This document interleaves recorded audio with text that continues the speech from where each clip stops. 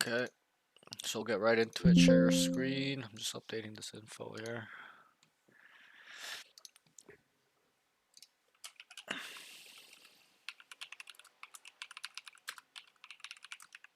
Okay, so I usually start off with this question. We're gonna talk a little bit before we start. So the Alrighty. first question I usually lead with is even if I know, I usually say it. Have you watched any of the content, VODs, live sessions, streams before? Not the streams, but I have watched like your YouTube VODs. Yep, yep, of the coaching, Um, right? yeah, Okay, mostly like the Jet and Rays content because that's who I main right. mostly. Yeah, that's fine.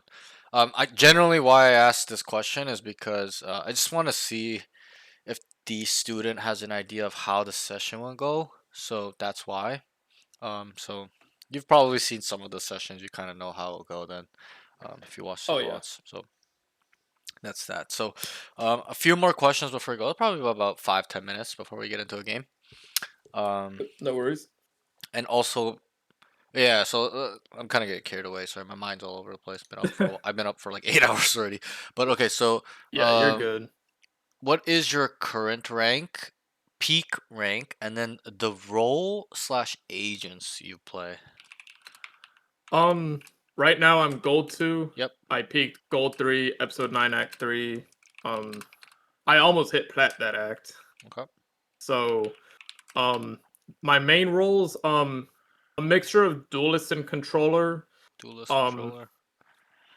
Yeah, Yep. and I main Jet and Raze, and for controller, I mostly play Omen. Jet Rays Omen. So okay, cool.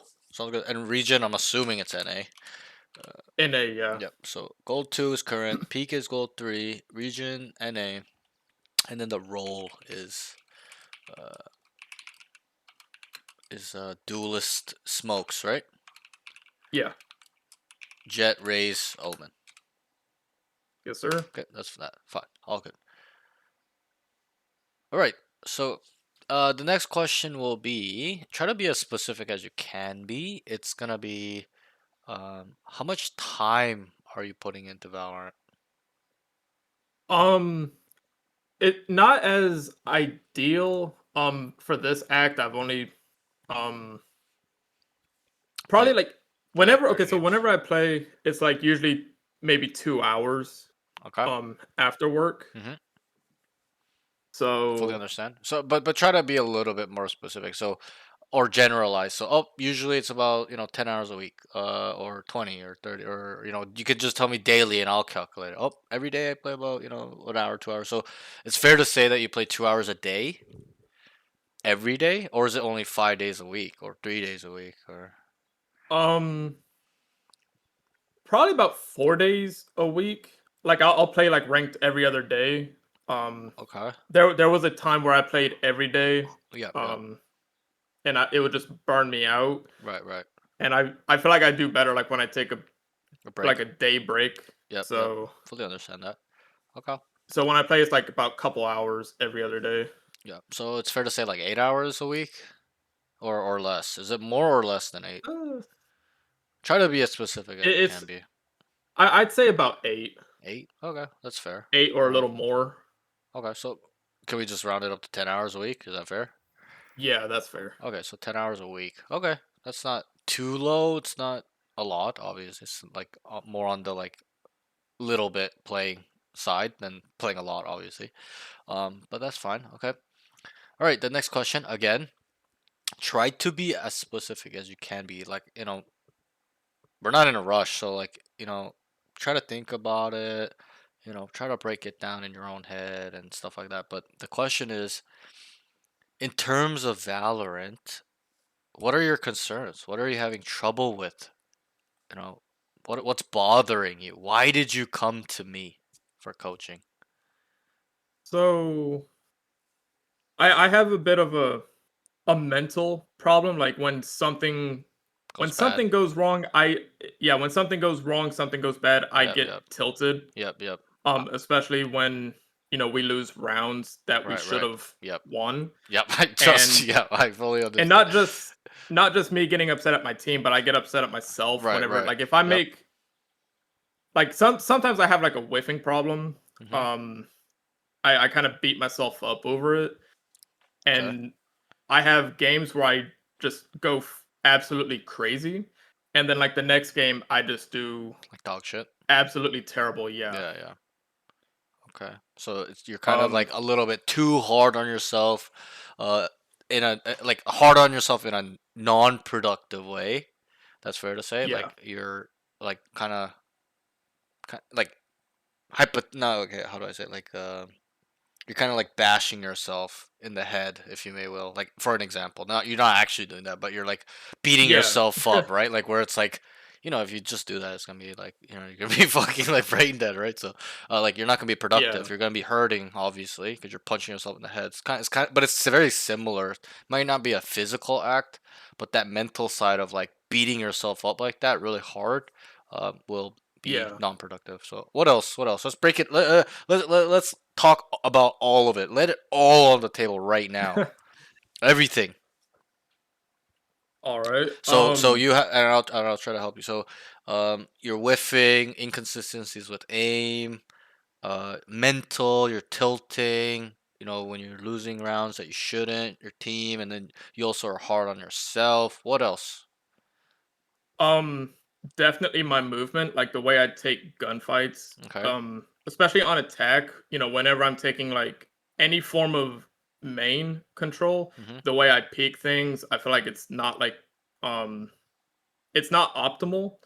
Sometimes I'll like W key a corner or something and Right. You'll it like just round a backfires on me. corner, right? You'll just like Yeah. round a I'll round a corner. corner, and then whenever I go take a gunfight, the second I see somebody, Yep. the You're first bullet accuracy is not there. Yeah, It and you're just dead. Yep, yep, Yeah. yep. So The that's shot just goes into freaking La La yeah, Land, yeah, yeah. pretty So much, yeah, I get what you're talking about. It's like where you're kind of swinging and you're missing, like, and because I'm still moving. right, right. And this Yeah. is a mechanic of movement in Valorant specifically, and it's called dead zoning, where we stop, shoot, stop, shoot, stop, shoot, whether that's going left or right. It's even me, I didn't know this until episode 5. I was playing the whole time without doing this mechanic, and then once I developed this mechanic called dead zoning, you can Google it or whatnot. You can search up, and we'll work on it at the end. I'll show you. Um, you'll have a better quality of life in the game where you're swinging and you don't lose gunfights because it's not inaccurate, right? You're actually hitting the shots, and that's what dead zoning is. Okay, so you have problem with dead zoning. Little mental. What else? Anything else? Um, that's all I could really think of. Oh, my pre-rounding, because sometimes I'm not calming like when I'm doing. At least Right. I don't do that as much as I used to. Mm-hmm. Back in the day, I used to do it like all the time, and it works out. But now I have the issue where I don't know how to use my teammate's utility to my advantage. Right. Right. Setting Um, yourself up. yeah. Yeah. Okay. Wait. I have a question with that though. So what do you mean by pre-rounding? It's Like. like coming up with like a plan for Okay. the round, Yeah. Yeah. like Okay. what I'm gonna be doing Right. Right. or what my goal is to do Okay. or accomplish. I see. I see. Interesting. Very interesting. So one thing I'll touch upon this is that you are correct. The pre-round calling is called calling, and it's usually we'll touch upon this later, but that's usually Okay. upon the sole responsibility of calling is usually on the IGL. He makes the pre-round calls, the mid-round calls, late round calls, right? Those Yeah. crucial calls. So, um, the first step is to kind of understand if you are willing to take that responsibility slash role because it's a role. Um, and then that's the first step. Once you've been like, "Yep, that's what I want to do. I want to be able to kind of be like the orchestra guy, the guy that controls the orchestra, right? The guy in the front waving his sticks, Yeah. controlling when the trombone's playing the triangle or the saxophone, whatever, the guitar, right? So that's the IGL role, and you gotta kind of figure that out. We will go through that together. Um, and then so yeah, so you are right. That's very important. One thing I want to say was that don't think about it like, oh, I gotta make a call of what I want to do. It's gotta be a call of what my team needs to do. Do you get what I'm trying to say there? You see the difference there a Yeah. little bit? Because you're telling me, hey, I'm not pre-rounding. I'm not telling them what I want to do, what I want to do, me individually. You gotta tell them what we need to do as a unit, 5 people, and we'll go through this at the middle of the session after your game. We'll talk about all these fundamental stuff, high level fundamental stuff, and this is a high level thing. It's not a very yeah, it's like a intermediate high level thing. It's not a basic level thing, so it is definitely will catch a lot of people off guard. It caught me off guard too when I started this game, stuff like that. Okay, anything else? That's just about it. Okay, so we can just sum it down. It's gonna be your calling. What was the first one? It was inconsistencies was aim, tilting, and then being too hard on yourself, stuff like that. Okay, right. So the next question is okay, and try to be as specific as you can be. I need you to really open up your mind here a little bit with me, okay? And it's All gonna right. be in terms of Valorant. What are your goals? What is it you want from Valorant? And don't tell me the small goal, like, oh, I want to be plat 1 by next week. No, not that. I want the big The dream, long term. the end thing that where you're like, yo, I'll be happy. That's like, boom, this is what I want, right? Not need. This is Yeah. what I want. And so, what is that for you? What is your goal? The big dream. What is it you want from Um, Valorant? If we dumb it down, what is it you want from it? I'm probably gonna speak for everybody, but No, no, you're definitely speaking hit for Radiant. okay. You're speaking for yourself. You're not even speaking for everybody. Everybody else, everybody has their own goals and stuff like that. But Yeah, great. but I definitely hit Radiant for yep. sure. I love this answer. A lot of people will be here and they'll be like, well, I know it's really generic, but I want to be Radiant. I tell them it's not generic. Why is it generic to say that you want to be the best? Yeah, everybody wants to be the best, but not everybody says that. It's very it's quite rare if you go on the street outside wherever you live and be like, you just ask around. You're not gonna hear somebody saying, "I want to be the best." Very often, you're gonna hear, "Oh, I just kind of Yeah, want to live a comfortable life, have freedom and build a family." Not many people you'll come across will be like, I want to be the number one guy." Okay, it's very rare. So that's why in my eyes, in my opinion, it is a very specific thing to say, even though it is generic in the sense that everybody wants it, but not everybody can get it. A lot of people do say they want it, but they can't. So that's that. Okay, so you want to be radiant. I love it. Good answer. Okay, that's a big goal. I will help you with the small goals with or without me there consistently. I will give you something at the end there.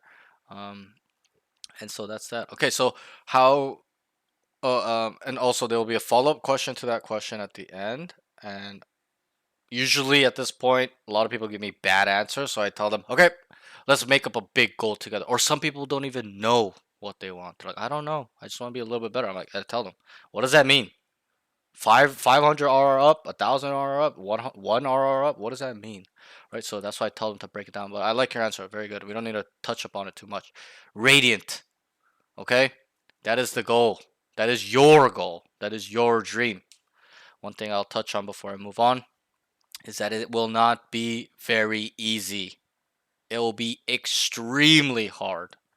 Okay, but why I make a lot of my students at this point in the beginning to tell me what their goals are is because I expect them to continue to chase that dream or maintain that goal.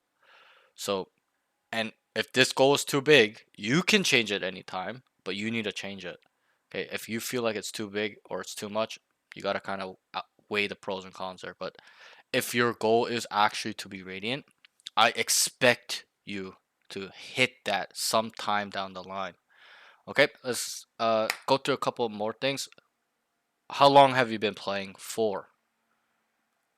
Um, I don't remember the exact date, but it Just was rough. October 2023. Okay, so that's about when that's a little bit after when I stopped playing. I stopped playing in 2023 April, so that's like episode 7 or end of yeah Yeah. I think it's episode 7, beginning of 7. Okay, that's fine. How old Yeah, are you? it was episode 7, Act 2 when I Yep. started. I'm 22. You're 22. Okay, you're quite young. Do you want to go pro? This is a very Yeah. important question. You do. Okay. Now it's gonna get a little. There's another layer added to your journey where I have to kind of, Yeah. well, not have to, but I will help prepare you mentally for that journey, and also be way harder on you. If you told me I don't want to go pro, bro, then I'll be a little bit more lenient on certain students, right? But if some guy tells me they want to go pro, and this has been in a lot of odds, I've had more than 20 students tell me they want to go pro before you, okay? And a lot have told me they don't want to go pro, but some do. Okay, maybe more than 20, but it's I'm really hard on those students, so just kind of understand that. Um, Yeah. and I will just say on top of that one more thing with you wanting to go pro, bro, you're really far. Okay, and I'm not saying that to bash your dreams and say you cannot do Yeah. it. It's so that you can be realistic and not be delusional like a lot of people are. A lot of people are so delusional that they just don't feel like they need to put in that extra work because they think they're the best. And there is a good delusion and bad delusion, right? Confidence and just being arrogant, right? But Yeah. why I'm trying to say this to you is so that way we can saddle up now. You can dig deep now and understand your position. It's very far, and so then you gotta just put in that work to get to that goal, and it's manageable. I'll tell you this right now: anybody can be radiant. Anybody. It's a matter of putting in time, effort, and consistency, and lots of hours. Okay, so if you are only spending 10 hours a week, it's gonna be a little bit not a little bit. It's gonna be way harder than a guy that's putting in 30, 40 hours a week into it, right? But still, it is Yeah. manageable. There's immortal players that have no arms. They play with their feet because whatever the circumstances were. Okay, I seen that guy on Twitch. Okay, and there's like other people that just disabled. They're still playing and they're still high level, right? Like physically disabled. So, in my eyes and in my subjectiveness, I guess, in my experience, anybody can do it because I was once terrible too, and I got to Immortal 3 by putting in the work and you know going through the fire, as they say, and that process of getting better, right? So that's fine. Okay, how today's session will go is what usually I do is if they're below plat diamond, we're gonna do a breakdown. So you're gonna only play one game, and then I can kind of get a general idea of what's wrong and what's the weaknesses and strengths and stuff like that. Even though it's one game, obviously I'd love to watch you play 50 games, 1,000 games to see the true you, right? But you'll play one game, we won't talk, and then we'll get in a custom and then we'll break down all these general notes that we write. We won't go through the round specifics too much because I through my short time of coaching, I've realized that the lower level guys aren't gonna benefit as much from breaking down rounds than me teaching them the fundamentals, like the basic raw things that you need every single day when you play round to round, game to game. That's in my eyes more important to them than it is me telling them, "Oh, you shouldn't have gone here. This is better. This is more optimal." They won't really understand that to a full T like an immortal player will, right? So that's how it'll go. We'll do a breakdown. Okay, any questions before we move on? No? Okay, so that's how it goes. So go ahead and queue, um, and then hopefully it's not unlucky. You don't get stomped, or you guys stomp them, and it's like a 20-minute game. If it Yeah. is, that's happened before on the first session. And if that does, we're gonna have to pivot slightly. So, Yeah. so that's that. We might play two I'm games, gonna but grab a water real yeah, quick. go ahead, go ahead.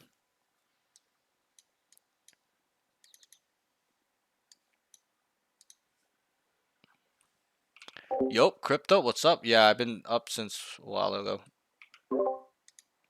Okay.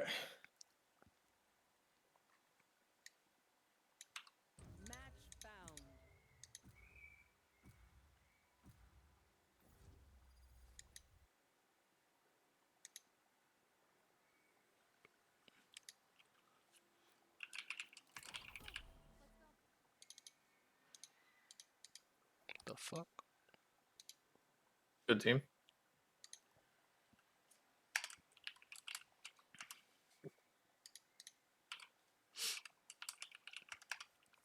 So again, don't be nervous. Okay, this isn't a time for you to show off. To me, I really don't care. Yeah. I care obviously, but I really don't care how you perform. It's really a time for me to see the ins and outs of your game, how you are as a player, seeing what you know, what you don't know, or what you're using, what you're not using in terms of the fundamentals of the tools at hand to help you win games, rounds, stuff like that. Okay, so don't be nervous at all. A lot of students do get nervous at this point, but I always tell them it's not a time for them to show off. So just keep that in mind. Just try your best, stay focused, stuff like that. Okay.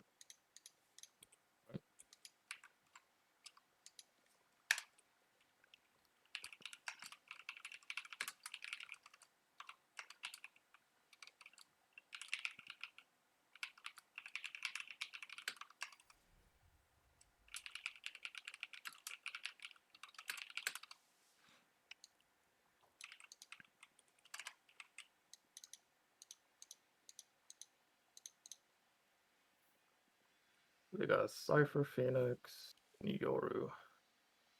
Oh yeah, That's gonna be fun. I also forgot to mention. So we'll get in a custom after this game, and then we'll briefly go through your the aim mechanic stuff at the end. Okay, so good luck. We won't All right. talk. I'll see you after the game. All right. If you want to talk to me, All right. let me know. You can talk. I'll respond. I'll be right here. Okay. Thanks. Sounds good. Later. Good luck. Confine. Are you the coach or the student? I am this. I am the coach. I almost said student for a second. I got a little bit thrown back by that question. But yes, I am the coach. I'm a Immortal 3 peak coach. Washed, as they say. Sorry for my setup, C. So let's get right into it.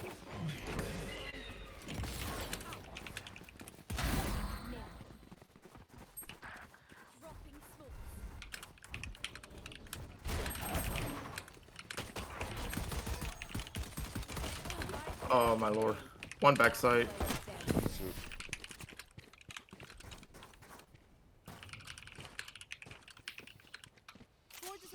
Okay, so that round needs to smoke the cross for a lobby. Good kill on the Phoenix, but again, like he didn't even dash. Did he? I'm pretty sure he didn't. Oh, he did. He did. Yeah, he did dash. He dashed and then he missed on the Yoru and then got traded.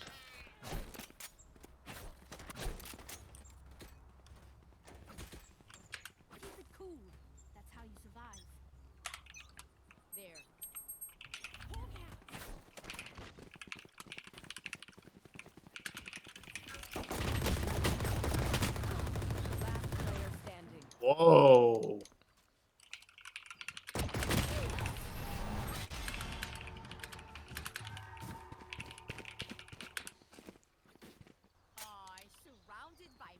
So I wrote That's a entering and first. scaling is gonna need a big Goddamn. improvement. I know I only saw one round, but if he's entering like that on a somewhat free site or like a site where he got to kill, like it's a little bit bad. Average gold lobby eco, Good yeah, though. pretty much. Like what the hell was that? Hopefully this game's not a stomp. Let's fly. Phoenix has his ult already. His communication seems quite good though.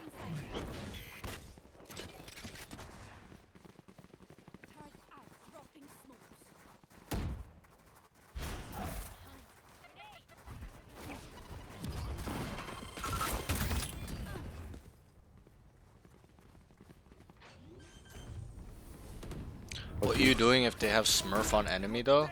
You just shit on them. You outsmurf. CT. Outsmurf the Smurf. What the fuck was that shot? I have Crazy. lineups. One flank, one flank. Sewer, maybe? We might No, have to not be. sewers. We might have to go through Careful long. everything with him. Flying.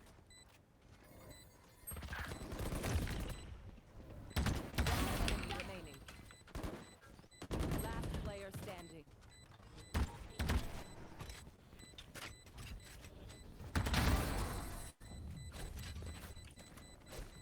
Yo, also, you can put the stream quality down. I think it's lagging, so put it at like, you know, 1080, 720. 30 Oh, I FPS. didn't even Yeah, it's really realize. high, so it's like I don't want it to affect your game.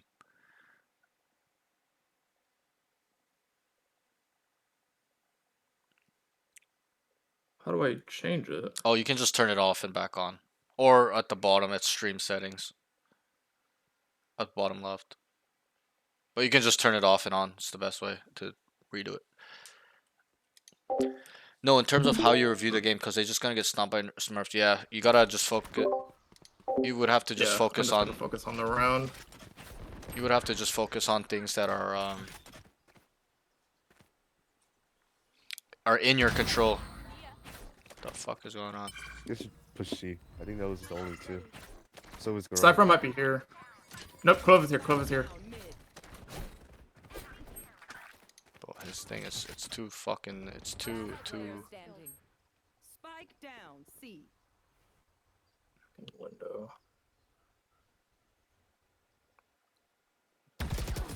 Damn. That's right. Fucking Yeah, had that your too. stream. Just try to fix this. Try to fix the stream right now. So it's on the bottom left where it says sharing your screen. You can change the quality, or if you can't, turn it off. And when you turn the share screen back on, you can it lets you choose what quality you want it to do. Just lower it because your screen's like lagging. Your frames are dropping. Okay. Let's see. Yep, There we go. that's much better. You could even lower the FPS too if you like, but it's a little bit like hard to see. Okay, we're gonna have to deal with this a little bit. I know what's wrong with his internet. I think Thank you. Reloading. Reloading. Cypher's here. We can leave. We can leave. Phoenix is probably mid. I'll clear it. I think it's his internet. I can't see shit. Oh my god.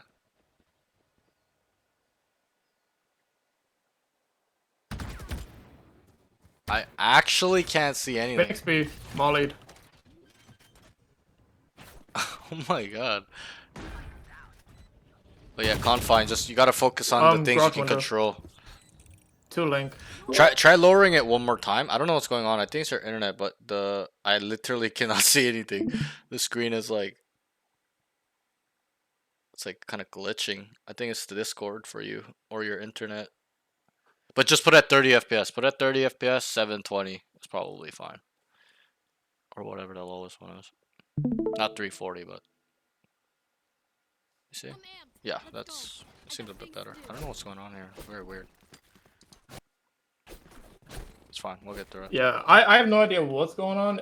It could be my internet because we had a bad storm last I night. think it's your internet, cause it's not even your FPS. It's like I don't even know how to explain it.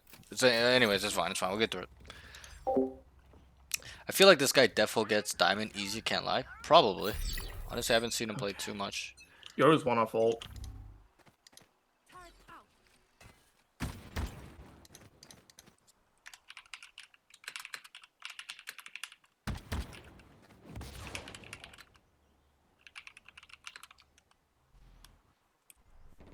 Sova and Phoenix on C. Yoru C2.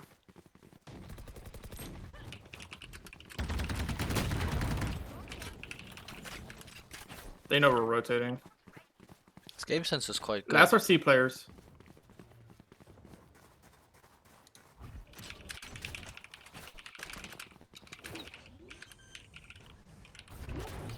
One enemy.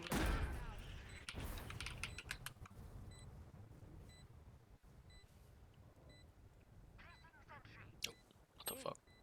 What the fuck? Is it me? I don't think it's me, bro. I can't even go. Yep. On. Oh, he's flanked. It's just kicking me off his stream. What?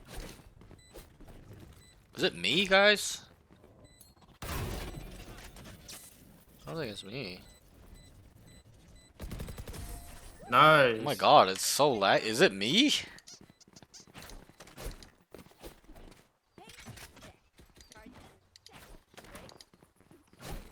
I don't think it's me. It's probably him. It's fine though. It's fine. Not a big deal.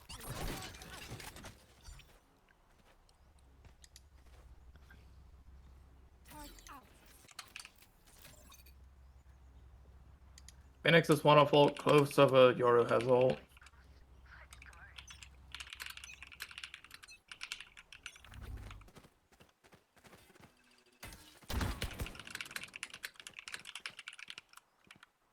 Dropping smoke.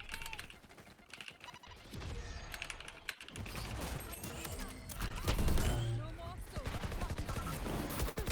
Bro, it's so hard to see. Oh my god. What? It won't even let Last me. one on site. 80 Cypher. I know it. That's the last player standing. I feel like I'm in like a pool of water. I can't Oh see, like my no goggles on. Got hella gone. Hello, my glorious. There soldier was boy. so What's many up, bro? things How are you? going on in that round. Yep. I'm trying my best. I'm trying my best. Let's leave whatever happened in the past. Let's try A again.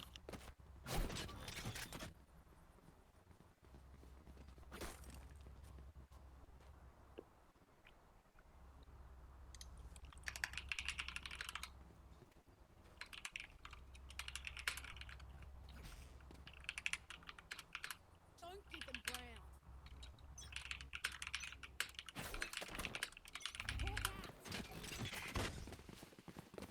Turret out.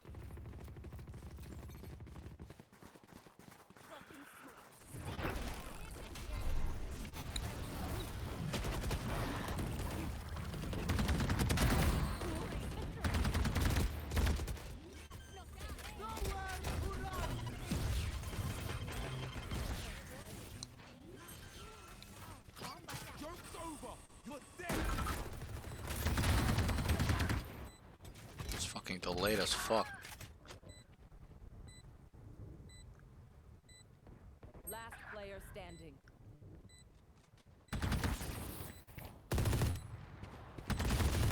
There's literally.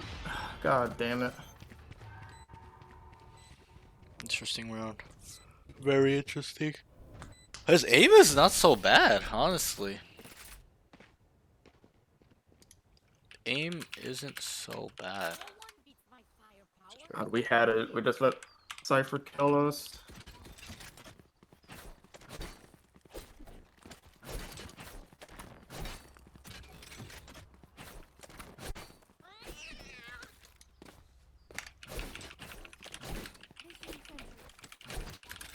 Alarm bot out.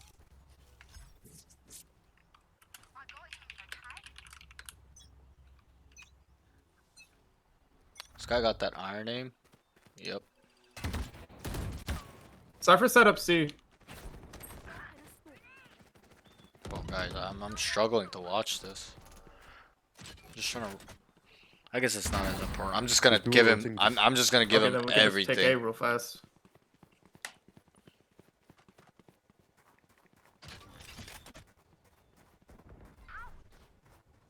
I heard a Euro TP.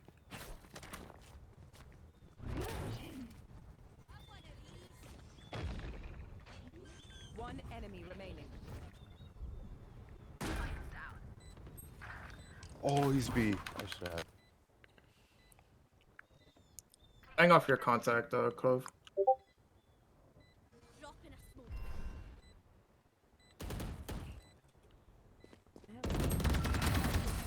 There you go. Nice. None of my stuff has malfunctioned yet. Get it?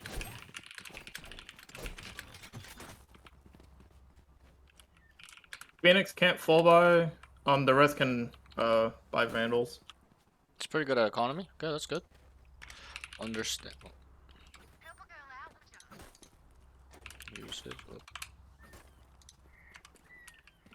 Stay safe. Careful here. Hawk out. Dropping alarm bot. Turret out. Hunt. Cypher's here. Cypher's here.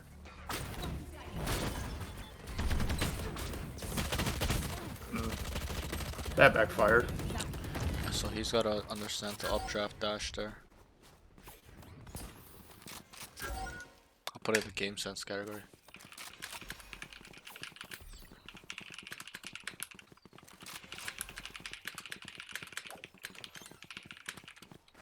They're definitely gonna meet you guys there.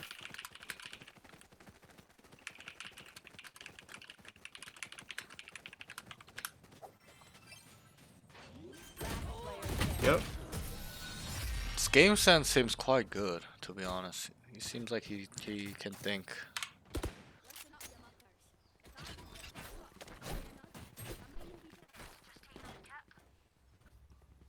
Well, if I can buy you, or I could buy somebody.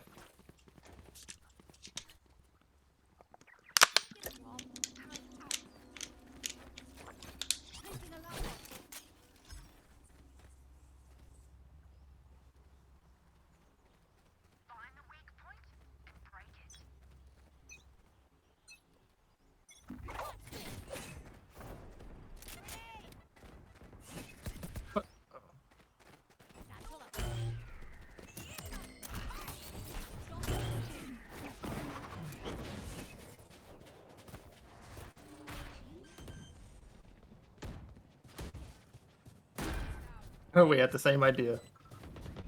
It's gone.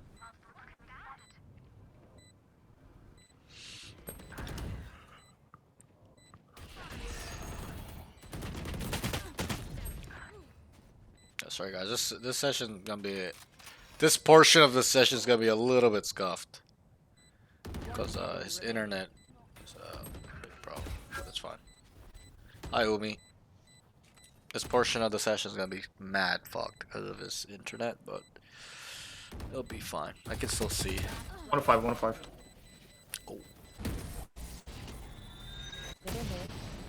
Kind of insta crouching. I shouldn't have sprayed that. Yeah.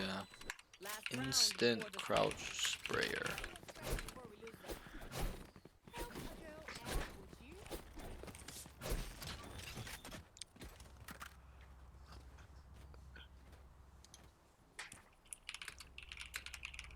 Help a girl out, would ya?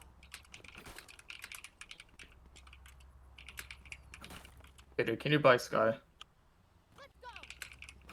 Cheers, mate.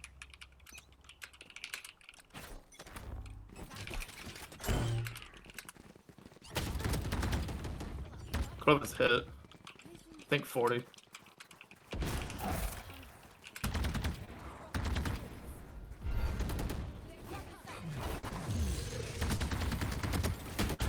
Oh, I whiffed so bad. So his default strategy remaining. is to run it down. Think. Needs to understand What? his concepts. Are Just you based on lagging or difference. yeah, he's lagging. He's lagging. It's not me. It's him. He's got a good computer, but it's his internet. There's a storm around where he was, so Ult. Why would you not ult there? What? Nice. what the fuck am I watching? So guys, bear with me. This portion of the session is gonna be a little bit I'm gonna scuffed. try something real quick. Are you lagging? Not in game. Okay, yeah. The Discord is just. Let's see if that helps. I put it back to 1080, but on 30. Okay. I'm gonna be honest. I think it's just your internet. It's not really your computer. It's the internet. Having problems with relaying the information on your screen for some reason.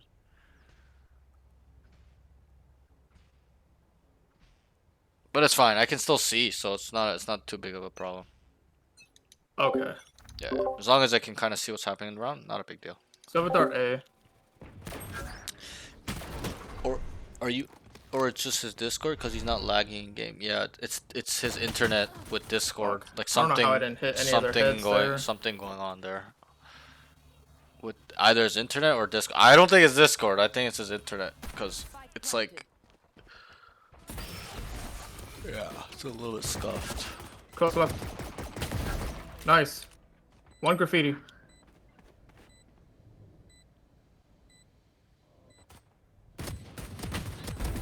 His One callouts are backside. quite good. Maybe hell. Callouts are good. One hell. Healing over here. Maybe he has his streaming settings low on Discord. No, Nice. Main. maybe. Wait, why are they getting off? Sewer. Player standing. Oh my Nice try. god, they lost.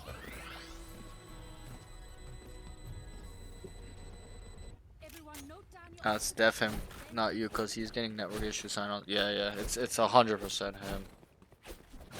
I already knew like right off the rip. I was like, okay, he's having internet issues, I think, or like his frames are dropping, but there wasn't showing client FPS. It's definitely his internet, and it makes sense. He said there's a storm that happened, so like I'm sure the connections around him are like really fucked.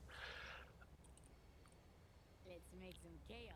I think his comms is quite strong, aim decent, utility usage needs a little bit of work. Dart A.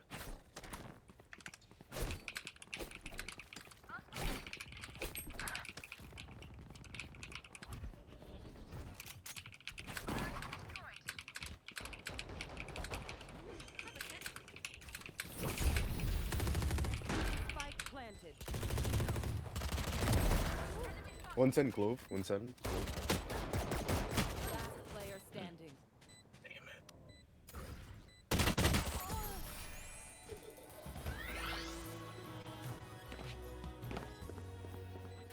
You're going to scatter from my stuff.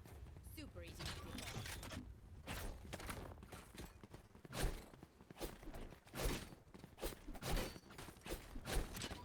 Bro, it's like kicking me out of his stream. Like what? I don't think I've ever had that happen. Yes, it honestly it's not even that big deal. As long as you can see what's happening in the round, even if it's pixelated, all good. I just need like a general idea of what's going on, and that's pretty much I can see what's going on with his game. Start coming A.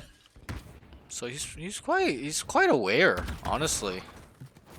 From what I'm seeing, for a gold player, like waiting for that dart is like pretty rare.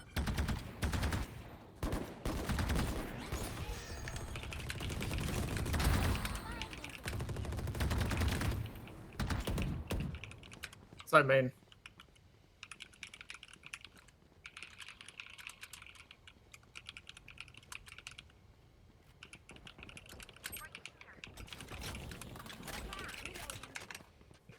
I'll hold A.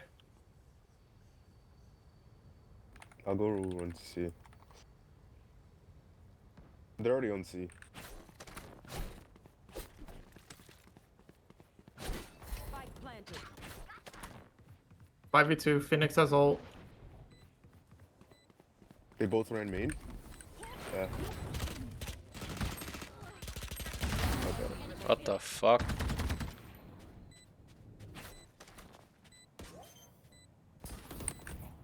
Nice.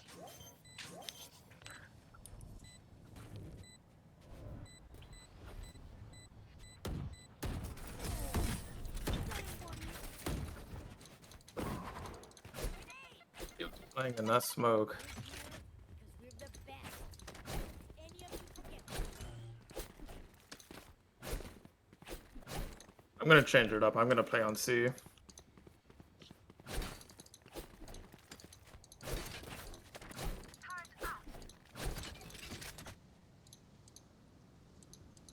Their Phoenix can't fall by.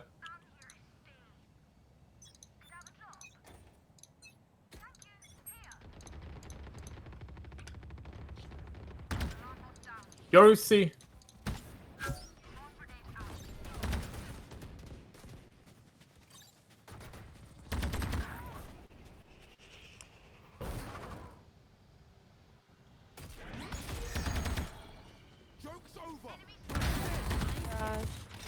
Go garage. Spike down.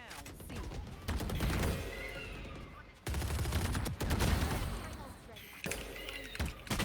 Oh, still garage. Nice.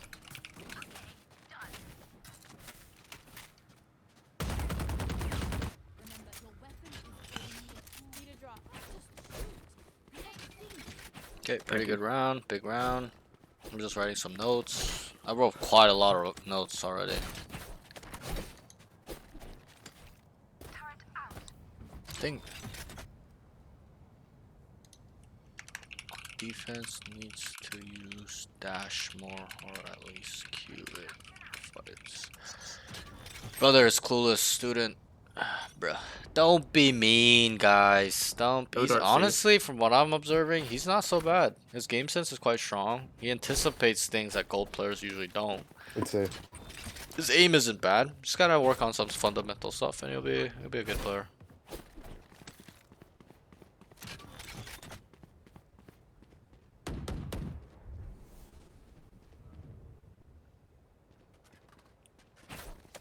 Can you hear them, KJ? See, see.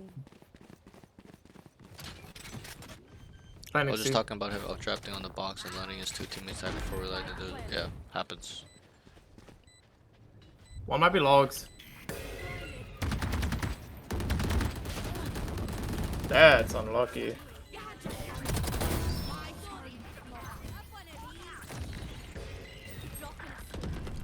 Last player standing. Great for playing.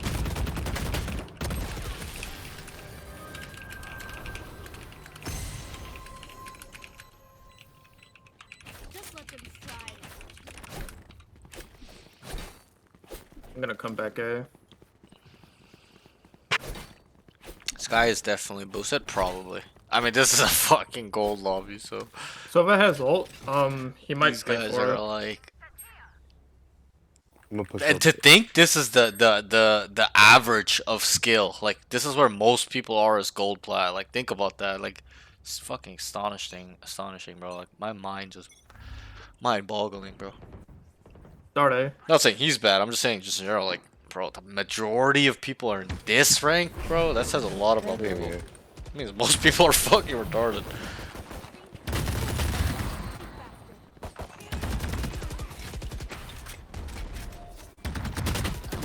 120 Yoru, 74 Sova. Sova's short. Crouch spraying a little bit way too much. Sounds like they're leaving. He. Oh. what Hell, the hell. fuck? I dropped the Vandal.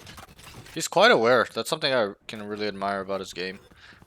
In terms of possibilities. They left. That's what a lot of people don't even think about. Oh, I think they're leaving. Like that type of communication shows me that Stay he's a together, high Raze level has a thinker. flank. He's thinking that yeah, they started A, but they're not here anymore. That means there's not many other options, and that's actually a very rare thing to see, especially in Could play gold. backside. This is something that ascendant players even struggle with. Don't even Nice. know. So I like that a lot from Good him shit, actually. guys. Yeah, I agree. Decent at identifying the gaps around the map. Yeah, and like just being like proactive and thinking, right? Not action. Like oh, they started A, but they're rotating, so I'm gonna go there and get ahead. But his thinking, it's like, oh, they started here, guys. They could leave. They could leave. Go, and then they started rotating off and he made the right call. They were going C, and they were ready for it because he made that call. If he didn't make that call, Raze, can you they buy? would have all sat on A, waited, and then they would have had to play a really fucked up retake scenario where they're probably very set Someone up already bought me, or thanks. pushed up, stuff like that. So I like that from him. I really do. For a gold player, that's I think didn't even quite fucking quite realize. good trait. No dart A. No, yeah, come back, come back. I heard Okay. Pacific. Oh, they're on a save. Yeah.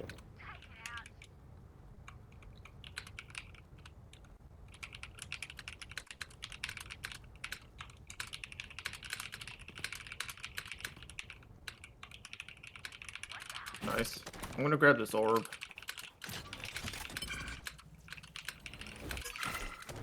Only doing that just so that they can't get it. fucking with you, How Raze. are you?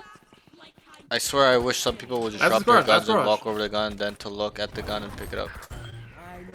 I swear I wish people would just drop their guns and walk over the gun, then to look at the gun and pick it up. Why? Why would you want? Why do you wish that? Nice. Nice I would never wish that. I would never want somebody to do that in my game. That just means I'm in the wrong elo. Club, I can buy you.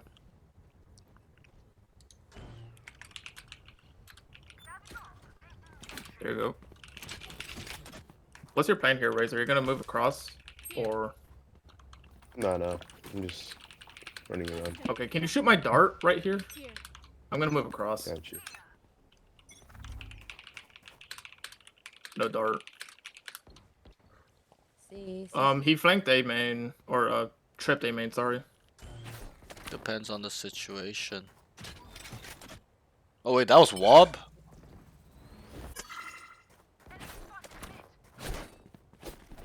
Oh, I read it wrong. I swear I wish people would just drop their guns and walk over the gun, then to look at the gun and pick it up. Ah. No, I know you're saying that. The grammar was off, so it was like the way I read it. Look, it was just like different, like I'm with you. understanding. Nah, I've just lost so many rounds. People just look at the gun on the floor, then just walk over. Yep. To be honest, I'm the Wait, type you that went- hey, that's looks on the fucking look wild. down on the guns to pick them up. Because I'm so quick with pressing my interactive key, which is E instead of G. G is farther away from me, so I just look quickly and I just pick it up really fast. There was multiple guns on the ground, so should've cleared dropping that, my it could bad. pick up a different one, you know? Much easier that way, and the range is much wider to pick it up. But what if They're there's starting to see many that we're guns? over-rotating. Like, and you want to pick a gonna play specific A and gun I'm just up, gonna then anchor. it's gonna be hard to do that because you'll just pick up a random gun.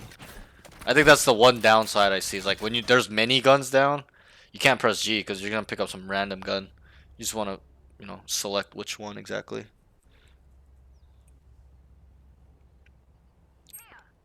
Keep up. Exactly. There was like 3 guns there. Yeah. Then you use E or F. Yep. My interactive key is E. I know a lot of people are F. Mine's E. I put mine to E. Dart C. Because that's what I'm used to. In Counter-Strike, we use E, so I made all my settings into kind of Counter-Strike. I have spike A.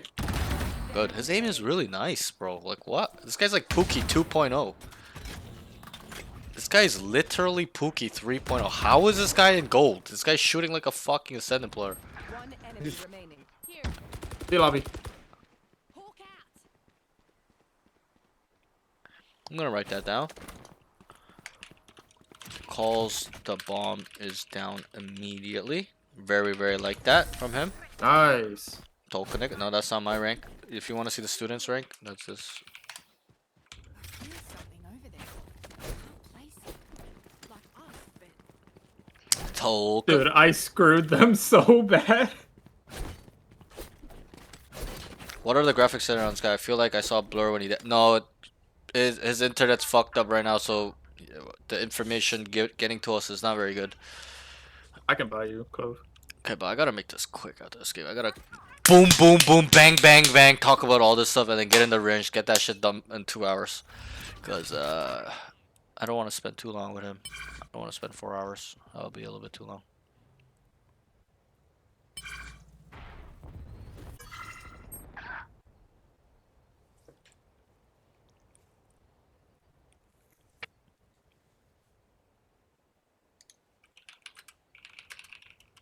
Flash me. One aim. Oh, he went window. Doorway window. B.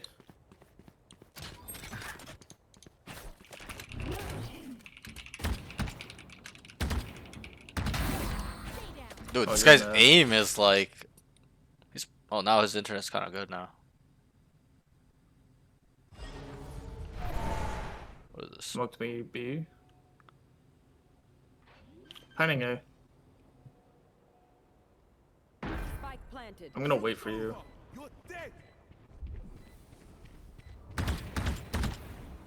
Nice. This is a huge round right here. If they win this round, it's pretty much GG. If they lose, it's gonna be a sweat. A little bit of a sweat. Things repeating. Last player standing. 2 smokes. Oh my god. Oh my Fuck that god. up. Oh my god. Oh my god. anyone have any space? Man down to the feet. Where'd I write that? He's got 2 smokes and 2v2. Gonna pop my ult He's gonna here. light buy, so we have enough for next. Or Doesn't sound like a bad idea. I'm gonna pop my ult here regardless. I think he could have won that round. If he just smoked the bomb. I know the crouch spray got him. Like that was. But I think he could have won without even killing the Alright. Phoenix. He could have just put He a smoke missed on it. the bomb, tap that shit, get it half, put another smoke down, and stick that shit. It's GG. They're not coming this way.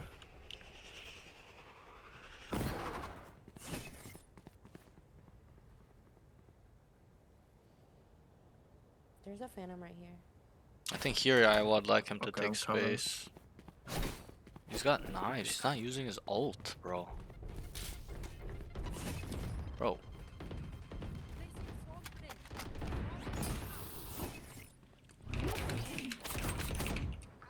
let's just play retake together. You should go A. Two in grass.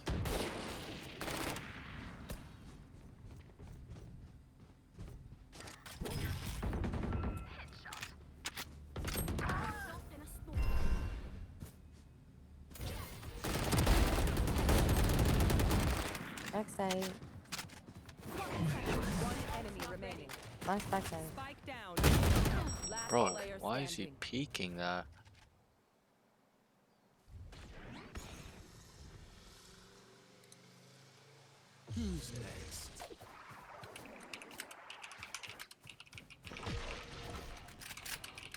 One C.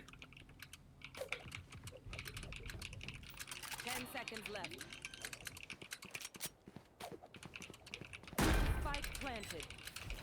Flashes are gone.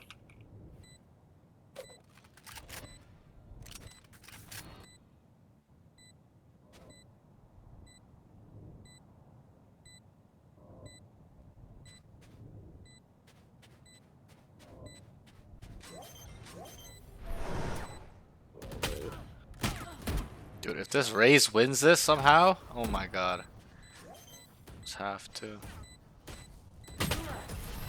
Unlucky. Oh, I'm gonna tilt. He threw that round so hard. Like, why? Why? I feel like he wastes his dash sometimes, but just join. I mean, he doesn't dash Trying to nearly challenge enough. that. GG, no knife, too much spam. Either use it to that deny round. or use it for retake. Let's see. Let's Probably see. better to use it for deny though. Start coming A.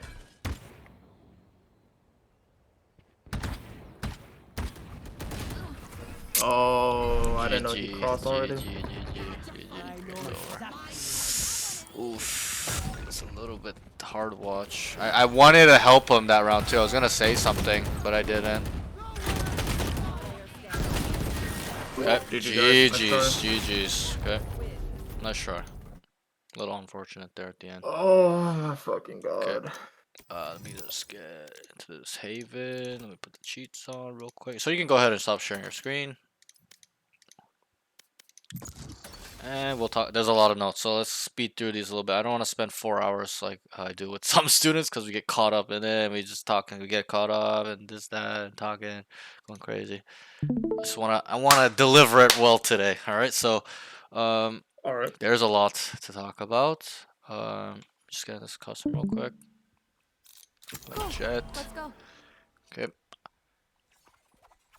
There's some good stuff. There's a lot of bad stuff, but there's some stuff I saw that not give me hope, but it saw good potential there in being a really good player if you build upon it, get it better, stuff like that. And then and then also but let me just wait. Let me log in and then load in. And we'll start. Who are you all? The Okay. cleanup crew? So that game obviously was a little bit My ult's rough, ready. right? Yeah. Started off rough. We started catching it back a little bit. But still, and then we saw that the light at the end of the tunnel, right? You kind of had a feeling that it's wraps, but you're like, okay, 11-11, we might win this game. There's a little bit of that going on in your mind as well, right? A lot going on in this game. Okay, one thing I'll say though is you cannot let that go.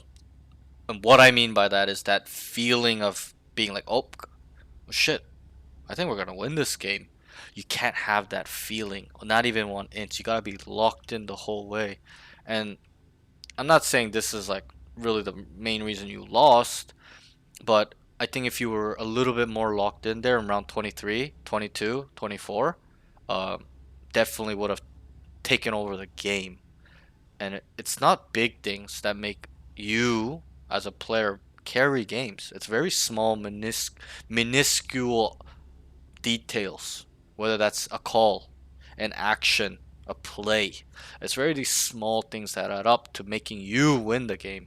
Okay, but it slipped at the end because Yeah. I don't know what it was. I'm not really in your head, but I can get a sense of, a general idea of what is going through your head. I don't know exactly what you're feeling, but I've been there too, so I kind of have an idea of what you're feeling. Not specifically exactly, but general idea. So off that note, just gotta be locked in. Okay, especially in these sweaty games, 11-11, 10-10, 9-9. You gotta leave it all on the line because they're trying to win, right? You're trying to win. So when it's like that, it's really who is gonna dig deep in terms of everything, not just one thing in particular, like a communication or game sense thing or an aim thing. It's the whole package. Who's gonna come up on top with our thinking, planning, mechanics, fundamentals, being ahead, the whole 9 yards. So that's something I'd like you to think about. Even if you may not understand that, just kind of soak that in a little bit, that information I told you. Okay, so let's Yeah. move on. Okay, so I write 5 categories. I don't know if you know, I write notes in 5 general categories, big umbrella categories, I should say it. Okay, even though I'm sure there are subcategories within these, I look at it in 5 big umbrellas. So it's comms, okay, communications, aim, okay, self-explanatory, utility usage, right? The fourth one is movement slash positioning. So the way you position yourself and the way you move your individual agent. So and in this category, I kind of make it micro and macro. So you managing the team's movement and your own movement. So it's kind of tied. Okay, they're micro and macro. The last category is game sense slash mental game. So this is knowledge, map knowledge, experience, just big brain stuff. Okay, and then mental game is the mental fortitude, not tilting, uh, building rapport, building synergy, not building synergy, etc., etc. Just the mental game side of stuff, mental fortitude side of stuff. Okay, and so those are the 5 categories. And if I were to rank these for you, okay, I probably have to think about this real quick. I think your, and I'm gonna tell you this right now. This is like 90% of students. When I first talked to them in the beginning, I asked them, "What are your problems? What are your concerns? What's bothering you?" 90% of students bring up aim. They're like, "My aim sucks," and you fall in that category of 90% of students have come to me where they say that my aim sucks, and then when I watch them play, I go, "Wait, his aim isn't bad. It's everything else." Okay, and this is very common. Don't think it's like unique, or it's very common, very very common where this occurs. So just understand that your aim is not bad. I don't think it's bad at all. It's the package, right? Just like how a NFL player, they don't really see value in a player by one skill he does, which is running fast. It's everything, the whole package. Is he strong? Can he truck people? Is he inside? Is he outside running? Is he a receiver that's very good at route running, bad at route? They look at the whole package of his role, right? Does that make sense? So that's what Yeah. I would like you to think about too moving forward. I'm not saying that you don't have any of the packages, but what I'm trying to say is that I would like you to look at it as a whole package. I need to polish, refine all of these 5 categories, not just one thing at a time. And I'll be very honest, it's very common for noobs, bad players, new players to only focus on one aspect of this game, one discipline of this game, and that's aim. and that's why everybody goes, "Oh, my aim's bad," and I watch them play. The aim's not bad. Okay, but if I were to rank these, sorry, I'm getting carried away a bit. If I were to rank these for you, I would definitely say that your aim and then your game sense is actually quite tied. This is quite rare. It's quite rare for me to say, oh, game sense is number one, tied for number one. Okay, it's very rare. It's usually like third or fourth ranking. Okay, what generally is first a lot of times is like aim, calm, utility usage. That's usually comes first a lot. Okay, so but and I'll explain why. This is why in my opinion I think this is one of your stronger traits. Just hang in with me for a little bit. Okay, bear with me a little bit. So I think aim and game sense slash mental game. Sorry, aim and just the game sense are tied. Mental game, we'll kind of put that in the back burner for now. So I think your aim and the game sense part is pretty strong. After that, it's gonna be your comms. Comms are very strong as well. Still can work on it. Things that can get better with stuff like that. The next thing is I'm gonna probably say your utility usage. It's not bad. Needs a lot of work. Not saying it's great. And then I think the worst thing is actually your movement and positioning. So how you're moving it, like you told me in the early on, you kind of round corners. You're not in the right position, especially when they're leading up to coming upside, or they're inside, or it's a retake. It's a little bit off. Like when they're coming upside, you're so far back. You should be up close, holding your ground, and then they start throwing you off. Then you back up to a secondary position. Then you go back to a third position. Then you fully give up the side if whatever 5 people are running at you, 4 pieces of utility are being dumped at you. You're not gonna stand there and fight them. You're gonna give it up, right? So especially when there's a lot of risk. So this is something you need to work on. We will work on it today, together. But that's how I'd rank it. Any questions on how I ranked your categories? Not really. Okay. So that's that. Okay, so I shared my screen, right? So that's that. So let's get into it. It's gonna be a little bit lengthy. I'm gonna try to get this all done in under 2 hours, or so. A little bit less than 2 hours. Okay, before 8 p.m. EST. So let's move on. We start with the cons first, then we're gonna go into the pros. All right. So All right, sounds good. cons, and we'll start your communication first. I wrote can lead more with pre-round, mid-round / late round / post-plant calls. Okay, just like how you told me, you're like, wait, I have problems with telling my teammates what I want to do. What you should be telling your teammates to do is non-existent. Does that make sense? And Yeah. so I will teach you how to do these things at a high level as a high level player. The key is to doing it consistently, because I teach a lot of students these skills, and they know how to do it. They come to second session, fifth session, sixth session, 10th session. They don't do it consistently, and I know, and I build relationship with these students. I tell them, whoever it is, bro, I know you can do it. Do it all the time, and I have to get on top of them to being consistent. And another note with that is Valorant is a game where consistency is king. Okay, have you seen that social media kind of meme going around lately in the last couple of months where it's like my life's consistent, right? It's like a little social media meme, and I don't think I've seen that. okay, and that's fine. That's fine. What? And it's just like a little meme where just like just people just saying their life's consistent, this, that, whatever.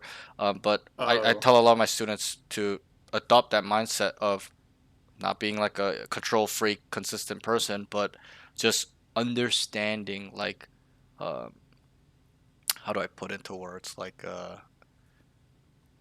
that you're doing the high level stuff all the time instead of you choosing to do it once a game.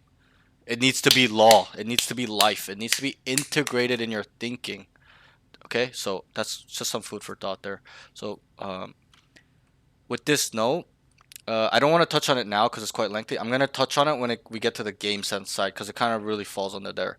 But in terms of communication, once I teach you how to do it or think about how to creating these plans and calls and these thought processes, then I want you to do it consistently all the time. Okay, and so we'll kind of save the meaty part for the near the end. All right. Any questions with this note? can lead his team with more pre-round, mid-round, late round, post-plant calls. Any questions? Anything you want to talk about? No. Okay, so let's move on then. The next note I wrote is be directive slash micromanage in a productive way. You did this only 2 rounds, around 2 rounds. Okay, from what I was seeing. You were asking the race like, hey, what do you want to do? Hey, you gonna do this? Why are you jumping around here? What are you doing? Right? You need to, as an IGL, you need to do that, or maybe not as an IGL, but as a good player, okay, the best player on your team or in the lobby, you gotta do this more. And I'll ask you a simple question to see if you can open up your mind. If somebody knew you, or we can make it a very specific example. Imagine a top 10 Radiant players in a mortal lobby. Do you think that guy's gonna be saying nothing, not directing his team, not managing them? Or is he gonna be telling them what to do because he knows best? He is the best player on his team. That's a question. He's gonna lead the team, Right. Because he knows Yeah. better. Whether that's through communication, directing them, teaching them if they don't know, that's what he will do. As annoying as it is, that's what the best player usually tends to do because they know best. And we can use this example with real life scenarios, so it doesn't have to be a Valorant thing, but that's what happens in real life. Those that are best in their category, their field, whatever, usually tend to teach other people how to get there, right? Does that make sense? So Yeah.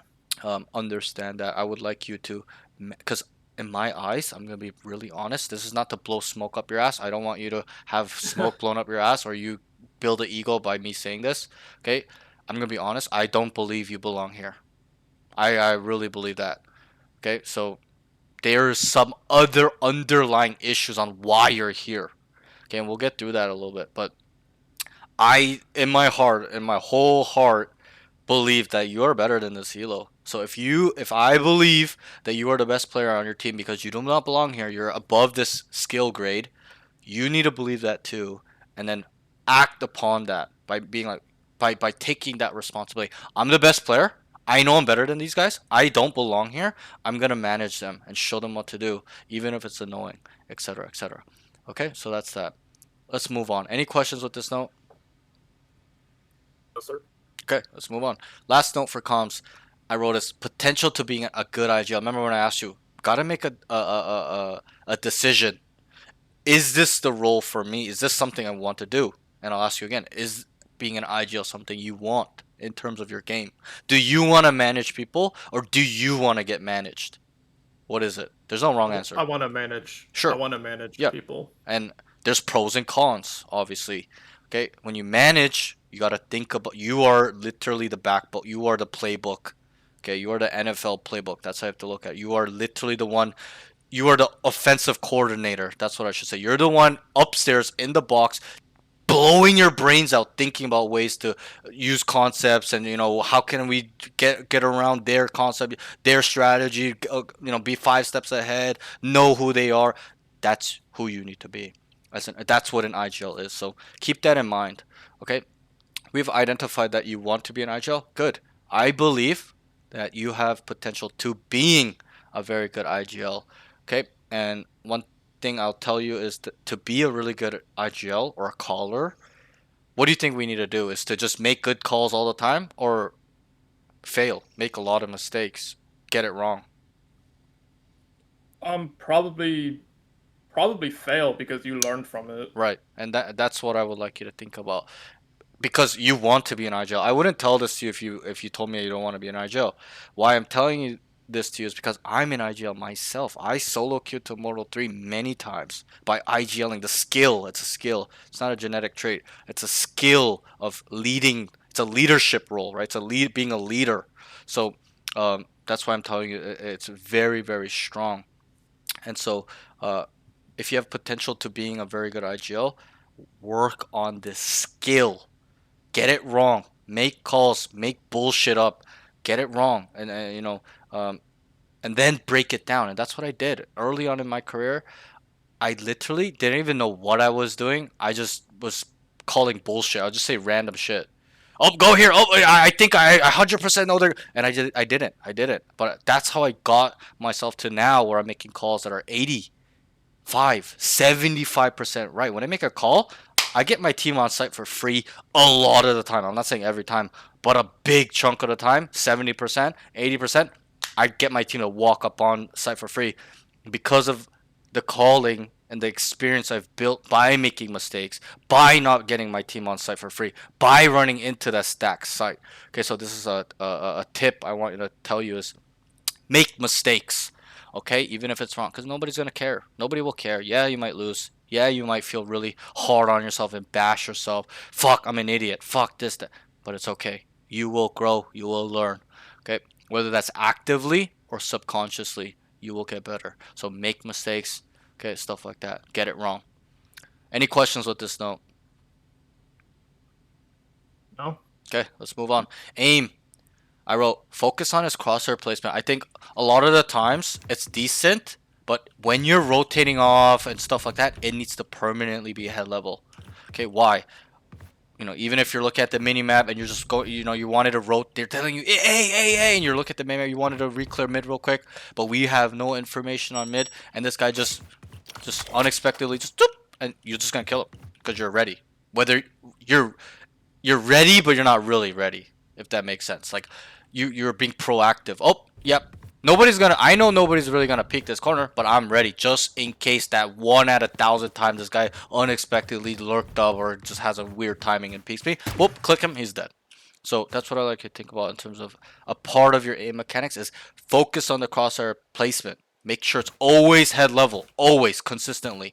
Okay, and this comes back to what I told you is don't just know how to do it at a high level, do it all the time. That's what makes you a high level player, is to being consistent. Okay, so any questions with this note? No. Okay, so make sure you're focusing on your crosshair level, and I can give you some tips. One thing to do is always tell yourself, is it head level, head level, head level? Wait, it's not head level, it's too low. Okay, it's too high, I gotta go low. Okay, wait, it's not head level here. Wait, I gotta find the angle. Always, that's what I did in the early days when I had 20% headshot. Now I get games where I'm 50% headshot. My average is 32%. But back then, early on, I was 15%, 12%. But when I got it to 30% consistently, 50% every game, okay, is by I literally would yell at myself, needs to be head level, not head level. Wait, it's too low, it's too high. I would literally scream in my head. I wouldn't scream out loud, but I'll tell myself, nope, it's not good. Wait, this is bad. And I would readjust it every fucking angle, everywhere. Even when I got off a little bit. Okay, I'll come back. It's very hectic way to think, but now I don't even think about it. It's just second nature where it's automatically head level because I forced myself to have that standard. Okay, so I hope that makes sense for you. And another thing you can do is go to any map out of the 12 maps, go around, put your crosshair head level, and practice looking at the minimap and your crosshair. So I would run around, look, okay, clear corners, head level, okay, then I'd look back at the minimap, keep it at head level, come back, clear corners again, head level, and just go around the whole map. So you get in practice of doing that, going back and forth, and making sure it's head level. It's a little bit of a package deal there. Okay, so that's that. Let's move on. Real yep. quick. Yep. So going back to the head level thing, when there's like elevation, like if somebody's on a ramp or Good stairs, question. how can I practice Yep. like aiming head level? Very good question. Okay, this Be is a ready little for bit that. leaning towards the advanced side of crosshair placement. Okay, I didn't even think you were gonna ask this question. Okay, there are level changes. I've explained this multiple times before on stream and in the VODs. There are level changes in this game. This is head level, right? Right? And if I walk down, look what happens to my crosshair. What happens to it? It goes lower. It goes lower. So you gotta make up for that change, knowing that I'm going low. Okay, this is head level, right? Look at my crosshair. That's me controlling it very minusculely, but that small control keeps it head level. You see? You can do it with anything. You can do it with anything. Let's say this is head level. I walk down, not controlling it. It goes down, right? It's not changed. But this is usually how I control it. I come down. Is that head level? Yeah, it is. Right? So you gotta Okay. account for those level changes by controlling it, and it's just a very small adjustment. It's not you fucking gripping your mouse at 1,000 pounds per square inch and control. It's a very subtle movement. I'm literally just kind of lifting it up because it's gonna go down, right? Like, look, it goes down, right? So all I have to do is what? Go down or go up? Go up. With my mouse is to bring it. I'm pushing it forward as the level change is going down. It automatically corrects for that. Okay, does that make sense? And that'll be Yeah. in a lot of areas. Okay, and this is something I'm glad you asked that question. It's a very good question.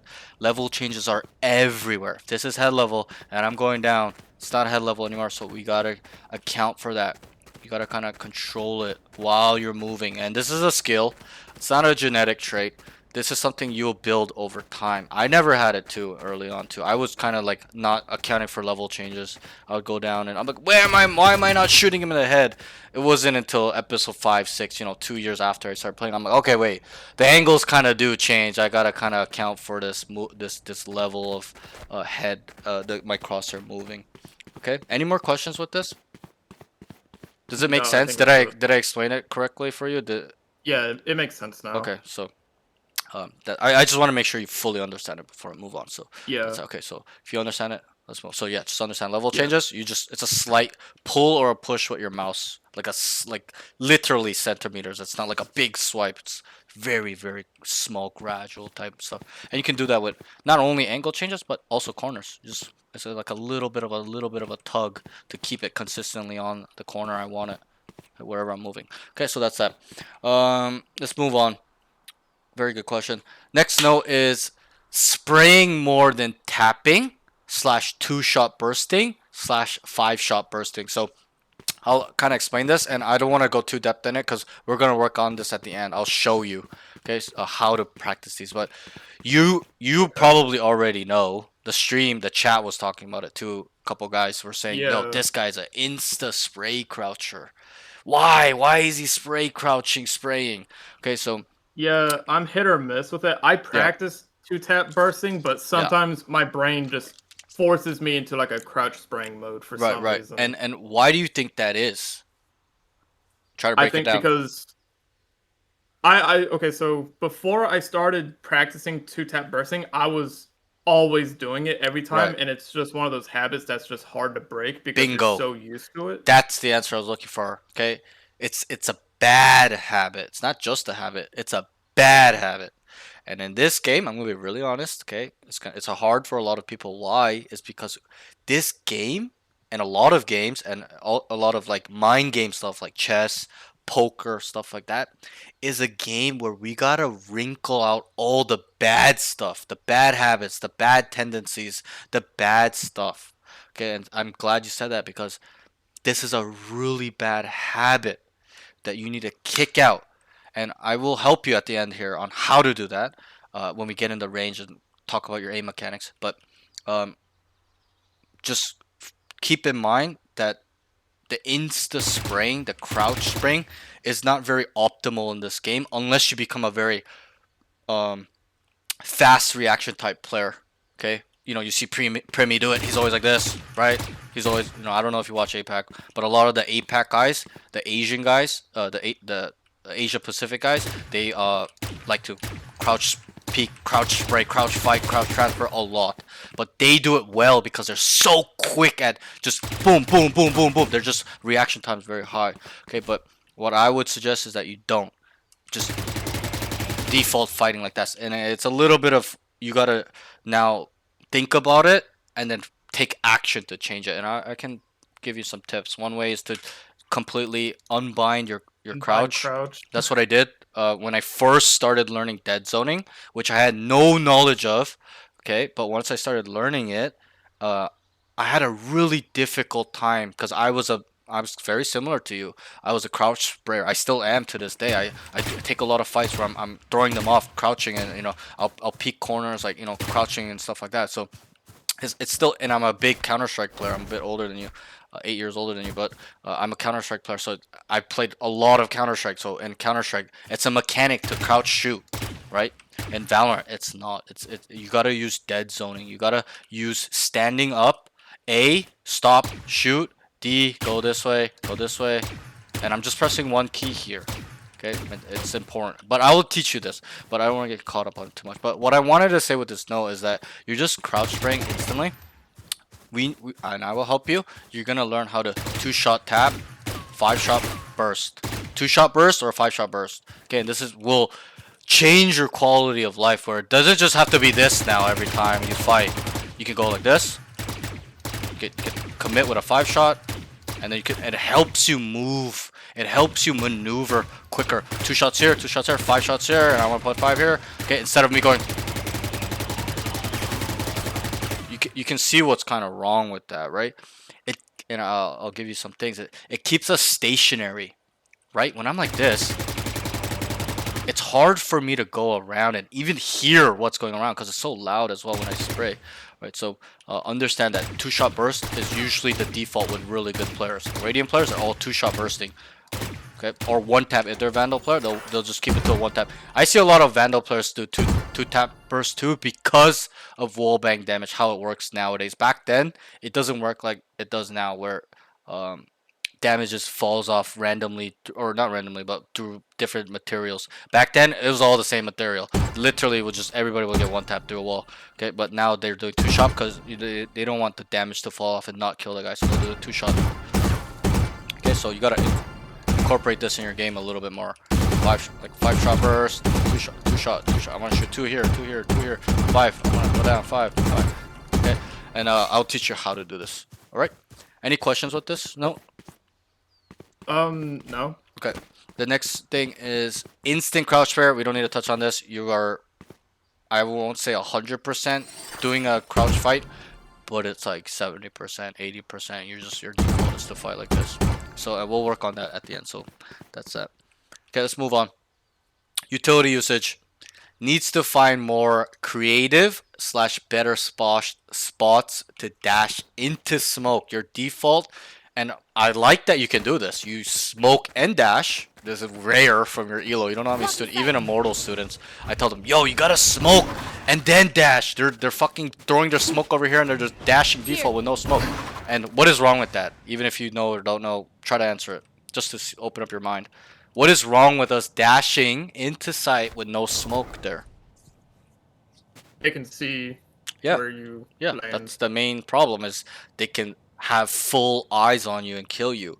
And so I teach a lot of people is to dash into the smoke to add a layer of protection, right? And it's also a double-edged sword. If you're the first one to entry on site, right, like this, and there's a guy waiting here, what is his options when you dash into the smoke? What can he do? Kill you. Sure, but what are his options Oh. of killing you? Or maybe not his options, but what is his decision generally gonna be? And I'll help you out, because there's two decisions. What can we try to identify what those 2 decisions would be with this guy here seeing you dashing into the smoke? For So- me, probably tuck into the corner Okay. and then kill. Okay. Because he's somewhat protected from the people. Kind coming of like I'll give you like a quarter point there, but I'll just tell you because it's a little bit hard for you to identify. His decisions are, if you Block the sight. smoke and dash into here, and he's sitting here, knows your team is there, his decisions are either to look here, right, to see if you'll come out the smoke, or to wait the smoke out, right, or to leave you there and try to kill your teammates first, then come back. Does that make sense? Yeah, that makes sense now. Isn't that what really happens most of the time when you dash in? They have to make a decision. Wait, Jets in, guys. Oh, am I gonna stay here and try to spam him through the smoke, or wait until he peeks out the smoke and kill him? Or me knowing that he's gonna be playing in the smoke, he's probably not gonna come out, I will sit here and try to kill his teammates, right? And then come back to the jet, or leave it to my teammates coming out, whatever. Okay. And what I'm trying to say is that it's a double-edged sword for the defender. So if you do this well, it's to your advantage. So you smoke and dash well, good. Okay. The next thing is, is to know kind of better sweet spots or just getting creative in a different spot, not just only doing it in the same spot is really what I'm trying to say. Okay, so switch it up. Do it here. Okay. You can even do updraft dash up here, maybe if you like. Okay, stuff like that.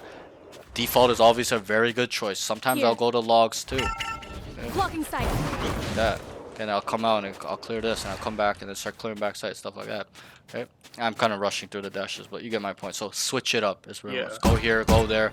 You know, updraft dash. Maybe sometimes just go into Here. this corner to be a really safe dash. You know, it's like, you know, sometimes you don't want to be out in the middle of the site, stuff like that. It's all situational, right? But I noticed that you always do it in the same spot. You did it 3 or 4 times, but it's always the same spot. It's default. It's just right Blocking here. sight. And if you play with a little bit better players, a little bit, I'm not saying Radiant players, you play with Ascendant, mid-Ascendant players, you're going to die a lot of the times because they'll be ready for this because they know you do it all the time, right? Does that make sense? So Yeah. it's all about being unpredictable is really what I should say. Okay, let's move on. A very small note. Any questions though with this note? So how would you, for the C site specifically, how would you entry and like clear the angles Yep. wherever you go? Like instead Yep. of going to the same spot that I go to, Right. how would you? I'm enter on the not. site and I'm not clear? saying you can't do this. That's not what I'm saying. Oh, All yeah, I'm I saying get is you that. switch it up, even if you're gonna do it. That's all I'm saying. Yeah, I Yeah. think it's good the way you did it. I'm being honest. I think the way you smoke dash into default was good.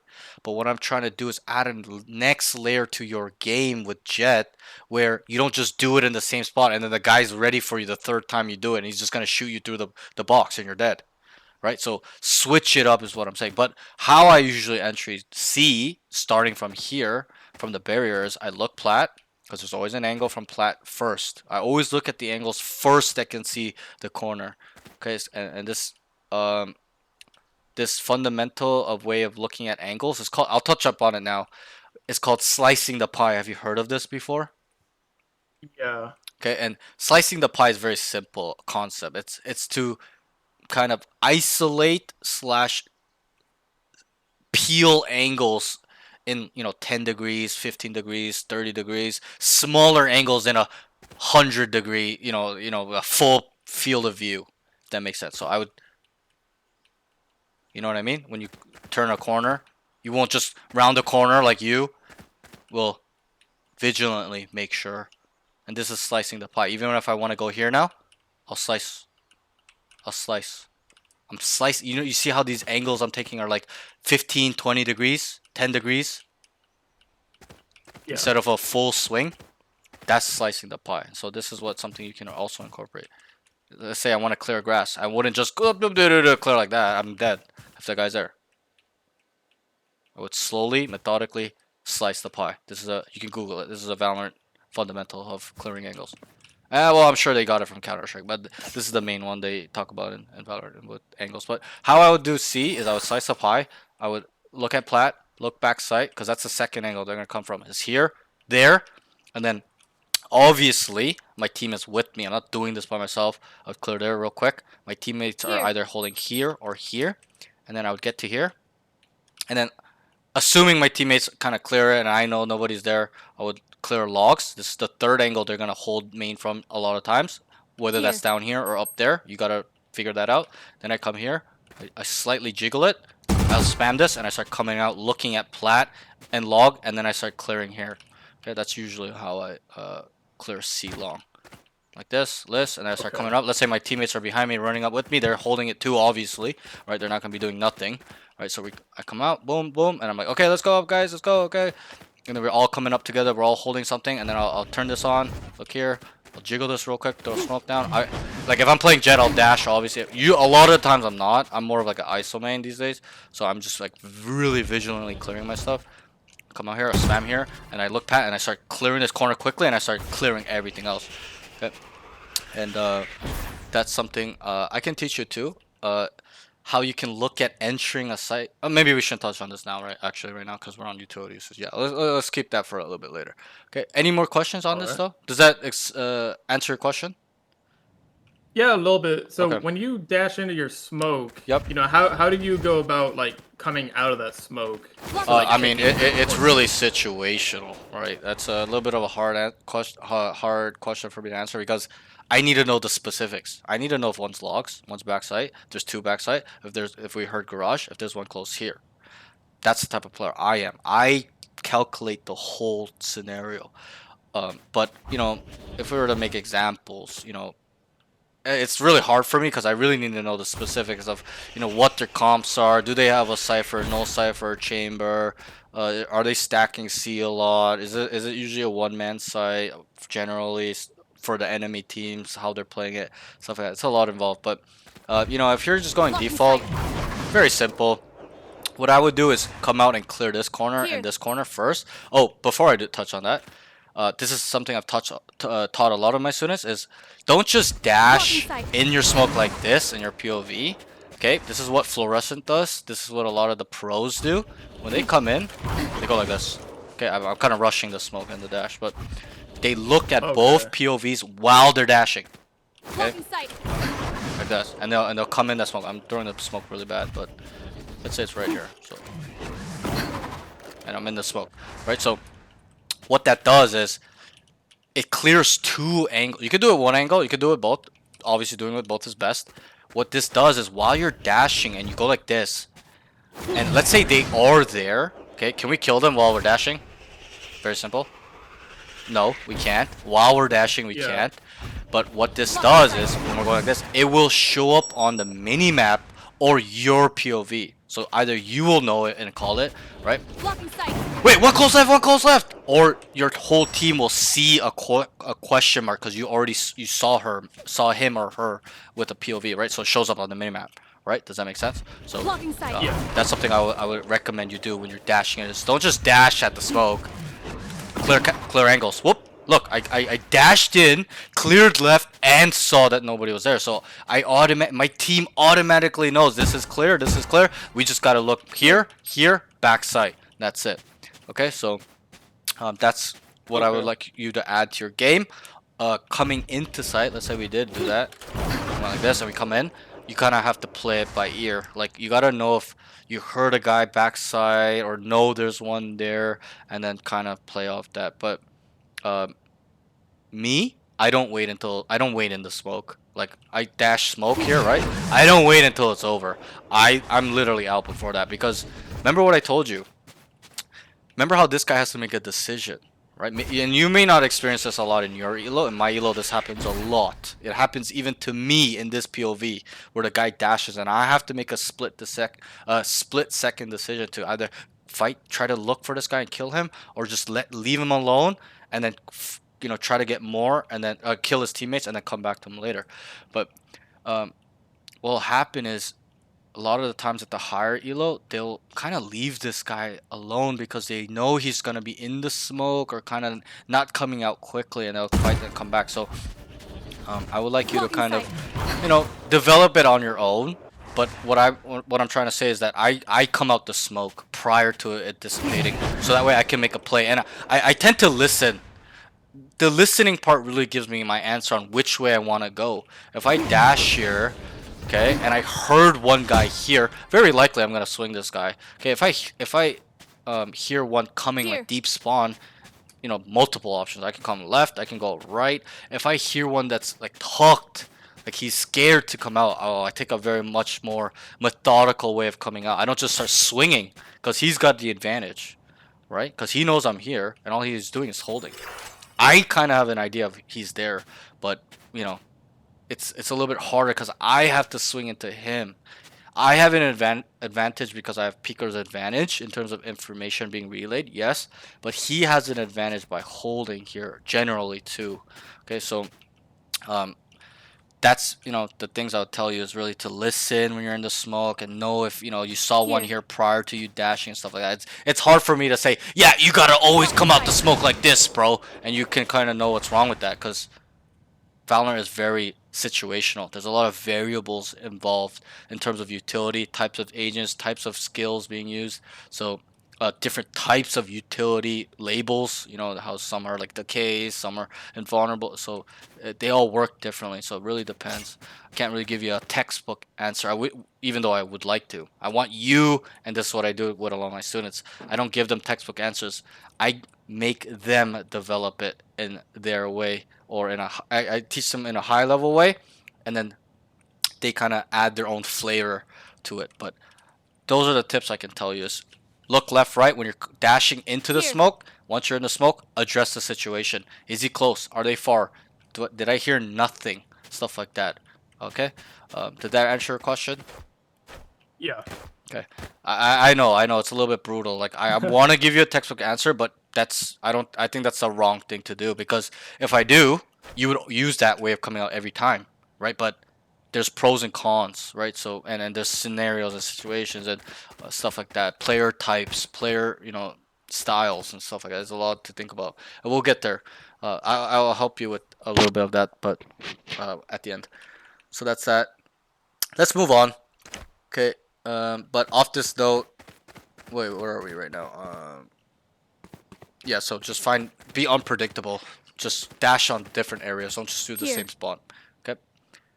You can also even updraft dash. Okay. I would not recommend updraft dashing unless it's a map like Abyss, Split on A, stuff like that. But Ascent yeah, too, maybe? Ascent over On Gen? B, yeah, over even the Yeah. switch on B. Like those are like the exception to the rules. Generally, why I say that is because you're gonna be out in the open, like you're gonna be in the air, stationary, like, and you can get killed from like 20 angles. So that's why I would advise against it. You can do it if you can get away with it at your elo, but in my elo, you're not gonna get away with it. You're gonna get killed. You're gonna get one tapped in the air all the time. And so that's that. Let's move on. Next note is use smokes for getting away defensively. Okay. On attack, use them to cut off angles enemies can hold or hold him from. So let's say you don't have dash or whatever in the scenario, okay, and you want to clear, whatever, this corner or this corner. Use this to your advantage. Let's say we want to clear this corner, but we're scared of this angle or this angle or this angle. Throw it here and you start running, right? You don't use your smokes nearly enough, whether that's on attack or defense. Defensively, we start here. You start up close. You don't start back here. You never ever start of the round. You start back over here. You start close so we can hear and gather info and maintain and control space and fight for space. Okay, let's say on defense we start here. We kind of I'm kind of getting lost in his notes. Where did it go? Yep, so we're kind of here, we're fighting, and then, initially it was one guy, we're taking a skirmish, and then there's we hear fucking 3-4 people running at us, and they even stunned you, or, there's a molly, or whatever the scenario is, okay? We can theory craft all day, okay? This becomes a very strong tool. You don't know how many times I start in these positions, these aggressive early positions where I can hear and take fights. I kill one, and I may not even have dash. I used it prior or whatever. It's a mid-round play or whatever, and I just literally just start running away. And this causes chaos in their mind. It causes uncertainty, and I'll help you understand it in your POV. If you were coming up with your team here, right? 5 of you are here, and the jet was here, the enemy jet. The jet kills one, or let's say you guys are kind of skirmishing and you get up to here and he kills one, and he smokes. What would you think of that? You knew he kind of went away, but you don't know where. You just saw the smoke. What would you think of that?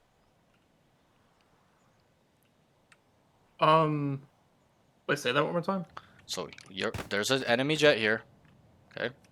You are here. You are here with your teammates. And you want to take C, and this jet's here. And he's taking, he's kind of fucking around, fighting you guys a little bit, re-peeking, and then he kills one and he smokes and gets away. What would you feel off this smoke? Would you feel good or bad? I would feel bad. Yeah, me too. Why? And there's a simple answer. It's because we don't know where he is. He killed our teammates and we don't know whether he repositioned here, there, backside, best spawn, better, rapid. We don't know.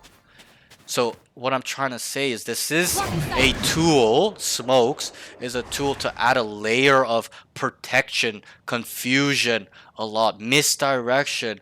It's a lot with this smoke. You can outplay people with this smoke a lot.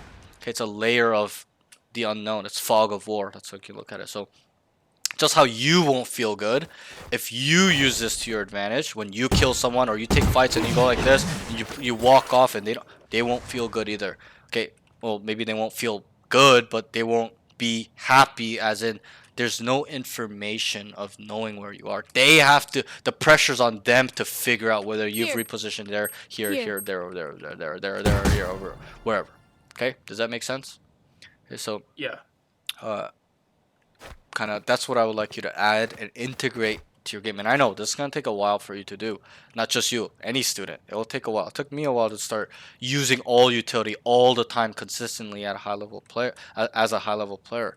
Okay, but the first thing to think about it and then to apply, to add it to your game. So when you're on defense, use this to your advantage. When you get a kill and you want to run off, or you took a very risky fight and there's 3 people swinging, but you killed one, you got away, just smoking this, get away, stuff like that. It's very, very underrated how strong this tool is. You will be surprised how so many times, especially in garage or those closer angles, where you kill one here and they just start fucking chasing you. You throw a smoke and like it just throws them off. They just slow down immediately, and then you can use that to your advantage. Or there'll be times where you'll smoke and then you actually are in those angles where they don't, or they kind of think you are, but they don't clear. They're not vigilant, and you just kill them. Okay, it's a tool. That's kind of what I want to say to you. Okay, so that's that. Any questions on this note? No. Okay, and I'll touch on the attack side. So defensively, use it to get away, to cover your teammates, stuff like that. To let's say your team, you guys know it's C, your omen smoke. You know how people kind of just shoot around here, so they get delayed, they don't run in, so the smokes dissipate. Your omen's like, wait, I don't have another smoke. These are times you can use this to add another 3 seconds to your delaying them to come out. Or you smoke and it's 3 seconds, so now you bought 3 seconds of time for your teammates to come and rotate, stuff like that. Okay, and these things matter. You may feel like it doesn't matter at the highest level. This is what they think about. The small details, the small edge, and incorporating it to our games so we can separate ourselves from other players, from noobs, the average pool of players. Okay? And I'll touch on this right now. You fall in that category. You are in the, you know that, right? You are in the average rank in Valorant worldwide is gold and plat and silver. You know that, right? 95% of players fall under those 2-3 ranks. You are an average player. And I'm not saying you're an average person. I'm just saying in terms of Valorant, your skill level, in quotations, your rank, okay, is average. Okay, you are in the percent that is humongous. The average person that goes to work 9 to 5 or works or is rich, poor, you're in that rank. Okay, so understand, if you want to separate yourself and go pro or go radiant like you told me to, like that you told me you want to, which is your goal. It's all about these small intricacies, the small details on separating ourselves, whether that's adding it to our game, using it, whatever it is, being creative, developing new ideas, whatever, that's what it takes. Okay, any questions? Nope. Okay, let's move on. On defense, needs to use dash more, or at least queue it for fights. I'll ask a question. How many times on defense did you use dash?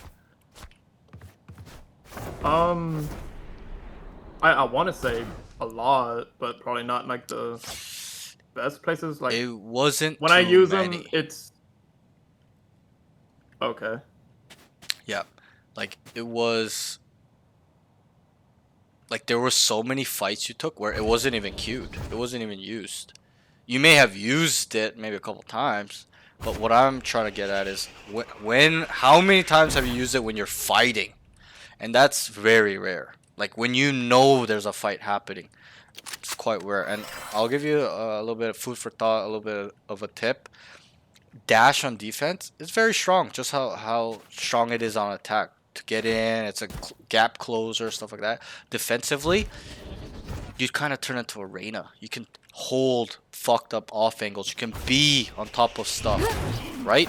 Because then you kill and just get out, or you can even just stay here, whatever. Okay, the situation is. But what I'm trying to say is, I would like you to use this more, even if it's wasted. Even if you just queue it and do nothing, and you sit in a corner, is better.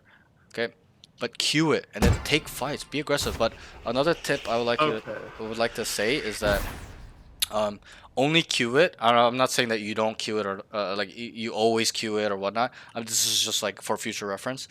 Just queue it when you feel like there's gonna be a fight. You feel or off timing there's gonna be a fight. Okay, there's so many times where I've made the read that they're coming back C. I don't hear them. I don't know 100%, but I feel it. In my gut, my intuition is telling me they're already here, and I'll just queue it. This guy just speaks, I kill him, I just dash away. I've done that so many thousands of times. So it's a lot involved with that. A little bit of like gut, intuition, stuff like that. Information, experience, a lot of that is involved. But what I'm trying to say is I would like you to use it more on defense to be aggressive, to be in an off angle, to take a fight early, get a kill and get out. Okay, to walk down and dash away if you take contact, stuff like that.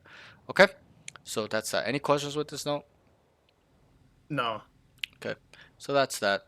Let's move on. The next note, last note for utility usages. He's got 2 smoke. This is more of a round specific note. He's got 2 smokes and a 2v2 post plant.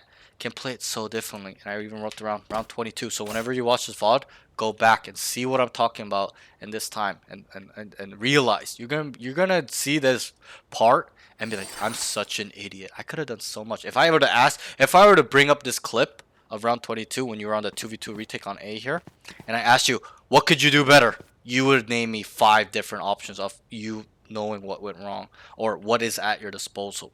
Okay, and this is something I can tell you real quick is when you're on the retake, always, I've said this not too many times, but a couple times, always address, kind of see what is at your disposal, even your teammate. Even if you cannot see his utility on the bottom of the screen, you can see it at the top. Or, you can ask him, bro, what do you have? Do you have this? Do you have that? Okay, I have this. All right, okay, let's go. I'm going to put this here. Okay, it's really important. You may feel like it's not important. Super important. Because think about it in a traditional sense. A guy that goes into war or he's in a battle, is he just running in with no thought of anything, any idea? He's just running in to kill somebody? That's a question. No. No. What is he thinking about? He's thinking about his ammunition, his rations, right? Is his gun working? Right? He's thinking about his tools. And that's what I would like you to think about your utility as. It's not just skills that we throw and waste, okay?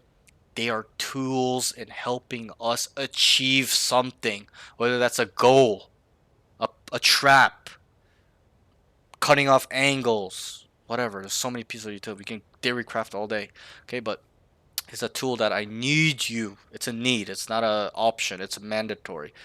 You need to add it to your arsenal where you're addressing what is at my disposal to help me gain an advantage in whatever, a fight, 2v2, post plant, stuff like that. And what I want to say in this note is you ran out spawn, okay, by yourself.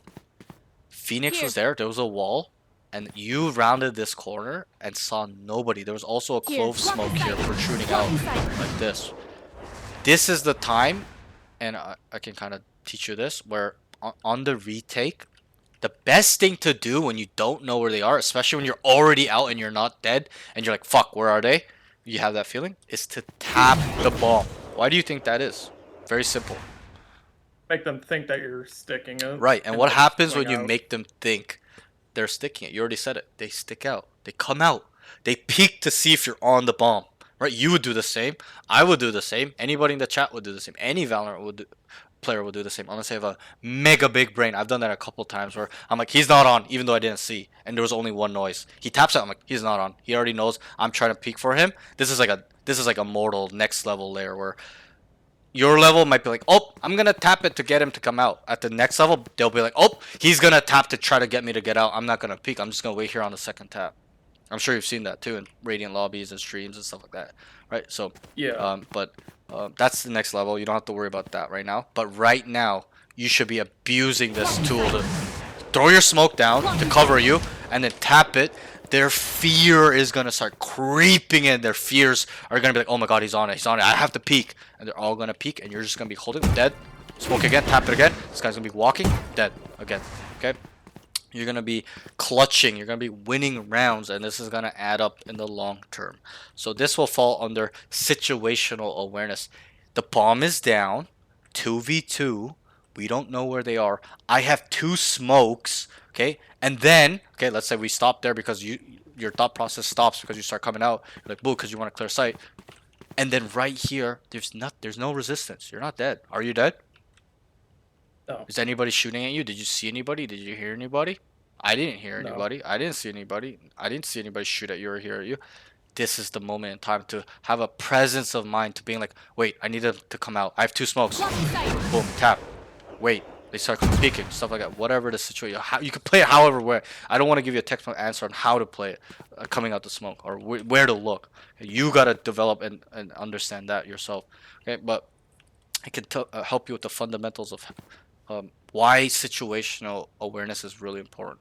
Okay, so kind of understand that in this moment in time, in this round, I would have liked you to use your smokes. You had two smokes. What you did was you didn't even smoke. You rounded this corner, knew nobody was there. You're like, oh, nobody's here. Wait, I'm not dead. I'm sure you're feeling that. You're like, wait, where is everybody? Nobody's here. Just rounded this corner and just died like this and died and got tapped by the Phoenix. Remember that round?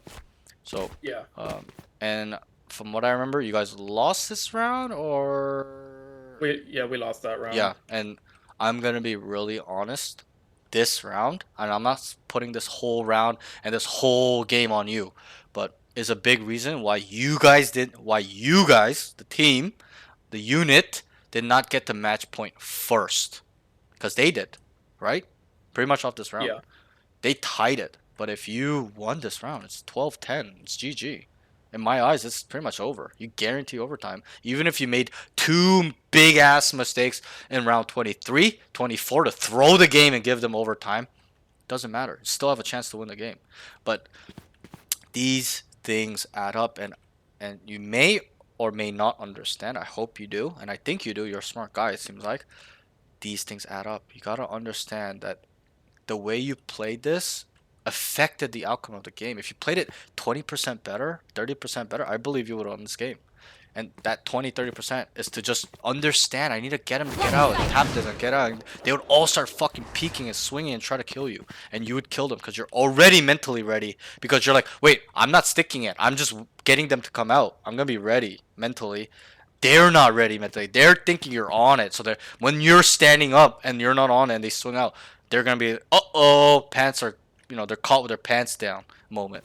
Okay, so that's that. Okay, any questions with, I know kind of getting carried away, but there's a lot involved with situational awareness. It's not just textbook answers and, just knowing it's a 2v2. There's a lot involved, okay? But Yeah. and we'll touch on that near the game sense area. I don't want to break down on that too much. But any questions with that?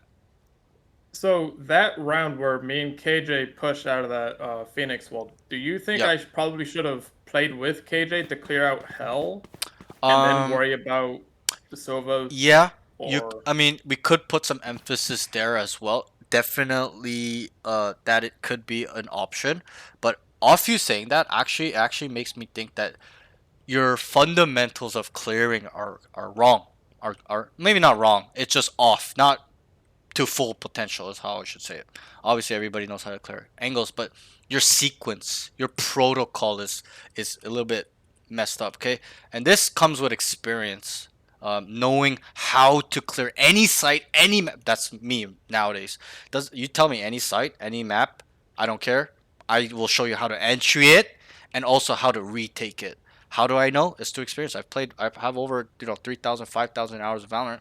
I've experienced a lot of scenarios and knowing where people like to play in the sweet spots and how crossfires are played and etc., and how angles work. So that's how I know where to clear first. But it's very easy actually to know where to look first or how to deduct enemy positionings is actually logic. Okay, I'll break it down for you. Coming out from here, should I clear here first or here first? Where should I look first? Should I look here first before looking here, or should I come out, look here first, then look there?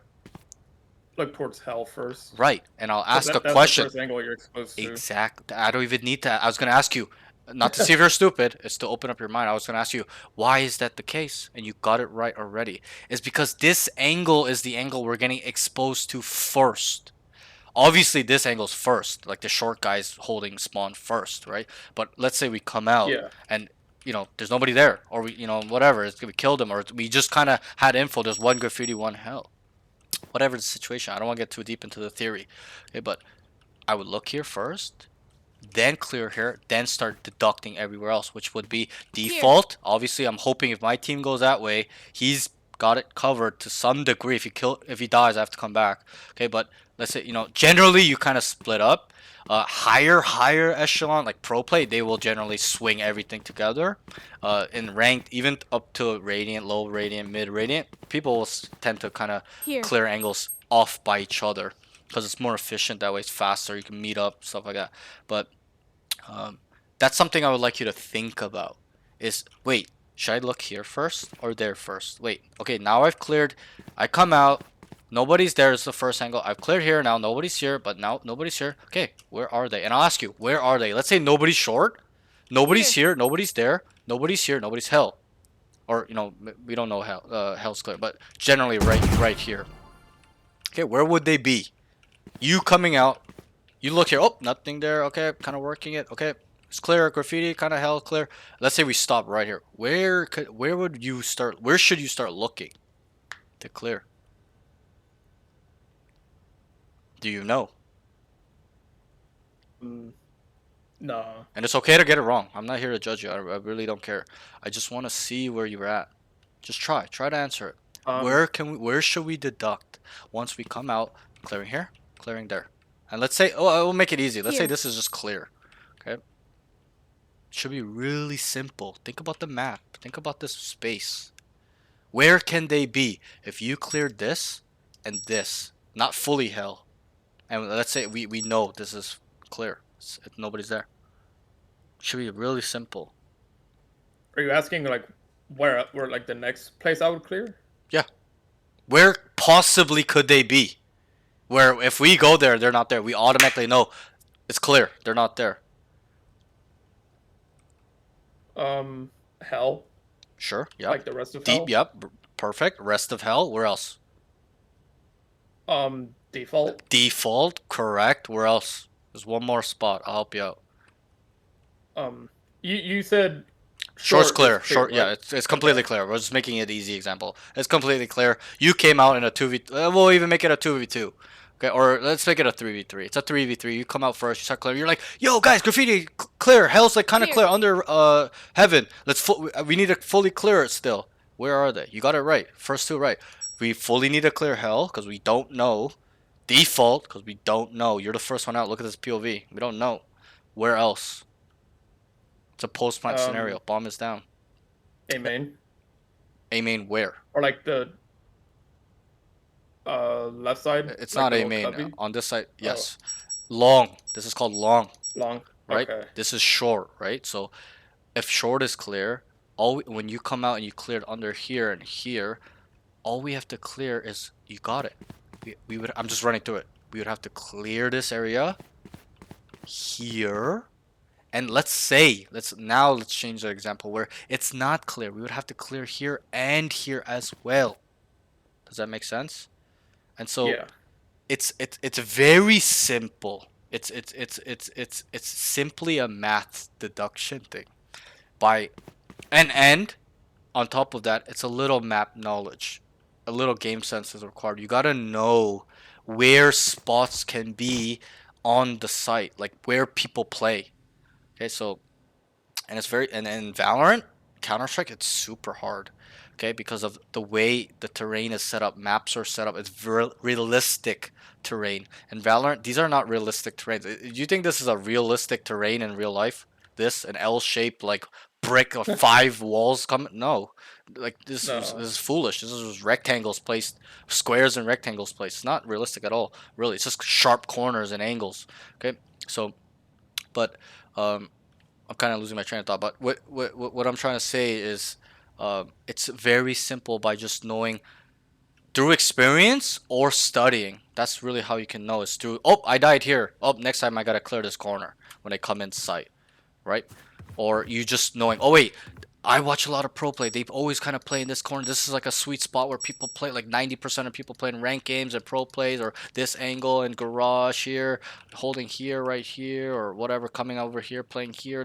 It's a little bit of experience and knowledge involved, but once you get that part down by knowing kind of where they like to play and where they can play, that's also a thing. Physically, what their options are, it's super easy. Because once you start clearing half the site, where are they? Literally in the other spots in the other half of the site, right? Does that make sense? So Yeah. that's how you have to look at it starting today. You got to look at the map differently. You got to know the, and I believe you know the callouts. You know all the callouts. You're calling graffiti, you're calling shore, most of the callouts. But you got to add that and add a next layer to that where you're like, oh wait, this is where people play. And I should maybe explain it like this. When you entry, how do you entry? Do you just entry like this? Yeah. Really? You just entry like that? Well, You just- when, you just- when I so just- when I just- entry, yeah. I dash like towards Sure. But let- default, and then I just like clear backside. Sure. But I'm just saying let's say we're not jet. Like generally as a duelist, how do you clear entry? You clear sight like this, just running back sight with your gun out, just that's it. You don't clear your corners? Okay, I'll try to explain this better. Okay. So how I do it? So I usually do my smoke dash. Okay. So I suck at doing the little trick like when you dash, you're looking left and right as you're dashing. But when I do it, like I dash into the smoke, I jump out and I clear like that the right corner, and then I clear. Yeah, backside. sorry for interrupting, but I don't mean like like too specifically how you enter site, but I'm saying generally how does somebody get into a site? Do they go like this, looking at nothing, going into spawn, or do they come No. out? And I'll help you. Or do they come out like this, looking here, boom, boom, being super vigilant, looking here, clearing here, boom, boom, boom, or do they come out clearing site like that? Probably the second option, right? The second option. And so yeah. what I'm trying My to bad. My no, brain is you're good. You're good. I think I'm yapping a little bit too long where we're getting carried away, where it's kind of confusing you. But you know, I'm kind of getting carried away. But what I'm trying to say is that when you entry and scale a site, we clear all our corners, right? And so what I'm Yeah. trying to help you understand is when we're on defense, it's the same thing as entering. Entering and retaking are actually the same thing. And I'll ask a question. Why do you think that is? When I retake A as a team, why is that the same as entering and to some degree the same thing as entering A as a team? What changes? Do you know? So from defense, like Yep. when they have spike down, because now Mm-hmm. you become the attacking team to To some degree, not Um, fully, but yes, you're right. I just want to. I'm Why? trying to think. Yeah, and it's okay to get it wrong. Why I'm trying to make you answer is to open up your mind. Because if I just told you, a lot of people would not really care or understand. I need you to be Yeah. like, whoa, now I get it. That light bulb switch going up because you're like, whoa. Okay, so try to think about it deeply. We can spend all day as if we want, but think about why is that the retake and the entering concept, because they're two concepts. Entering is an attacking concept, retaking is a defensive concept. Why do they go hand in hand? Why are they so similar? Why is it like boxing and Muay Thai, or you know, hockey and field hockey, or soccer and Australian soccer? Like, right? Can you kind of get a hint by those comparisons? Yeah, a little bit. Okay, I'll tell you. They are the same thing because we are doing the same actions. Are we not clearing the same corners? When we come in an entry, do I not clear here? Do I not clear here? Do I not clear Here. all of short? Do I not clear Here. backside? Do I not clear Here. graffiti? Do I not clear hell? When I retake, do I not clear hell? Do I not clear default? Here. Do I not clear default graffiti? Do I not clear short? Here. Do I not clear long in these corners? Right? Okay. Does that make Yeah. sense now? Yeah, that makes a lot of It's sense. the now. same site. Nothing's changed. It's just a different perspective. We're coming out on a different angle. That's it. That's how we're just coming out spawn and heaven. And when we entry, we're coming out long and short. But it's the same thing when we retake. If we get up to this point and we're not dead and we've cleared all of this, we gotta clear short and long. Right? So it's the same angles and corners and spots that we are clearing. That's really what I'm trying to say. That's why they go hand in hand. They're the same thing. Does that make sense? Any questions with that? Yeah, I was just overthinking that. Yeah. I think you're overthinking a little bit. Maybe I was explaining it poorly. Maybe that's on me. But that's that. So, that's why it's very. My point was that's why it's very simple to understand where to deduct, is because of when you come in, it's the same thing. It's a same math equation. Come in, gotta clear close right, gotta clear short, then backside with graffiti, then hell. Right? That's it. Then once we've cleared all of that, is the site free? Yes or no? Do we know the site is free? We 100% know the site is free to some degree. Like obviously there's gonna be some guys hell and spawn, but once you clear close right, short, deep here, graffiti, backside, hell, there's nothing else to really think about. They're only coming from here or there.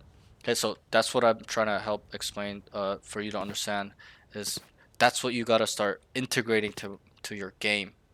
It's not just mindlessly playing the game, being like, oh, they're on A, but I just don't know where to go. Should I be going here first? Okay, I'm here now. Where do I go? Okay, because I used to be in that boat too. I was so clueless, but by just understanding these two concepts and being like, wait, the way I come in sight is the same way I retake it. It changes your perspective. You just do it the same way. It's just a different angle of coming in or coming out by clearing. Okay, so this will help you a little bit. Okay, any questions on that note before we move on? No. Okay, I know it's quite lengthy, but we got kind of caught off. Yeah. off You're good. off the road a little bit. Okay, so that's that. Let's move on. The next note is. Oh, so that we were pretty much talking about entry against. Oh no, the situational awareness. Okay, so now we're gonna talk a little bit more on meetings. So I'm gonna try to skim through these things to save time. So entering and scaling, I wrote this is movement / positioning. Entering and scaling is gonna need a big improvement. Okay, so now we can talk about the attacking side. You're a duelist. We gotta go through this. It's gonna be a little bit lengthy. I'm gonna talk really fast, so try to follow along. Okay. What is entering? Taking space for your team. Okay. What is scaling? I would guess probably just slowly taking space and waiting out utility maybe. Okay.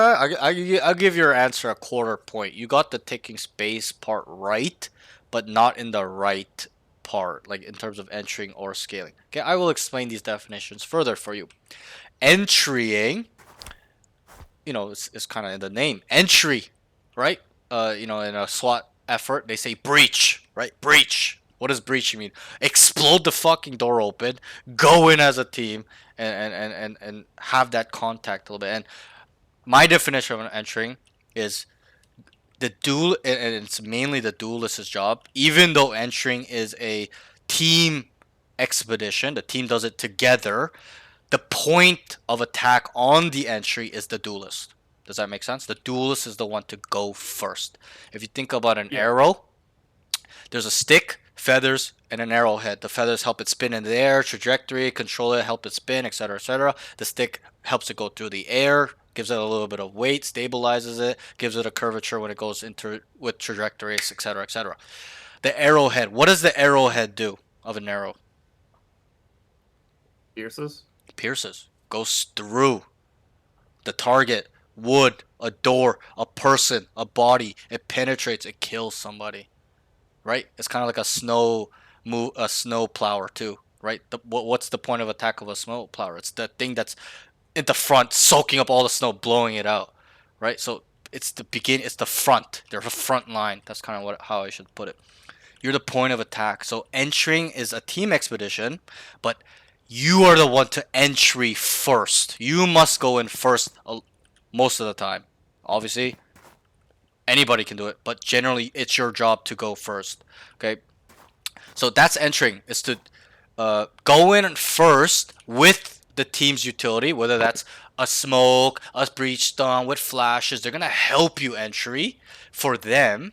Okay, So we entry, right? You get in, they use the smokes, they throw their utility and stuff like that. You entry the site, you got on site, you went in first, great. Now scaling is where this part of the process of taking a site is called scaling, and it's in the name. Okay, it's very funny. It's in the name. Scale. What is scale? Scaling, right? It's like scaling a ladder, going up the ladder. Okay, and in my definition of scale means progress, move forward, whether that's there are threats there or not, whether you kill them or it's free, does not matter. You must create that space, and that's where that answer falls into what you said, which is create space. Yeah, you are right. The duelist's job is to create space, but that is in the scaling aspect, not the entering. You don't make space by entering, you make space by scaling hard. I'm sure you've heard that term. Scale hard. Scale, bro. Scale right here. And scaling is not just a site thing, where as in you progress and move forward on a site. You can scale spawn, you can scale mid, you can scale short, you can scale a link, you can scale back site, whatever. But generally that's how it's pronounced, where it's entry and scale. Okay, get on site with my team's help. Okay, and then I scale. I start clearing these corners. Boom, boom, boom. Guys, site's clear. And this is how I'd like you to look at it. Okay, any site, any map, okay, there are 3 sections to any site. Okay, the first section, I like to call them, it's always called the fucked up angles. Okay, there's gonna be people sitting in these close corners. Okay, crossfires, people just playing really fucked up shotgun angles. On B, it will be right here, on top of there, on top of there, top of here. On C, it would be close here, close there. It'll be here, like around this area, around this area. They could be over here. Okay. That's the first angle of most sites. It's the fucked up crossfires sitting in the close left, close right corners we have to clear. Okay? The second section of any site is areas that are or is or close to backsite. So what would that be on A? What is close to, is, or near backsite on A to you? If this is the first section, we come up A, boom, boom. This is the first section where I'm shooting. Up this whole front side's this line where I'm shooting. This is the first section. We've cleared it. My team's up short. Nobody, we know nobody's there. It's clear. What is the second section to you? What are areas that are backside, close to, or near, or is? Behind default, behind the boxes. Correct. So backside, behind the boxes. Where else? Link. Sure, that's a little bit deeper. But actually, I wouldn't say so. Near graffiti. Yep, correct. So let's say the line is here, right? The second sections on this site would be obviously right here. This area, if you can't see it. This area, and hell, and maybe this area, maybe. Okay, and so that I would like you to section off areas of the map and sites by yourself. I want you to develop which is your first section, second section, and third section. Okay, so let's say I entered. Boom, I clear first section. Fucked up corners, the crossfires, and shorts clear. And we came up, nobody's there. And I'm like, boom, guys, close is clear. We're coming up. We start coming up on site, and I start clearing the second section. Boom, backside's clear. Graffiti's clear, guys. Hell's clear, guys. Okay, now there's a third section, and this section is called, spawn. Okay, right? It's very self-explanatory. Or areas connected to spawn. There'll be some maps where it doesn't directly lead into spawn, like Fracture on B. Okay, it's not connected to spawn, but there's a third section over off in the distance. Okay, even though first and second section is kind of on an island. Okay, so you kind of have to develop this on your own. But what I want, and I'll give you an example. So. And then it will all come into place. I'll explain it a little bit better. So, I had a student, where he was on Pearl. We'll just pretend it's Pearl. He entried with his team. They threw smokes down. They threw utility for him. He just dashed, and he starts going like this. Just go straight into the third section, into spawn. And I'll ask you, what is the problem with that? Very simple, very basic. Say that one more time. So, he dashed on site. And he just started exactly like this, running into spawn. He didn't clear his angles? Yeah. Self-explanatory. He did not fucking clear anything. He didn't clear here. He didn't clear there. He didn't clear backside. He didn't clear hell. He didn't even try to look anything. And I asked him. I said, "Yo, bro, what are you doing? Why are you running into the third section like that?" And he says, "Well, you know what? I want to be really aggressive. I want to just go into spawn and kill people." And I said, "You know what, bro?"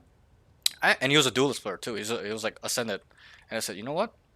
I actually really admire that thought process of you wanting to go into the third section and making an aggressive play." But I told him, but keep that aggression, that thought process, that throttle of being aggression, or that ape aggression that you want in the back of your head, okay? Until you have cleared the first and second section. I don't care if you take your knife out and grief and start throwing the game. Once you've cleared the first and second section, that is your job. This is now your protocol. Now there is no excuse. I have taught you your protocol as a duelist. You must clear the site. I don't give a fuck if you thought you could kill 3 in spawn, but you just ran by and you just didn't clear anything. And then your teammate dies to some guy in a corner because that guy trigger discipline, let you run by, and he kills 3 of your teammates. Okay? And you will experience that as you climb. You may not experience that now because people are bad. They don't even know what trigger discipline is. The better you play with better players, you will experience that. Where if you do not diligently clear or do your job or be cautious and vigilant and doing your role and clearing corners, you'll get fucking blamed for it and flamed for it and yelled at it. Okay, and that's why I teach this stuff, so that you don't get in that position. So clear your first section. Come up to here. Clear. Graffiti's clear. Okay, now we gotta work towards second section. Hell's clear. Backside clear, guys. Graffiti's clear, guys. Now have that throttle and understanding that now it's optional. It's not mandatory. It's not, gotta always do it, never do it. Okay, but now we can make this play to start coming out here once you've cleared the site in terms of first section, second section. I can explain it on B too. Hey, you're not gonna just come out here and just go like this, are you? No, it's silly. It's retarded. You're literally gonna come like this, jiggle this, clear, close, right here, and then obviously you're coming out as a team. Your smokes are going down on both flanks. Your team starts coming out. Okay, one guy might go in the smoke, hold it, and then backside's clear, guys. Backside's completely clear. Then people start making in my lobby at least. Then they start making a decision to making a play to be aggressive into link. Okay, so it does not matter what site, which map. That's how I gotta look at it now. Okay, now there's a hidden layer. Okay, before we move on to that, is there any questions with that note, with making sure first section's clear, second section's clear, then go to third section, optional? No. Okay, great. Now, this is where it gets a little bit tricky, a little advanced, a little intermediate, a little bit more, how do I say it, a little bit more, there's a lot of theory here, okay? You can really kind of get creative. Now, we've cleared first section, second section, okay, and we kind of have, want to go and make an aggressive play. This is where we got to identify whether we can do that or not. Okay, whether that's, you kind of knew there's 3 people coming late, so you automatically know, oh, they're coming late, I have like 10 seconds. Or, there's information, there's a dart that goes back here and you ping 3 people or whatever. It's all situation. You got to identify that. That's the first step to seeing, is it safe? Okay, the risk. Okay, but I'm sure you've experienced this where a teammate comes in here, kills 3 people, and you guys win the round, right? I'm sure you've also experienced where this guy comes out here, dies, and the enemy team starts coming and flooding out and starts winning the round. Have you experienced that? Where this guy just throws and spawn, doesn't even get a kill, he just dies. Many times. Yeah, many times, me included. So what I'm trying to help explain is that if you decide to go to the third section, if once you've identified you are able to, or you want to, or whatever, you gotta wait. You gotta come big here. Okay, there will be times you come here, you kill 3, very likely you're gonna win the round. There are times you come here, you die, very likely you're gonna lose the round because you threw. And I'm not saying that once you come here and you kill 3, it's automatic win round. No, there are times I've come in here, killed 4, and I lose. The guy reverse ace, he goes 1v5. It's happened. Okay, and I'm just like, what the fuck? Okay, so it doesn't mean that that's the outcome necessarily. There are times you come in here, you don't kill one, and you still win the round. That's happened to me too. Or 2 people come in here, throw, we still win the round somehow. Okay, but what I'm trying to say is that once you come in here, there's huge risk and reward. And you gotta come up, and I say this to all my duelist students when I come up to this point and teach them this concept. You must win. Like, there's no exception in my eyes, in my opinion, in my whatever, my lens. As a player, I'm not saying I'm a good player. I'm saying as the standard of a good player in my eyes, like a high level pro player, you gotta win this fight. Okay, so clear the first section and second section. Oh, site's clear. We know the site's clear. Then we can identify whether to go here. If you identify to go here, understand there's huge risk and reward. And if you do, you got to pick the reward side. Because if you come up here and you're always taking high risk and the play is bad, the result is bad, that will play in the long term. You're gonna lose rounds in the long term. They all add up. You got to think about that. So that's that. Any questions with what I just kind of talked about? Anything like that? No.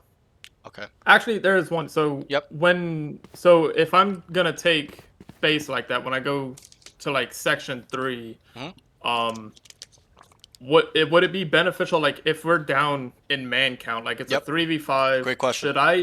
Should I push that deep to try and get a pick to General even it out? Yep. Generally, the textbook answer, I can give you these textbook answers. Generally, when we're man down, whether that's a 1v2, 1v3, 2v5, 3v5, 4v5, generally, there's a case or a reason for us to take some risk, right? That makes sense, right? Because we're not going to wait around and let them take a 5v4 retake. Somebody's going to have to make a play to even out the player count or gain an advantage. Does that make sense? Yeah. Right? So that's how you can look at it. And one thing I'll also touch on is that always understand that a 1-for-1 trade is a benefit for the attackers. Okay, so if you're an attacker and you get a 1-for-1 trade, it's fine. That usually doesn't mean too much. If you die and you got none, that's a disadvantage to you. If the defenders kill one and they don't die, that's a massive advantage to them. So generally, as an attacker, you want to even trade or more. Okay, but that's a really good question. I'm getting a little bit sidetracked, but what was the question? Say it again one more time. Sorry, I'm getting carried away. So when I'm taking when I'm taking the third section and it's a 4v5 or yeah, when you're man 3v5, down, is it cause for when you you're to down make this man. play? Yeah. So what I want to say is that you should generally, when you're down a man, I'm not saying mindlessly come out here and try to kill somebody, but you gotta kind of identify that. Like, for example, if you're 4 on site and you guys know they're coming, like, obviously it's just brain dead for you to start coming out here and make a play. But let's say you just know, wait, they're all in spawn waiting. It's probably not the time and place because they're already here in this area. So that's kind of an indicator on telling you when to do it too. Whether that's through information, you understanding where people play and they're coming late, stuff like that. But yes, to your question, generally if you're man down, this play is looked at as not too bad because you need to take a risk. Can't wait around and wait for them to take a 5v4 or we take a 4v5. We're at a disadvantage there. So that's that. Any more questions on that? Does that make sense? Did I answer your question? Yeah, it makes sense. Yep. And then I could give you the reverse. If we're a 5v4, does it make sense for us to come out here and kill somebody? No. No. Generally it doesn't, but the options that we have are different than when we are man down. Does that make sense? There's more options when we're man up. We can send 3 people here and run them down. Right? Or we can sweat it out and have 5 people sit in corners and wait and put pressure on them. Right? Does that make sense? But when we're man down, we can't always wait. That's the difference. We can always make a play when we're man down, but we can't always wait around. They're at a man up. They have a man at their disposal. They can send one guy here in a 5v4 for the defense for him to just start running out and clearing things by himself. And even if he dies, it's 4v4 retake. Right? You can kind of see where logically and I'll give it to you an example I've used a lot of times. On the street, are you happy taking a 1v2 street fight? No. No. Are you happy taking a 2v1 street fight? Probably. Yeah. You'd be nodding up and down, let's fuck this guy up. Right? We got him. right? Obviously, you know, it's all situational. Some guys are boxers, one guy can 1v5 people, whatever. Okay, but generally, you know, it just logically just makes sense. You're not happy about it, right? So that's kind of how you can look at it too. Okay, so let's move on.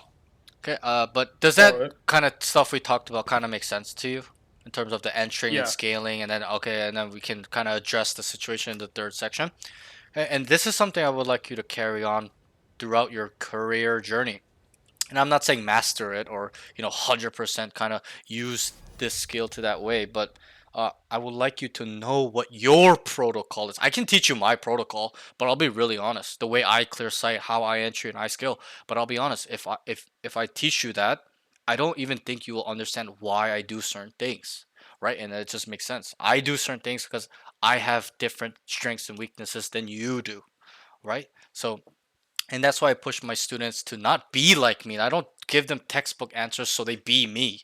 I help them, you know, teach them these, high level fundamental concepts and stuff like that so they could develop it in the way they want to or the way it suits their play style. Does that make sense? So, Yeah.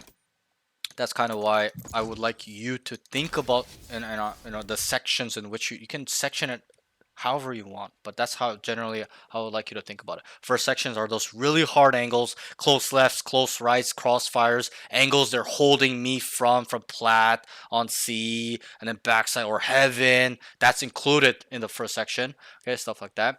And then work towards second section, which is areas close to or is backside. So you know how like on a lot of those sites where they have those boxy mid boxes, rectangles, like Haven's a perfect example on A, on C.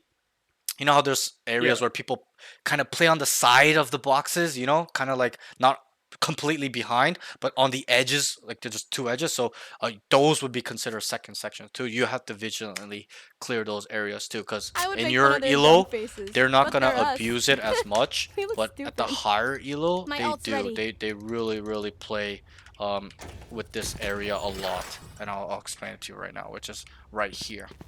This area, how like people come out the high here and they start peeking, vice versa. They know they're coming short, they're kind of like holding here. This is a part of that second section, so make sure Here. that that side is always clear. And the same thing with B, it's right here, Here. right? People are, nobody's gonna hold this angle out here when 5 people are running in, are you? No, No. they're gonna be like this. They're gonna be off. They're gonna be on an off angle, stuff like that. Same thing on C. So not every site, every map's like this. It's all map dependent, stuff like that. But majority of maps have this on the second section where people are playing right here, and then they create an off angle. So make sure these angles are cleared as well. Okay, let's move on a little bit. I think we're getting carried away. I am. So that's that. I want to kind of get into the meatier ones. Okay, so that's that. I think your entering and scaling needs a big improvement. But with this stuff I kind of talked about now, I hope that helps you with knowing, entry, scale. I gotta get on site first with my team's help, then scale it, progress, move forward, clear it, kill people, clear it as in it's free, nobody's there, or people are there and kill people there, then it's clear, okay, for my team. That's what entering and scaling is really for. That's what your job is for. That's what the duelist role is for. You are the one to go in first with the help of your team's utility for the team, so that way it's a safe post plan and nobody's getting shot in the back of the head because some guy left the corner unchecked and the guy trigger discipline, let 4 people run by, and he just went boom boom boom and killed 4 people. Okay, and you can kind of see what's wrong with that thing when you don't clear the site and leave one corner unaccounted for. It can really backfire you in a round down the road, especially with good players. Okay, so that's that. And then the hidden layer is, okay, I cleared first and second section or killed them there. It's free. It's controlled. We have it. Now I can go to the third section. There is risk here. I must come big if I choose to come here. And I also have to identify if I'm able to go here, if it is viable. And I'm not just going to instantly die walking through this corridor. Okay? Does that make sense for that note? I know it's quite lengthy, but it's a very fundamental thing. This is something I teach all my duelist students. So that's why it's lengthy, because it's very important. Entry, and there's so many immortal players that come to me. I'm like, what's entering? They're like, making space. I'm like, what's scaling? They're like, I don't know. I'm like, bro, like, you should not be a duelist if you don't know and you're immortal. Okay, Like, this is shit you should know when you're plat. Okay, so it's fine. You fall under the category of like I can teach you. It's fully understandable. You're learning, getting better. But those guys, there's no exception. I'm super hard on them. I'm like, are you a retard? Like what's going on? Like you need to know these things. Like how are you in this rank? It like pisses me off actually, and that's what's wrong with Valorant. The community, people just don't want to learn. So that's that. Let's move on. The next note is need to teach him dead zoning properly. I'm not gonna break this down. We'll go through this at the end in the range. Next note, when coming out on retake, make sure he's clearing things as he comes out so he doesn't have to go back to it while he's coming out. So just how I told you how we should entry and don't leave a corner unattended for, right, or unaccounted for. It's the same thing with retake. Do you remember this round where you retaked on C? You came up here like this, and your two teammates came out behind you. You sat here and they both died, and you looked here and the Sova was there. You just shot him and killed him. You remember that round? Yeah. Do you know what's wrong with this sequence or this part? I didn't clear it. But I'm saying, what are the problems with that? What has happened? What are the problems with you not clearing this area? Just updrafting Asher, not in a care of the world. It's no wrong answer, but there's a lot of problems, right? Two teammates died. You had to come back. That is the main problem I see, in my opinion. Because retaking is also a momentum thing. If you guys come out here retake and like one guy dies, and it's unknown where you guys are dying from, are you guys excited to start swinging out the smoke? No, you're gonna stop. You're gonna readdress. Wait, can be here, and then come back out, right? So there's a lot of problems with this sequence, but what I want you to do is how I told you on the entry. Don't miss a corner. Make sure you clear every corner first, second. It's the same thing with retake. Coming out, look backside, look here, look here. Just clear everything. Be vigilant is the word. Be cautious. Have your head on a swivel. Don't backtrack, right? You backtracked here. Oh, I'm about to come out. Wanted to come out. I was trying to look for some fights and angles, but I have to come back here. And at the higher levels, you're dead. Okay, because you're coming back to this guy, and that 2 seconds could make up all the time for this guy to go, wait, he's on top, and he just starts swinging you, and he was default the whole time. Okay, so that's what I would like you to think about and apply and integrate to your game. Okay, when you're coming on the retake, make sure you are fucking clearing everything, so that way we don't have to come back and it's not optimal, right? It's not efficient. It's non-efficient, right? We're doing the job twice, 3 times. Okay. Any questions with this note? No. Okay. Does it make sense? Yeah. Okay. So just how entering and retaking is hand in hand, you use the same concept. You can even, I don't teach retaking with first section and second section, but you could use it if you'd like. I wouldn't recommend it, but what is just the easiest thing to think about in retake is just 100% got to start vigilantly clearing every corner and using that same deduction tool as it is on entry. So, oh, I gotta come here, look here, oh, nothing's clear, okay, now plat's clear, log clear, okay, backside's clear, same thing on retake, okay, logs is clear, close here, garage is clear, backside's clear, platform's obviously clear, so usually the first thing that's clear when you swing here. Now we gotta, okay, now I'll ask you a question. Once we've cleared logs, close here, platform, backside, where do we have to clear? Very simple, you should know. Say that one more time. We're coming out on the retake. We cleared logs. Came out like this. We cleared plat. First view is usually I clear plat. Nobody's there. I look here. Oh, this is clear. This is clear. I start coming towards this way. Backside's clear. Where should we go next? So from your position, probably the right corner. Which right corner? This corner? Here. No. This like corner? Right plat, next to plat, under plat. Yep. Under plat. Yep. I like to call this under plat. Under plat. Sorry, my nose is kind of stuffy. Under plat. Here. Okay. But you're actually kind of wrong. So we clear plat. Come here. Clear here. Look here. The next thing to do is actually look long. If it's not smoked. Let's say it's smoked, right? Okay, let's say smoked. Perfect world smoked. Then we would continue to wrap. We would wrap default and then make sure some guy hasn't gone from here to from here to back over there or somehow like that. Okay, once we, he's timing us or whatever, because we can't fully get to see the other side of the box when we come out, right? So I would come here, look there, and then I would come here. Or you can go, Just come out and then go like that. Because we're never ever coming out like this, right? Oh, you're dead. okay. I see what you were asking. I thought you were talking about like if somebody's like holding under plat, like they're holding like backside a little bit, like they're not deep tucked in that corner. That's why. Okay. Yeah, The way my brain was- I just meant generally, if we were to read, like, let's say Okay. there's no enemies, right? Generally, if we were to clear this site as a defending player or a team, we would look like this, come out, clear backside, then we'd, look long. Let's say it's perfect world, Fucking smoked sight. off, because we're on the retake, they would smoke it before you retake. You never retake with no smokes, or there are times you do, but that's unfortunate because the smokes is dead, stuff like that. We clear like that. Okay. Okay. Does that make sense? That makes sense now. Because yeah. because if we and I'll explain it like this. If I come out like this and I cleared here, cleared there, cleared there, cleared here, cleared this, where are they? I've literally cleared all of this. They are literally only default here and long. Here. Right? And this is kind of what I'm trying to help you understand is that's how I look at it. When when I'm on the entry or the retake, bro, once I clear all these corners, I just know whether it's free or not. Or, where they are now. Once I've cleared something. I clear right here. I'm like, oh, they can only be plat or backside. Okay, and then I look, oh, nothing here. Now I've deducted 2 areas. Now I'm like, okay, if there's nothing logs in here and plat and backside, logically, they can only be here and here on the site. Right? Because that's the only places they can be hidden. Does that make sense? Yeah. So that's how you have to start looking at it. Okay, and then obviously once I've cleared default in here,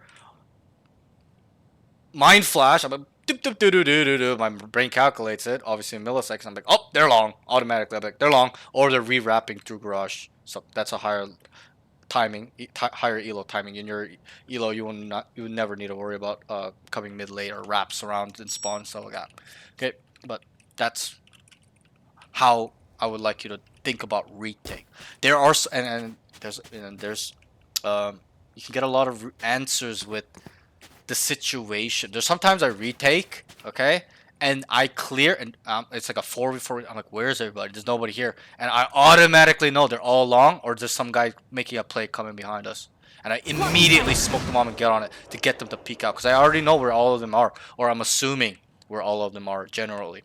Okay, so that's that. That's how I would like you to look at retake. Making sure you clear all your corners and deducting the same way you do when you're entering. Oh, not here. Gotta be here. Not here. Okay, it can be plat. Okay, not plat. Okay, backside. Not backside log. Okay, not logs. And back.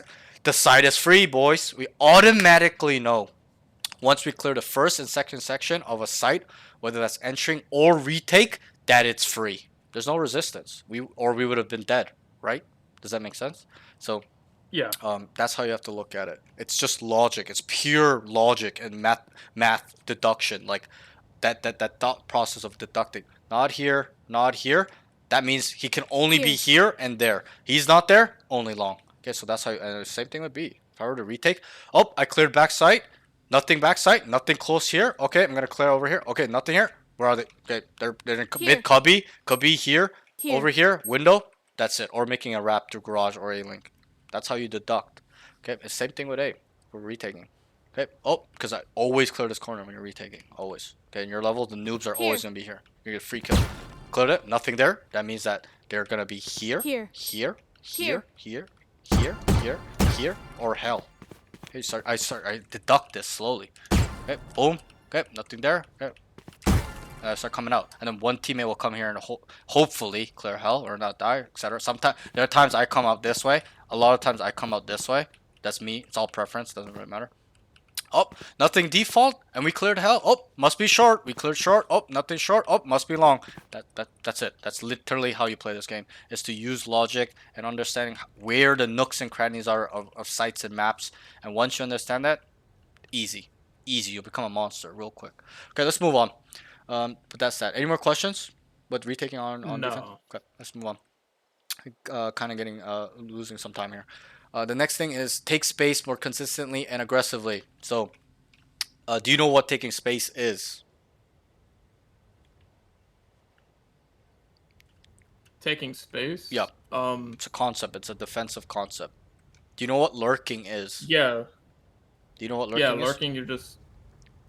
Okay. Yeah. So, just how I told you, just like how I told you that entering and retaking go hand in hand, taking space and lurking go hand in hand. Lurking is an attacking concept. You can't lurk on defense. Like you'll hear people say that, but it's not really lurking. It's more flanking or taking space, controlling space. Okay, but you'll hear people say, "Why are you lurking on defense?" It's not lurking. It's called flanking or taking space. But they go hand in hand. Lurking is an attacking concept. Taking space is the polar opposite, but in a different perspective, which is on defense. Okay, and I'll touch on this now. I'll go through it really quickly because it's kind of extensive. But if you were to walk down A main and you told your teammates, let's say you were alone and you know there's 2 on B, 1 garage, 1 C, okay, and they're it's a slow round. There's no information. You took space on it. You're like, guys, I have A main. Absolutely nothing. Where are they? Generally, don't be specific. Generally, where are they leaning towards on the map?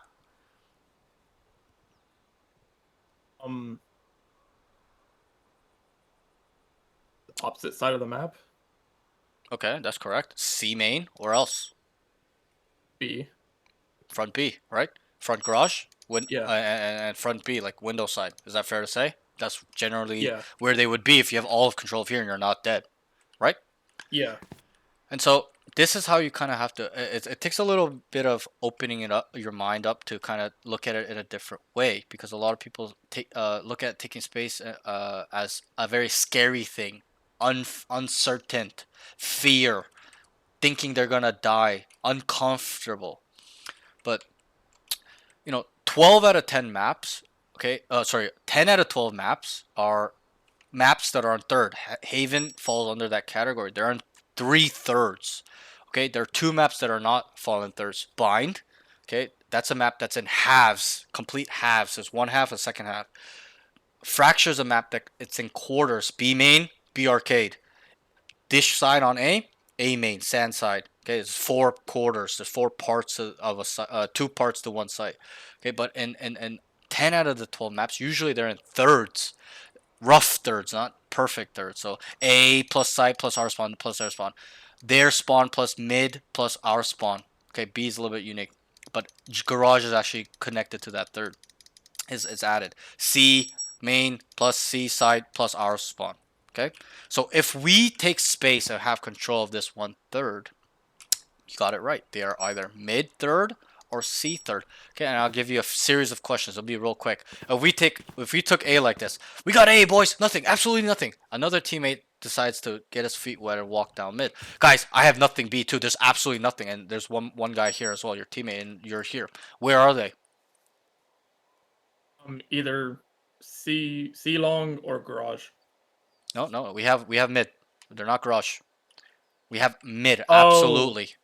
You walk down to so here. This POV, the guy walked down here. He's like, "Yo, nothing," and then the teammate on A is like, "Yo, nothing, A main." He's like, "Right here." So like just nothing C window. lobby and C long. Yeah, right. So I'll give you a couple more. We walk down C, same thing. Walk down C, got C control. Nothing C, boys. We walk down A. Where are they? Mid. Bingo. You got it. You're smart. Last one. If you get this wrong, there's something wrong with you. I've always said this in all my VODs. Okay, all the time. We walk down A. Nothing A, boys. We walk down mid. Nothing B, boys. We walk down C. Nothing C, boys. Where are they? So you gotta get this with your eyes and ears closed. Spawn. Congratulations. You got it right.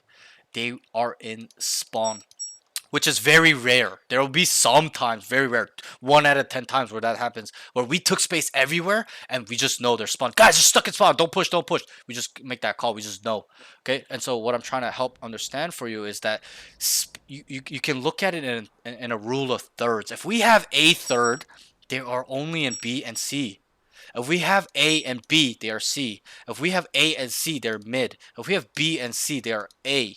So it does not matter which combinations you choose to use, but that is how you take space. Okay, taking space is information. Added layer to this. By you taking A main third here, okay, is knowing where they generally are. Like I asked you, you got it right. So you should know moving forward where they are generally. Oh, they're either B or C. And then by knowing where they are generally, we know what they can do. I'll give you an example. If we took A main space, the third, completely have it, not dead. Same thing in mid. It's the second example. We have A and B. Okay, completely like this POV. Okay, where are they? Let's say you are this player though. You are the A main player, and your teammate took the B. Where are they? Super simple. You got it right already. Where are they? Wait, okay, go over that one more time. We are A. We took A space. Gotta pay attention. We took A space. Yeah. We took B space. Where are they? C. C. Good. You know generally where they are. Now, what can they do knowing they are C? What are their options? Think about it that way. Hitting C. What else? Besides hitting C, what else? You're right. That's the first one. That's the first option. Run it down on C. What's the second option? Very easy. What would you do? If the options are to hit C or rotate. Bingo. It's to leave and to come back to. And if we have A main and B main, where are they? And they choose to rotate, where are they coming back to?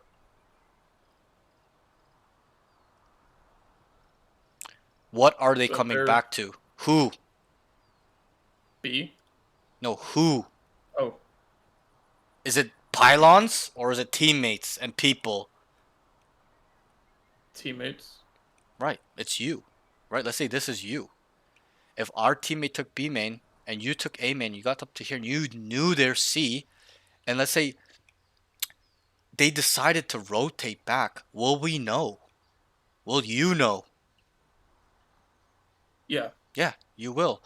Via either you taking contact by you getting killed by 3 people swinging and killing you, or you hearing them run off, okay, and or you fighting and killing them. Does that make sense? Right? Yeah. That's really the only way we'll know if they're coming back. Is if we'll hear them coming back, the guy mid hears 4 people running back, or we see them and take contact by us either killing them or them killing us. Obviously, the most optimal thing is for you to take space and kill 2 people plus. You don't want to kill 1. It's never good to kill 1 person on a flank or on a lurk. You need to kill more than 2. Okay, but does that make sense?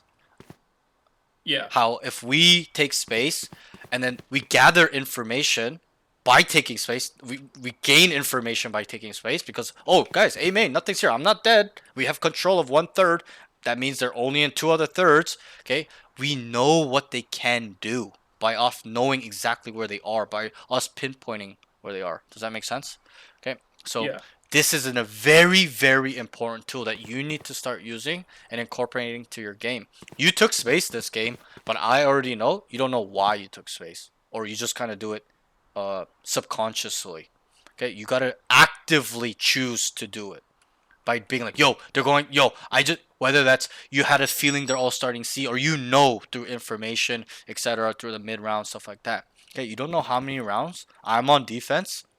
Okay, the enemy team make a 5-man play on A. They fucking run up here, but we slow them down. The smokes go down. We start throwing utility. We start showing 3-4 people here, so they start running. I immediately eat up what they give up. Most people will be like, wait, they're rotating. They're rotating. You know what they'll do? They just run off. They'll rotate. What the high level players do? They'll be like, wait, they're leaving. I'm just going to eat up what they're giving. I know they're running. Guys, they're leaving. They're leaving. And this will also reconfirm they're gone. Right? Because if they're here and you're died, are they gone? No, they're still there. But if there was 5 here and we knew we heard this someone running off and I started walking up here and I'm not dead, are they here? No, it's absolutely free. You don't know how many times I made that communication here, where the enemy team come up here, we stall them, they rotate, and I choose to take the space because I know they're gone. Whether that's through information, whatever feeling. And I just tell my team, they're leaving, and I hear 3 people, like I'm literally on their tail. I'm like, yo, they're mid. What do you think my teammates do? Do you think they just start following me? They play accordingly. 4 of them will start stacking B and C because they can leave me here, right? I'm gaining information. I'm taking space. They know that there's no threat here for me until I die. Okay, does that make sense? So. This is why, and taking space is a very creative thing. I'll give you the 2 tips that I tell all my students when I come to this point on how to take space. First step is to listen. start and don't, and that's why I teach my students to start up close to the barrier when the round starts, so we can listen and gain info, know what's going on, instead of starting back here out in the dark, not knowing what the fuck's going on at the start of the round like a noob. Okay, start up here, be aggressive with space. You gotta know how to manage, control, gain, protect space. Space is money in this game. That's what you have to understand. Okay, so what I wanted to say was, what was I gonna say? Sorry, I got kind of stuck in my train of thought. But pretty much what I want to say is that that's why space is really important. Oh, let me see if I can just cut this down. Space is really important. Yeah, okay, let's move on. I completely forgot what I was gonna say. So it's fine. But you know, I pretty much said the gist of taking space. So use the rule of thirds. If you have A, oh sorry, the tips. So the first tip is to listen. Is to listen on a noise. So what I do is, if I feel like, you know, they kind of won't come here or whatnot, or you know, they or whatever, I'm just standard playing here all the time because I'm forced to, or whatever whatever the situation is, I will listen, and I want to take space. Like I've decided this one. I'm like, yep, I want to flank and go behind them. I will listen for a couple of seconds for any misstep, any sound. If there's absolutely nothing, then I'll vigilantly start clearing my corner. And there's a reason. Because if I just listen and I hear absolutely nothing, like what's the problem with me just start walking out? That's a question. They could just have Yeah. noise cut and they'll Yeah. just be holding. Correct. That's the answer I'm looking for. They could be contacting up. They could be walking up on me. I don't know that. Right, so that's why you add in the vigilantly clear. So sometimes I'll listen, absolutely nothing, and then I'll start vigilantly clear. I see one, I'm like, oh fuck, I can't take this space. Yo, there's like three here, and it actually works up in my favor. Okay, but don't ever just listen and just start rounding. You're gonna die sometime, especially at the higher levels. So listen, any noise, no noise, clear. Okay, nothing here, and then you start walking. Wait, and then we make the call. And in terms of telling our team what we see. If you see nothing, tell them there's nothing.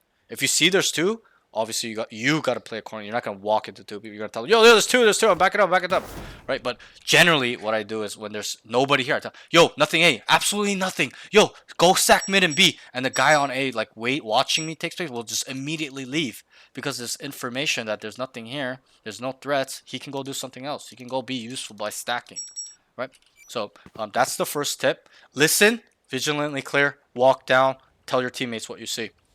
Second step is, if you believe in your heart of hearts, in your, or you know, the information is they're gonna go here 100%. You know, they went B, they went A 5 rounds in a row. You guys stopped them 5 rounds. You're like, okay, they're going C. 100% they're going C. They would be retarded to come A here again after getting destroyed. Then you start on the opposite side. This is what I do. If I believe they're gonna go C, I start on A, and I use the first tip. I listen, vigilant and clear, and then my teammates confirm what I'm thinking. They're like, yo, a lot C. I'm like, okay, perfect. I knew they were gonna go C. I can start running a little bit, you know, quick clear stuff, and so start flanking quickly, or vigilantly walk down if they're super sweaty and waiting for flanks and they know I'm doing it, etc., etc. A lot involved. Okay, but that's that. So first one is to listen, vigilantly clear, walk down, call what you see. And then the second one is, if you believe they're going somewhere, you stop. You start on the opposite side, and you confirm that they're going there in terms of your first stop process by your teammates calming information that they're starting there, stuff like that. That's what I do. Okay, any questions with those things? Okay. So if they are like, so if I'm flanking A and I'm taking the space that they don't take, and they're all going C, and they have like a cipher trip Yep. for A lobby. Yep. If I want to keep taking the space, should I break the trip? Yep. So there's two things with taking space as well. That's a very good question. You're asking a very good question. So the first thing is to commit. Like you said, if I want to keep going, right? Let's use the example where we have B and A, and you took space, and we know there's C. You're like, yo, I want to commit, but there's like a trip here, right? You would have to make that identification on being like, wait, is he gonna be off this trip? Okay, he's not gonna be off this trip. I'm gonna break it and commit. Or there's a second option where you can break it, or you don't have to break it, and contain. It's not committing, like going fully behind them, then shooting them back. It's to just sit here because we know they're stuck, right? Our teammates are here. We took space the whole way. Nobody died. We had mid and A. They're contained, right? So you kind of have to assess the situation a little bit You got to understand what type of player this Cypher is as well. Is he a guy that plays off his trips? Is he a guy that leaves them unattended just for info and he plays with the team, etc., etc.? There's a lot involved. But if you were to commit and let's say you knew there's a lot C, yeah, you would just break the trip and keep going.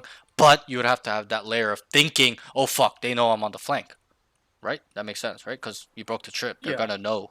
Maybe not in your elo, they won't know until like 5 seconds later. In my elo, as soon as you break this trip, it's instant. They know a guy's flanking. Okay, instant. You think I'm joking? It's instant.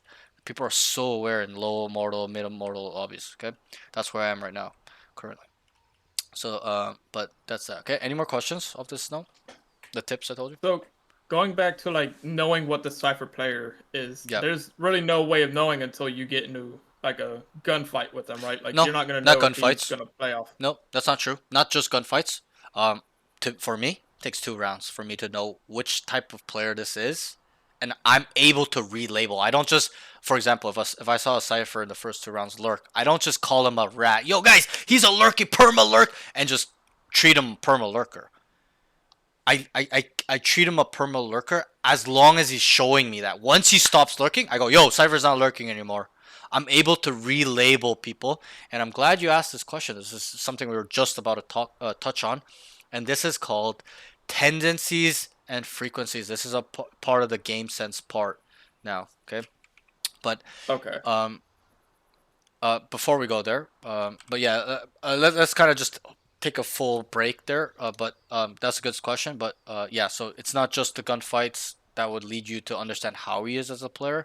It's everything. What he's done prior, you know, just his style. Is he ratty? Is he always with the team? He's never lurking. He's always lurking. Stuff like that. You gotta identify, and which I'll talk about right now. But does that answer your question? Yeah. Okay. So if it doesn't, let me know because I want to make sure you understand. So if it doesn't, it doesn't. But if it does, then we can move on. But that's Well, that. okay, real quick. So Yeah. how can you identify like how the Cypher plays? Yes. Like how would you identify We will it? go through that right now. Okay, into games, Okay. game sense and mental thing. So, let's move on. The game sense / mental games section. Let's try to get through some are really not so crazy. The deeper ones I'll get through. So, the first note I wrote, he's actually quite aware in anticipation / and understanding the habits of the enemies or tendencies and frequencies. Now we'll touch on it. So, what is tendencies? Do you know? Patterns. Good. It's in the name. Tendency. What you tend to do. Right? That's my Yeah. definition of tendencies, at least. I'm sure there's a good Oxford definition, but that's kind of generally what tendencies means. It's habits. What they like to do, how they do it. That's pretty much what it means. Okay? What is frequencies? It's a little bit of a The way fundamental I'm math. thinking of it is like, they like to go A B C, like for Haven. Like they'll go A, then Yep. B, then C, and then Yep. back to A. So what's the frequency with that? Great. I love that you can identify that. What's the frequency of them going C, B, A 3 rounds in a row? They don't hit one side in a row. They just went C, B, A. What's the frequency? Can you try to wrap it? I just want to see. There's no wrong answer. It's fine. We'll move on. So, I think I should have explained what frequencies mean before I asked that. But I jumped ahead because it got me excited. I was like, oh, he actually kind of understands it to some degree. So if tendencies are what you'd like to do, how you do it, the habits, and which way you're doing it, frequencies, it's in the name as well. That's the beauty with English language. The meaning is a lot of the times in the word. Okay. Frequency. How frequent is it? In which the rate it is happening. Is it every round? Every other round? Very likely, not likely, very possible, all the time, permanently, not likely, never. That is frequency. Does not have to necessarily be in a ratio or a number. It can be in words as well. He's doing it all the time. He's always a liar. Wait, this guy's he's always a piece of shit. He's never a piece of shit. This guy's a liar, always a liar, never a liar. You could say frequencies in that way as well. You can also be more specific and be like once a half, once a round, every other round, every 5 rounds, whatever. You can do it in fractions, whatever you want. Okay, But that's what tendencies and frequencies are. Okay, understanding what they do, how they do it, and with which rate they're doing it. Oh, and I'll give you an example. If the cipher is lurking down mid 6 rounds in a row, what are the tendencies and frequencies? Do you know? Can you break that down? It's very important that you can separate it and break it down. So like Cypher pushes mid like 6 rounds? Yeah, we're on defense, and this cipher lurks up mid every round for the last 7 rounds. What is his tendencies and frequencies? What does he tend to do, and which rate is he doing it in? That's how you can look at it. Well, the frequency I can tell you is like he does it every round. Yeah, great. What's the tendency? If you get the frequency, you should be able to get the tendency. Super simple. He likes to go mid. He likes not mid. He likes to. He likes to lurk. Yeah, you got it. His tendency is a lurker, and you could do it the way you. Okay. Well, not the way you did it, but you could add a layer where you can add also where he's doing it. He's a lurker A main all the time. He's a lurker mid every single round. He's a lurker because he's lurked A, B, C, garage, the whole map every round. Okay, does that make sense? So yeah, this is where we get to know where players are like. And I've been giving this example a lot in the last month. If we had a friend and you knew exactly how he thought, who he is as a person, his life story, his life journey, his parents, his mind, his fears, his likes, his dislikes, what could you do to that person?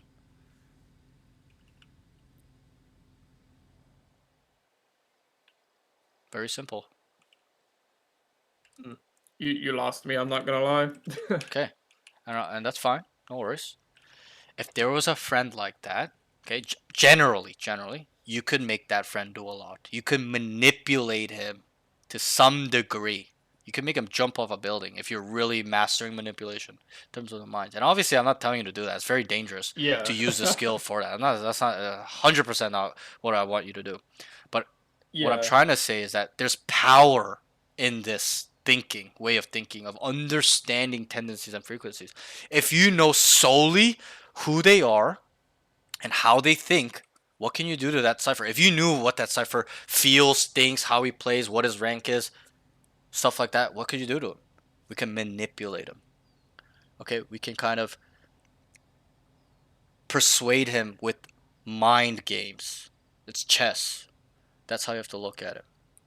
Okay, and it's really important that you get this to a T, because if you understand how all 5 enemy individual players play, think, feel, who they are as a person, their thought processes, what could you do to them? Manipulate them. Can manipulate them. How? Try to answer this question. How could we manipulate them? Very, very important. By making them play into you. Right.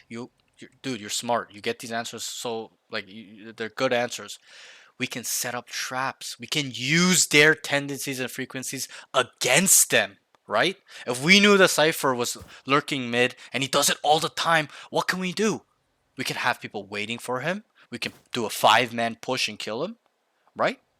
We can set up traps and use it against him. So this is the beauty of understanding this thought process, and this is the base level of what I teach. This is the basic way of looking at it, and this is the way of the way I used it originally in episode 5. I just thought, okay, this is what he likes to do. This is how often he's doing, and that was that. And I kind of stored that information, used it to my advantage later down the line, set up traps, etc. There's a better way of integrating all of this together. Okay, and this is something I call the identification protocol. I labeled it. I didn't create this. I would be an idiot, a fool, to say I created this and put it out on the internet. I didn't. I really didn't. This is a basic human fundamental way of thinking. Okay, it goes back ancient times where we had to address, wait, there's another kingdom. There's threats. What can they do? What are they doing? What are the threats? What are the pros and cons? Okay, are they aggressive? Are they passive type kingdom? Okay, do we need to prepare? Is it likely they're gonna attack us? Stuff like that, etc., etc. It's that line of thought process. Okay, and it's called identification protocol. And I labeled it so it's easier for people to understand. For Valorant, I labeled it for Valorant, okay? It's 4 steps. The first step is to identify, okay? Identify how they play as a whole and individuals. So it's 2 parts to the first step, and I'll give you a brief example. So I know you've experienced games where you're on defense, they start A, they go C, they go B, they go garage, and they just run around. You're like, what the fuck? Can these guys just hit a site and just plant the bomb? Right? You've experienced that before, right? Yeah. And I know you've experienced games where they pick A, they run down A. They pick down mid, they run down, they execute, they just run it down. They pick C, they run it down. Right? Have you experienced that? They just no rotation, they just run it down on you. Yeah. Okay, so not only is it important to understand what they're doing as a unit, it's super, super important to understand how they're playing as individuals. The 5 enemies, the Cypher, the Reyna, the Yoru, or whoever the comp is. Okay, know how they like to think, play. This is super advanced level stuff, but I teach this to all my students, and the students that end up soaking this information and applying it to their games are already immortal too now, and they started in diamond. Some guys started in gold, and they're fucking Ascended 3 off using these tools. They're tools. They're not skills. Okay? They are skills, but they're tools as well. Okay, so really try to soak it in. But the first step is to identify how they play as a whole, individually. The second step is in terms of individually, it means where they are. So Cypher C's permanently C. Okay, Reyna's always A long. You know, Jet and KO always pushing down mid or whatever. It's their setup. Okay, so knowing how they play as a whole. Oh, they're super aggressive running it down, guys. They're just rotating a lot on us. Whatever, boys. Okay, it's also important to know the individual setup as well. Wait, this guy's always here. Vice is always there. This guy, Vice is a player that goes back and forth, etc., etc. Step 2. Okay, the second part or second step is to process that information. Okay, and I'll give you examples, so follow along. Wait, guys, they're running it down on us. They just pick A and they run down.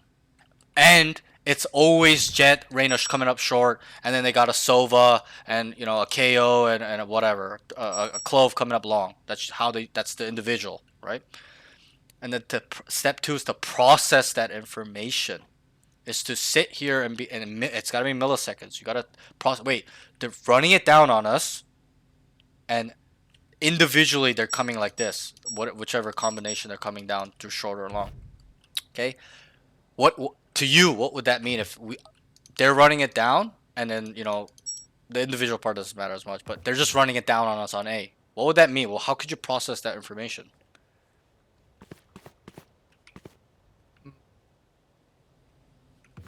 If they run it down, should we fast rotate or default around and wait for them to take the site? It's very logical. Rotate. Yeah. Should we rotate slowly or rotate fast? Rotate fast. Yeah. So you gotta develop this as well, but that's what I would process. It's like, wait, they're running it down, so that means we gotta start rotating quicker. Let's say they start running fakes. Do we start rotating fast? No. No. Good. We don't. Because if we just rotate fast and we contact of where they're trying to fake, they're just going to end somewhere for free site. I do this all the time on stream. Whether I play or with my students. I help them get on site for free with fakes. Okay, so we wouldn't. We'd stay around. And so let's use the example where we've figured out, yo, they ran fakes for 5 rounds in a row. Okay, when I think about that, when I process that information, that off the identification, that means that we need to also sit around and anchor and play slow and control and maintain space. Does that make sense? Yeah. Because they're looking for an avenue to get in, right? We gotta be on our toes. We can't just mindlessly rotate when they're just running it down. It's a different story when they're running down. We just can't just mindlessly forget about everything and start rotating, because we know that 5 rounds in a row they just executed A running out. So we need to get there as fast as possible. Okay, so that step 2 is to process that information, and step 2 and step 3 is a little bit tied together. Step 3 is to find, use, create solutions or adjustments, and I labeled it adjustments. So first step is identify as a whole, individuals. Step 2 is to process that information you've identified. Step 3 is to adjust. Guys, they're running it down A. Okay. Cypher's always lurking mid. Let's fast rotate. One guy sit mid. Guys, they're running fakes 5 rounds in a row. Can we just anchor? Can we just sit around and spread out? Guys, they're 5-man running down A every time. Can we take a space? Can we take space mid and C long so that way they can't rotate, and if they do rotate, we know where they are. And you can use it. I'm using it on a defensive lens, but you can you can use it on an attacking lens. Guys, they're fast rotating to A because we've ran it down on A. Let's set up a fake. Because they're gonna lean A 4 people and we're gonna get on site for free. Guys, they're aggressively running down on us on defense, flanking us. Let's default. Let's wait for them and individually win our ones. And then group up and then hit a site together on a weak side. Does that make sense? Yeah. So that's up till step 3. Step 4 is to apply. This is where it comes into all fruition. This is step 4. Once you're on step 4, means you're leading up to the round starting, like 20 seconds before the round started. Okay, 10, 15 seconds. You gotta do this quick. But step 4 is to apply. Is to making sure you create a plan off what you identified as their whole style, individual setup. You thought about what that means. This site's weak. This site's strong. They don't have mollies here. They have this here. They don't have smokes there. Smokes is going to take a long time to go over here, whatever. Okay, and then we're like, okay, they're fast rotating team. Okay, the adjustment is we're going to run a fake. That's step 3. Okay, or, you know, they're aggressively coming down. Let's default. And then the step 4 is to make sure it's in a plan. So, for example, this is how step 4 would sound for me. Guys, they're fast rotating on us because we ran it down. They know. Okay, let's set up a fake. I want Sova Jet here to fake A, and I want Cypher hold mid for the walk down in case they start wanting to flank the A guys, and then I want 2 guys on C get ready to walk up. That's pretty much how it would be put into place step 4. And I know it's a lot of information. You don't know how many students I get to this point and they're like, holy fuck, it's a lot. And some students, they're like, holy fuck, you're opening up my mind. I've never thought of Valorant this way. There's a lot of students do that too. Okay, but this is really important that you integrate this to your game. And don't worry, if you don't understand it now, you can always go back on the VOD, rewatch it, pause it, stuff like that. Okay, but that is your protocol. It's not even my protocol. This should be your protocol or any high-level protocol, IGL protocol. Okay, is to identify for the team. That's what you have to understand. It's not for you. It's for the team. And that's why the IG role is really hard.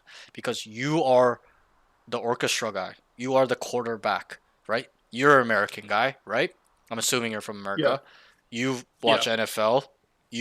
I don't know if you're an athlete. I'm an athlete my whole life too. I played Canadian football here in Canada. Okay. I understand. I'm sure you understand how big of a role the quarterback role is. A bad quarterback makes a bad offense. An elite quarterback makes an elite offense. It all stems from him to some degree, right? From the foundation. So that's how you have to look at it in terms of the IGL. You are the guy. So if your protocol, your identification skills, your information processing skills, your planning, your concept usage is bad, your attack side as a whole, not just you, whenever you play attack, will be bad. So understand that you got to turn into the quarterback a little bit. Okay, and that's me. I'm orchestrating these guys. I'm like, guys, this is what we're gonna do. We're gonna run a fake, and I don't just leave it at that. It's a fake A, go C, guys. I fucking manage them to the T. Guys, Jet, Sova, go A. I want Sova to go down short, start droning. Jet's gonna smoke the cross, come up long, make a lot of noise. Cypher's gonna hold mid, and then we'll let you know when to walk up on C long. Yeah, it's like that. And then anytime my teammate starts swaying away and staggering off the plan, like I told him to go mid, but he starts going, I correct him. I look at the menu. Yo, Cypher, what did I tell you? Grass, sit mid right now. It's like babysitting, and I know it's super fucking annoying, but that is what is required to win.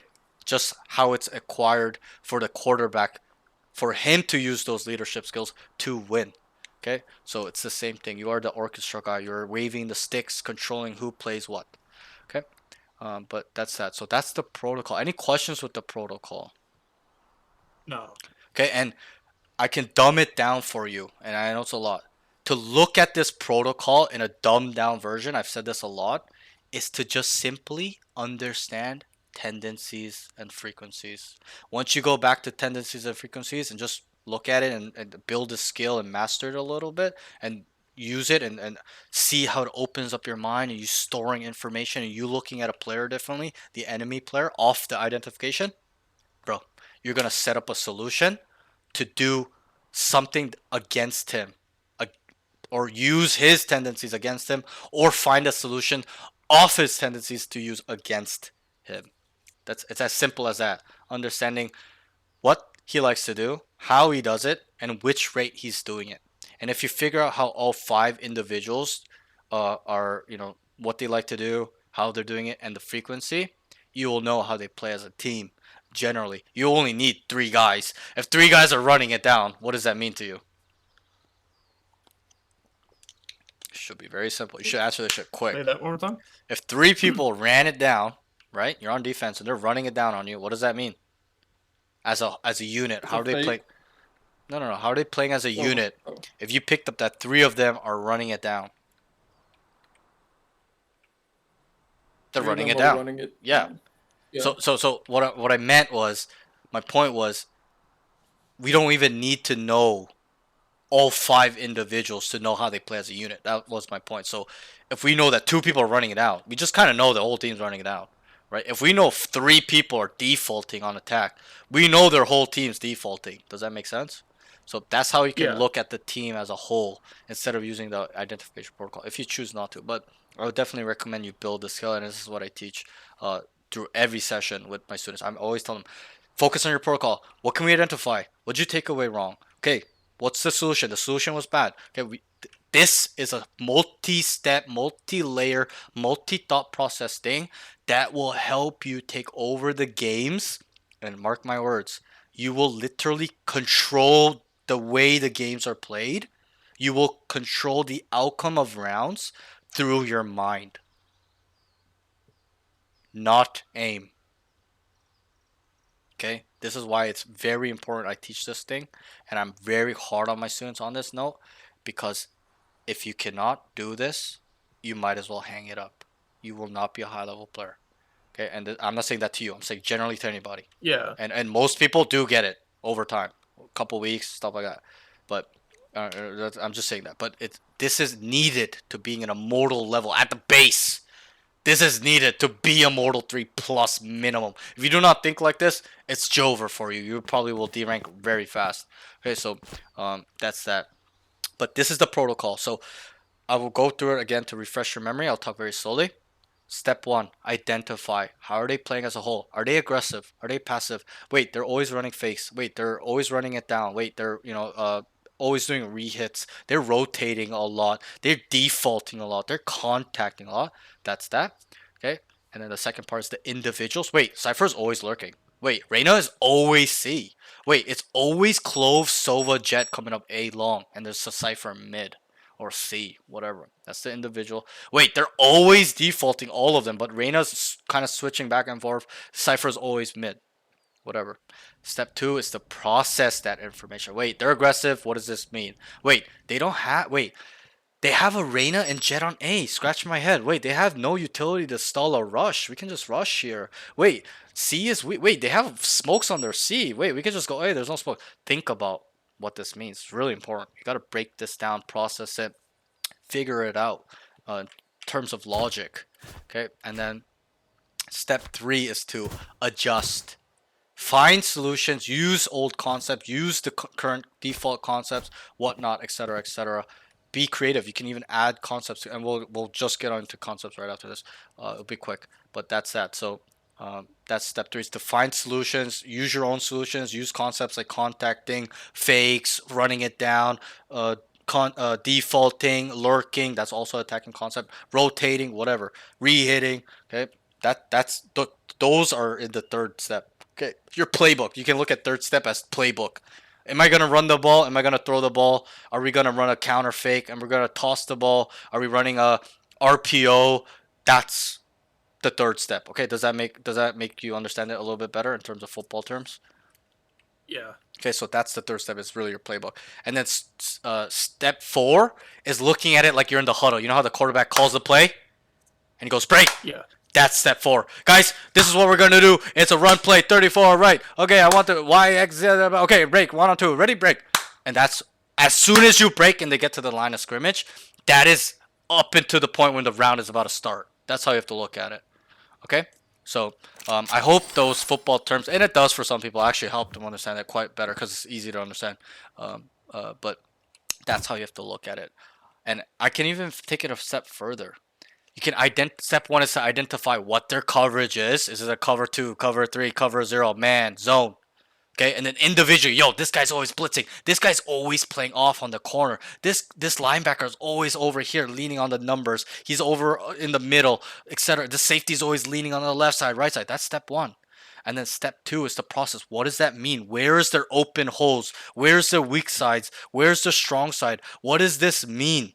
And then step 3 is to, guys, this is the play off what we've identified, what we saw, whatever, okay? And they're in the huddle. And then when they're in the huddle, they'll call a play as the 3rd step off the identification. And then step 4 is to get in the huddle and then say everything. Guys, this is their boom, boom, boom, boom, boom, boom, boom, boom, boom, boom, boom.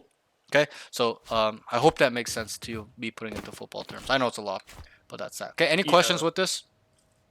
No. Somebody in my chat just wrote, identification protocol helped me so much, to be honest. Very valid. It's very valid. Once you develop this skill, it'll take time. It's not going to happen overnight. It'll take weeks. You will see the game in a different light. You will even look at people differently. You'll walk across the street and be like, wait, this guy's always picking his nose. Wait, this guy's a liar. Wait, this. You'll be able to see people in terms of Valorant and in real life for really who they are. You'll see through their disguise by understanding their patterns and habits, because we are creatures of habits. We are comfortable creatures, so we will keep doing things that are comfortable and work, whether that's lying or as a pro or a con, stuff like that, or Valorant, stuff like that. Okay, so that's that. Okay, let's move on. I know we're kind of getting carried away. So the next thing is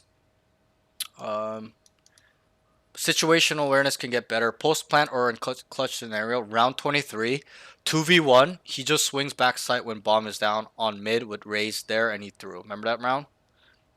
Where you shouldn't have. I even said it out loud. Like, fuck, he shouldn't have swung him there. And I believe in my heart, if you kind of played this a little bit better and won the round, you would have won the game. We literally lost the game off round 22 and round 23 when we look back on it, right? The 2v2 retake and then the 2v1. We were 2v1. The bomb was down mid and the guy was backside and you knew it. That's why you swung him. You tested him and he deleted you. Obviously, a little bit unfortunate you came on the negative result. The positive result is you win the round and you guys go to overtime and win the game.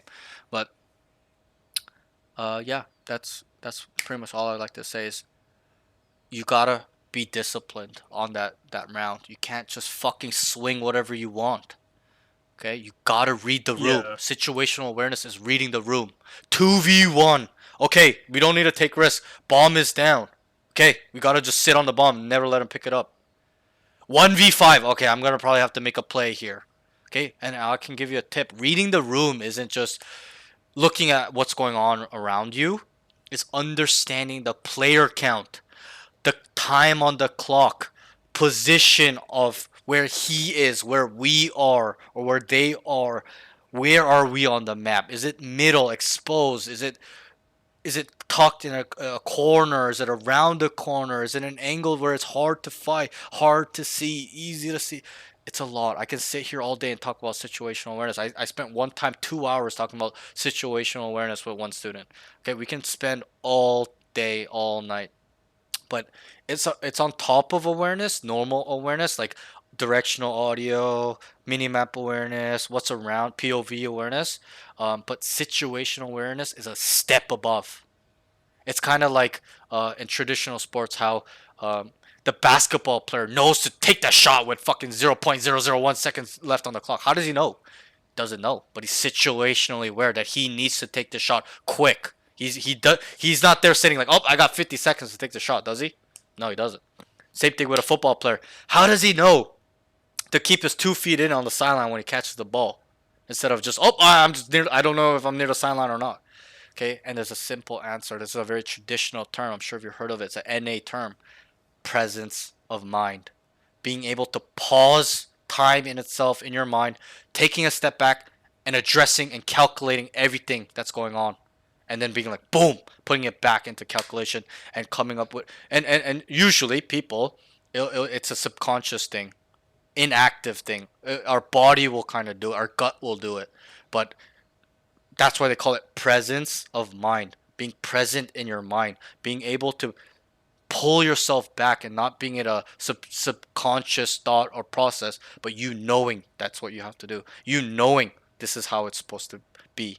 Stuff like that. Okay, so kind of that's how you can look at situational awareness. It's very, very, very complicated, but it is very needed in this game because there's 24 rounds and are rounds won with non-situational stuff or situationally it's won rounds, whichever way it is, whether that's killing them, planting the bomb, defusing. Which way is it won?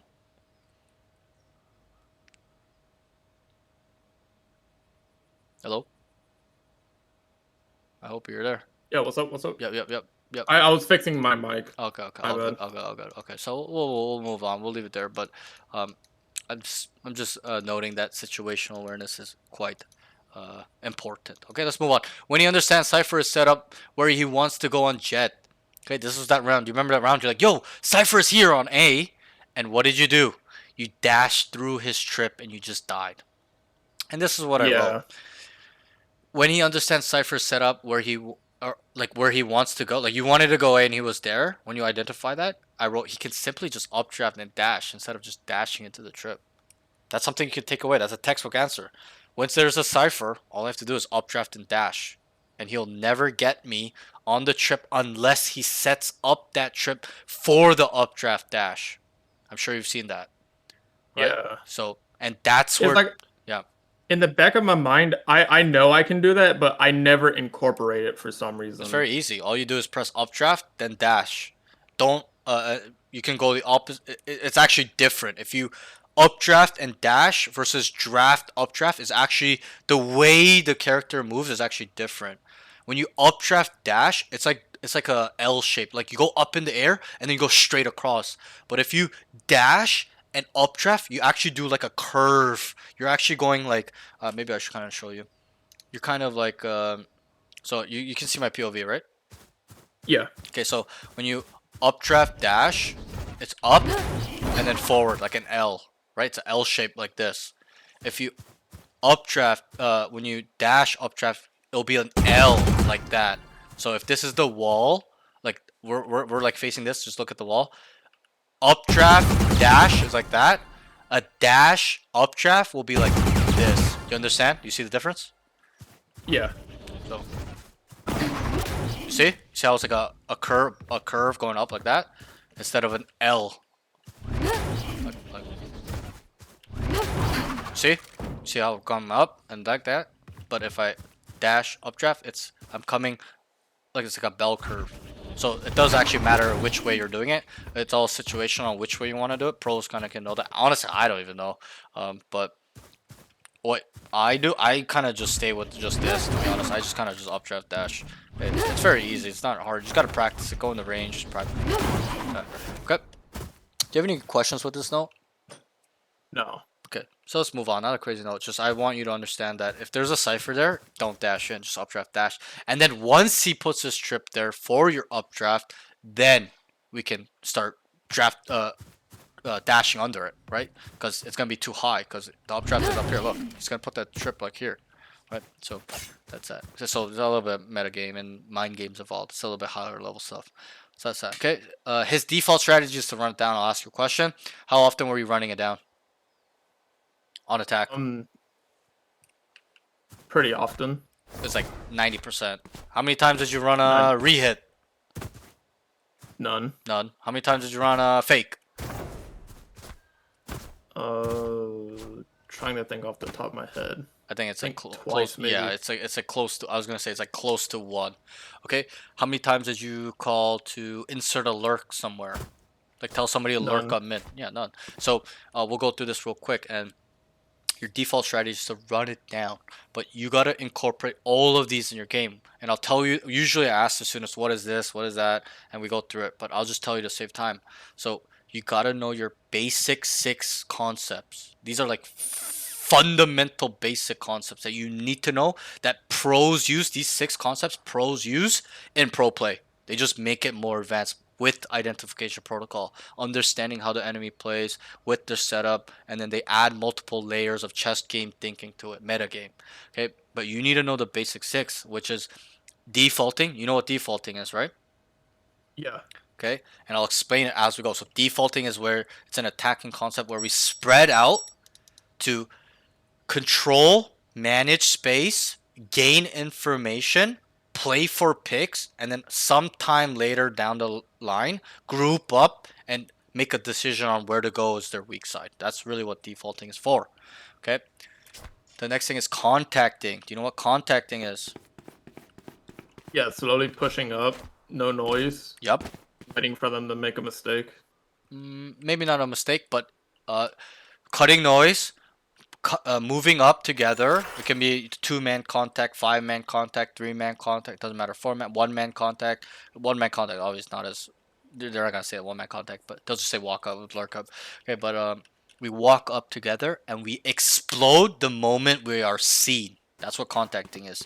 It is like a concept to be sneaky, to be like under the radar a little bit. Okay, but once the ruse is over, like somebody jump peeks and see 3 people walking up, you think we're gonna continue to walk? No. No, we're gonna start fucking exploding and chase after this guy, throwing our smokes down and executing, right? So that's what contacting means. You can also contact into a lurk.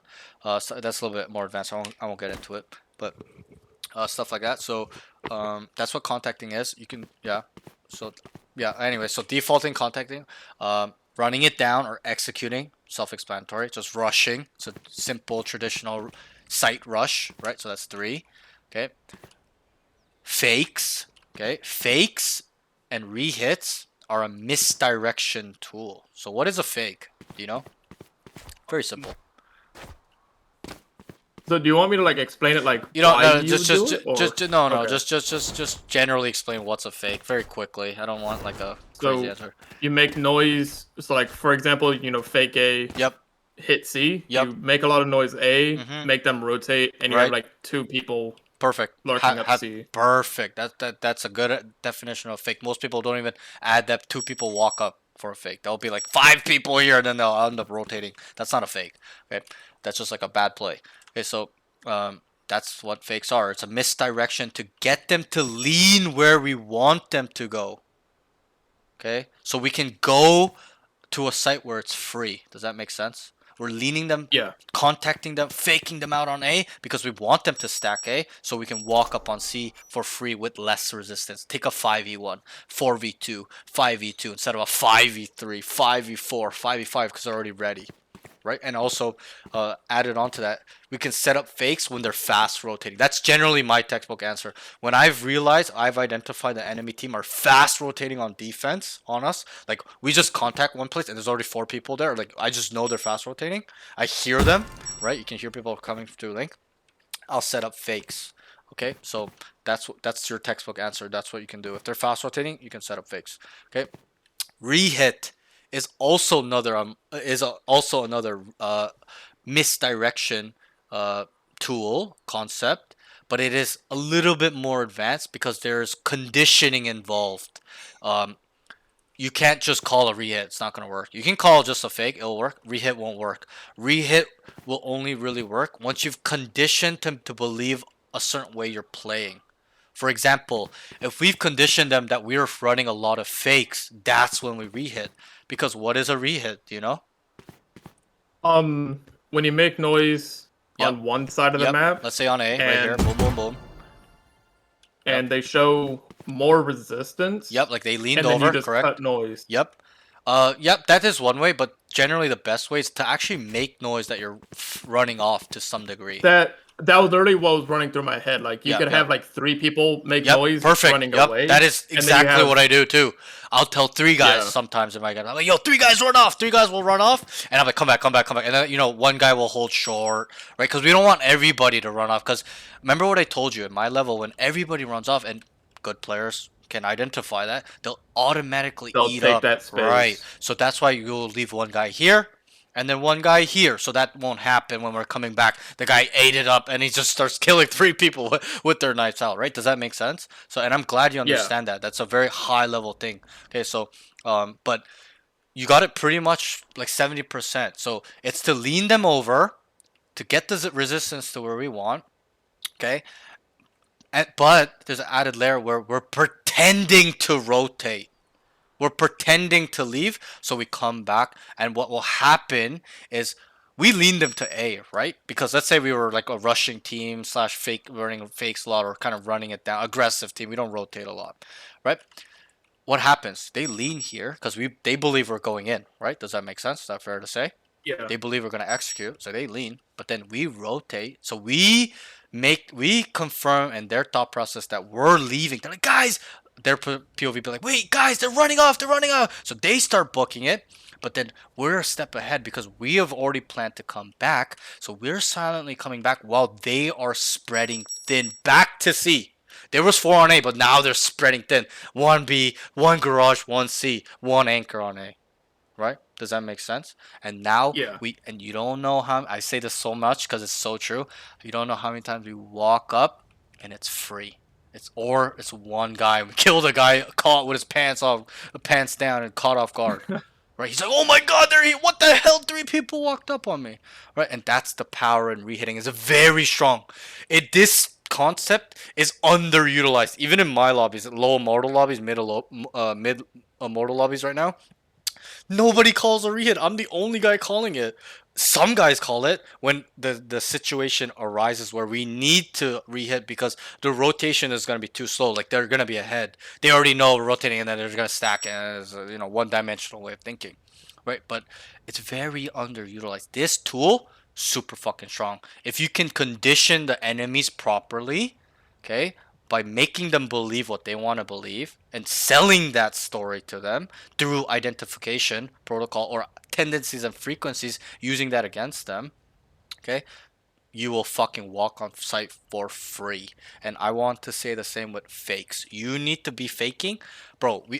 We had 10 mans yesterday for my Discord server. We had 20 people show up. We had we went for 5 hours, played a lot of games, bro. There's a VOD too. I played 3 games. Okay, 1 game I called a fake every round and it worked every round because I identified they were fast rotating. And Umi was in the chat. One of my boys here was in the chat, not a student, but he was saying it and saying like, "Yo, bro, you're calling a fake every time, and it was working." And I told him, "Yeah, I know it's gonna work. That's why I'm calling it, right?" So what I'm trying to say is, as an IGL, you need to know your basic concepts and your protocol and put it together. Your 6 concepts I just taught you is that playbook that I told you in step 3. Okay, so we identify, yo, they're a fast rotating team, and this is their setup. This guy's here, and this guy's here, whatever. And I process that. Wait, Cypher solo C. It's kind of hard. And wait, the clove is here, and wait, there's only duels on A, so A is easy, whatever, etc. Okay, and then we process that information.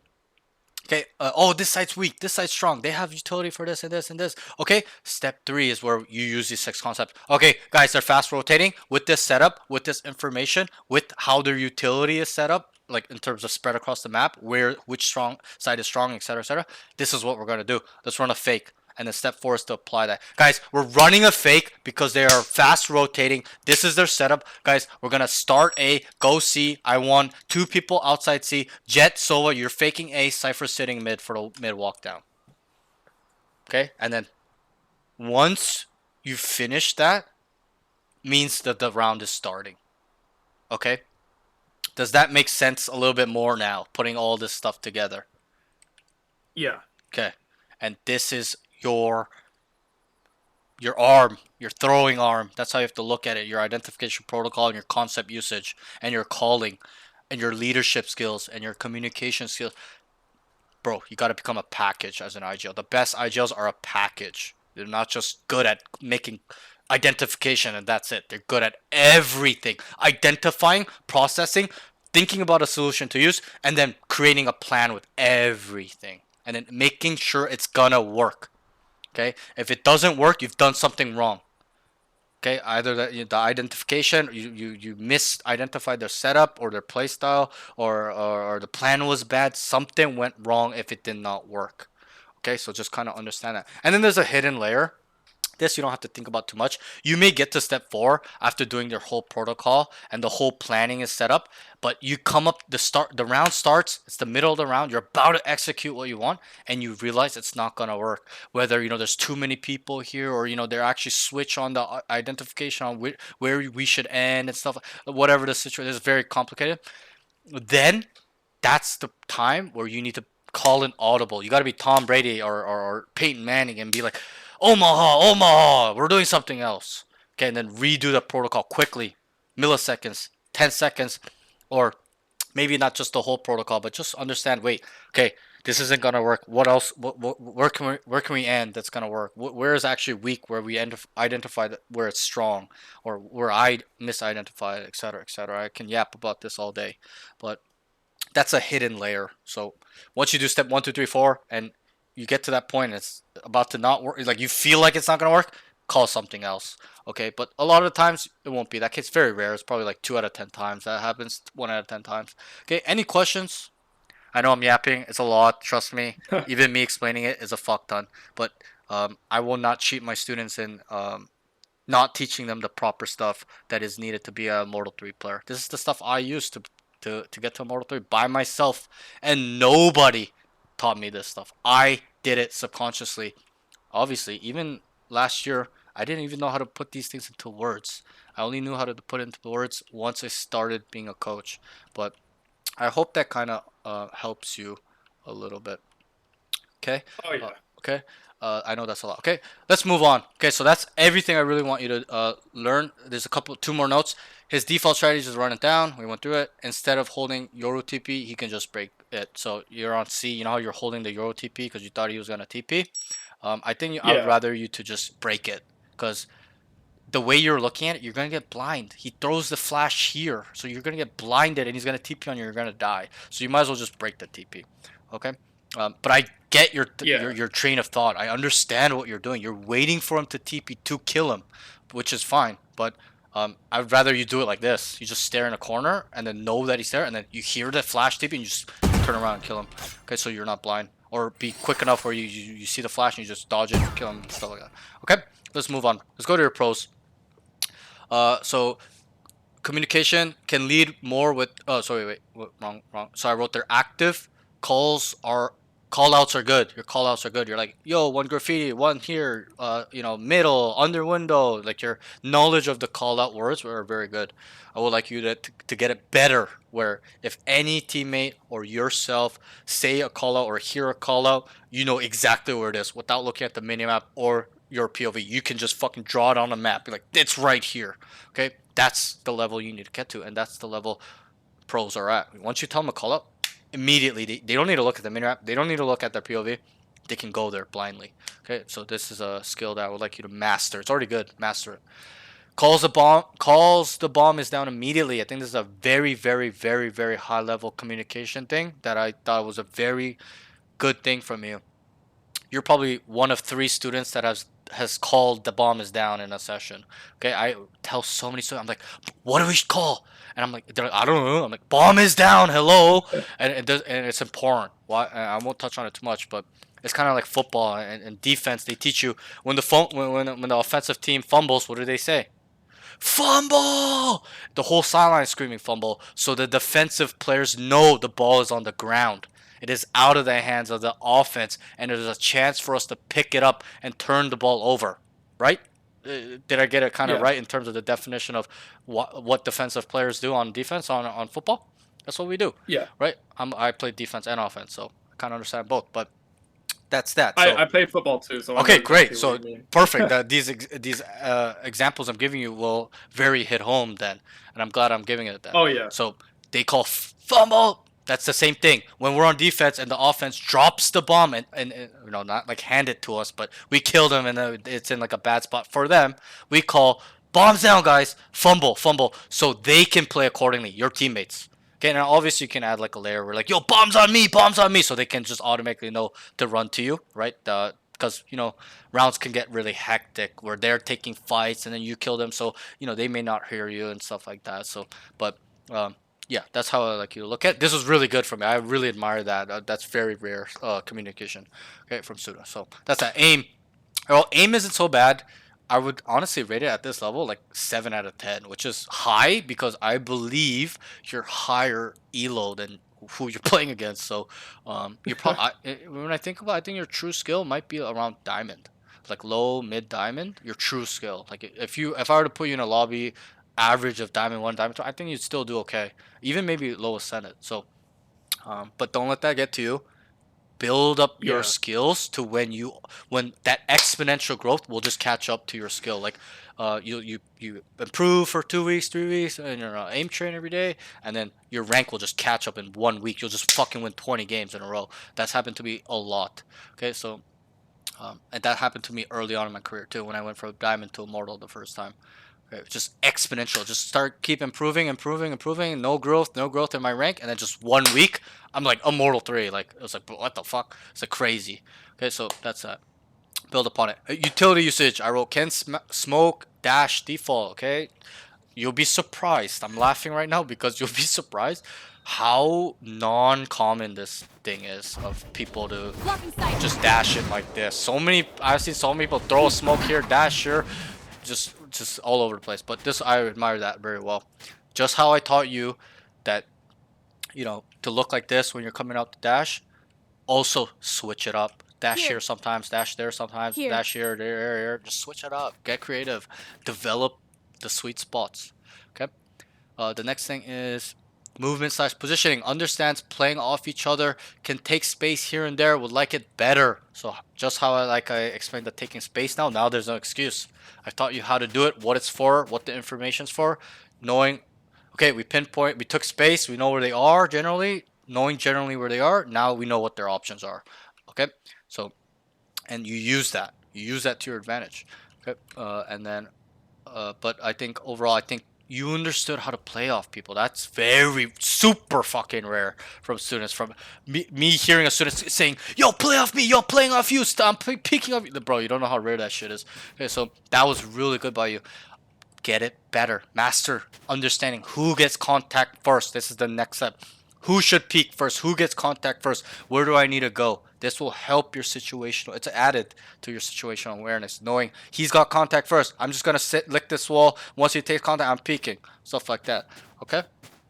The next thing is game sense / mental game is thinking what the enemy / see / know / feel. So you actually even were like, oh my god, wait, they know you're on attack, and you're like, wait, they know we're going here already. It's too late. They know we're rotating. It's gonna take too long, right? So that was really good. You're like, we should leave. That's being proactive and thinking and thought process. So I think this was something I admired a lot from your game sets, and this is something I teach lately, and also something I do all the time. There'll be times where my team chooses to run down A, right? But I know that it's not gonna work. It's too slow, or they've already set up multiple people here. It's a stacked site, and I'm like, wait, they know, and I just like, yo, leave, and we just like we're coming to take the site. I tell them to leave, and we will get on site for free. Oh my god! So that's that.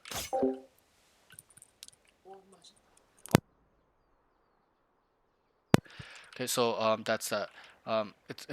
That way real of quick. I don't know if yeah. you meant to mute. Oh yeah. Sorry. Did I mute? Sorry. Oh, sorry. Can you hear me? Yeah, I can hear you Yeah. now. So that's that. Okay. So that's why this thought process you had was good. It can help you get ahead, multiple steps ahead. Okay. The next thing is what did I write? Sorry, where are we? Wait, where did I go? Where did these notes go? So that's that. So the next thing is look at tab and tells his teammate. So you understand basics of economy. That's good. You press tab and you're like, yo, they're broke. This is good. So make sure you keep track of their economy and also the alt orbs they're gonna be getting or close to, so that way you can make a play off that. There's so many times I look at tab, I understand that their alt count, they need to get an orb to execute with a big alt like KO alt, KJ alt, whatever, ISO alt, and we make a plan to fight for these orbs. Okay, do you understand that? Does that make sense? Yeah. Okay, and you can see how strong that way of thinking is. We're denying them from ults because ults are so big in this game where they're gonna help you take and win rounds. Okay, so Are that's you that. also speaking in terms of like even when I had my ult, when they're not coming A, I just take the orb so that they do pivot back Sure, that way they sure. don't get it? Yeah, you could do that too, Because especially. that's something I started Yeah, doing too. yeah, you could do that. I'll be honest, I don't do that too. I don't think I've caught myself do that or been in a position to be able to do that too much. But I think that's very valid. You, especially if it's full or empty, you just taking it to deny it is good. Okay, so that's that. Let's move on. The next thing is, I like how he can think ahead with possibilities. Enemies went A, but they cut noise, and he called that they're most likely going C, and made a good call for his team to be ready for the rotation and won. So this was that time on defense, okay, where they were coming up A, you knew they're coming A, and then they cut noise, and you're like, wait, I think they're leaving, and they actually were leaving, and you're but in my eyes, my opinion, you making that call that they're leaving was the reason why you guys won that round. Because if you sat here and didn't make that identification or call, would your teammate have left to C? No. No, they would have sat here or towards mid and kind of like playing with their cocks, like not knowing what to do, right? So that's the importance of being able to identify and making those mid-round calls as an IGL correctly. This was a very good round by good call by just saying, yo, they're leaving, and your whole team just started running off and they're ready. You know how they're like starting to come out and your team was just deleting them coming out on C. They couldn't even get the bomb down if I remember correctly. So that's that. That was really good. But that's all your notes. So I will send you all these notes right now. All right. 1 second. I know it's quite lengthy, bro. I really did not want it to be like this, but again, it happened because I was really trying to break down everything for my student. So, and I hope I'm not Yeah. really eating into any time, stuff like that. Oh no, you're good. Oh, oops. Oops, what just happened here? Wait 1 second. Oh, there, I must deleted all these notes. So I sent you these notes. Okay, let's talk about your aim trading real quick. Okay. So what are you doing right now? Oh, sorry, wait, let me just share this. Gotta kind of run through this because I'm a little bit late with the next student, but it's fine. So what is your routine? Just put me through it. What are you aim training? What are your range? What are you doing to maintain aim? So the one thing I do in the range, I've watched a lot of Woohoojin and Okay. his aim training stuff. So Okay. like in the range, hold on. He sit down. So how he does it, actually I can't really explain. I mean, so you I'll don't have to be specific. Just give me like a general rundown. So, do you aim train? Maybe I should have just started with that. Do you aim train Kovacs or aim labs? I do sometimes. Okay. Um, Okay, that's fine. And in the range, how long are you in the range for? about 30 minutes, give or take. Okay, not bad. Okay, so Between 20 to 30 minutes, but definitely in between. So generally, how my routine was structured, a lot of high level players were structured, or pro players are structured, is that they aim train, range, then 1 to 2 DMs, then play, then cool off, and then they'll do like a second session of training. Obviously, you probably won't be in that category for now. That's later on when you start getting good. Like you feel the improvements. You're gonna be like, oh, I want to get better and better, and that's really the way to do it. But for you, how we're gonna structure it is, and I will definitely recommend that you aim train. Okay, like you should aim Yeah. train. Like don't skip out. Like be consistent. Do it every day. So what I recommend is you aim train, range, and then you are going to do 1 to 2 DMs. Don't go more than that before you play because you're gonna tire yourself out. Don't do 10. Okay, it's retarded. Just do 1 to 2, 1 to 2 to warm up your angles and your overall stuff, your shooting mechanics, your movement, stuff like that. And then play all day. Okay, and then leave yourself some time if you can. If you cannot, then it's fine. But if you can, you'll do like more TDMs and DMs at the end. But whatever, we'll figure it out if you have time or not. But so that's how I'd like you to structure it: aim train, range, 1 DM, and then play. That's how we'll structure your training. Okay, so what I will do. So are you doing aim labs or Kovacs? I have both, Okay. but I definitely do more aim labs. Okay, I would recommend you do Kovacs. Why? I was similar to you. I started with aim labs first. Okay, and that's the first time when I did aim labs, I got to Immortal easy. Okay, I was an Immortal player with aim labs. Okay, the first time I went to Immortal 3, like actually after episode 4, because I was Immortal 3 in episode 4, there was no Ascendant dead, so that's like fake Immortal 3. But the first time I actually got to Immortal 3 with Ascendant in episode 5 was with that playlist. First time I was Immortal was episode 3. First time I was Immortal 3 with no Ascendant was episode 4. First time I was Immortal 3 with Ascendant was episode 5, and that's when I started using Kovacs. Okay, so I would like you to. I would recommend Kovacs. I'm not gonna force that on you, obviously. I have 2 playlists. Yeah. I give it to all. The same playlist I used to get to Immortal 3, I give it to all my students since I started coaching. Okay, and so many people love it. So many people see good results. Okay, so I will send you that. I will also send you the aim labs playlist so you can pick and choose which you like. But I would suggest that you don't go back and forth. You choose one and stick with it, and then level up. Go to Kovacs. Aim labs is the Okay. basic level. Kovacs is more the advanced. That's how you can look at it. Okay. So don't just go back and forth every day. Like stick to the hard one and stick with it, or stick with the easy one, then level up into the hard one later. Does that make sense? Okay. So yeah, that's that. And then so I will send you those 2 playlists. Let me do that right now so I don't forget. So aim labs. 1 second. So this is the aim lab. Oh, bro, Twitch chat is so fucking annoying. So that's the aim labs. I will send you Kovacs. So the Kovacs one, there's 2 playlists you're gonna see. It's called Pure G Training or Warm Up. Okay, go with the Pure G Training. Always don't do warm up, because warm up just means 1 time per exercise. The training will make you do it 3 times. Okay. Okay.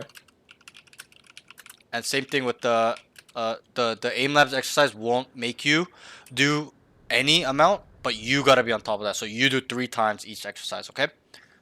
So all right. just write that. And that's minimum. So as you get better, more comfortable, more speed, you kind of feel that mouse control, you getting better and quicker and stuff. That's when you're going to go to 4 times.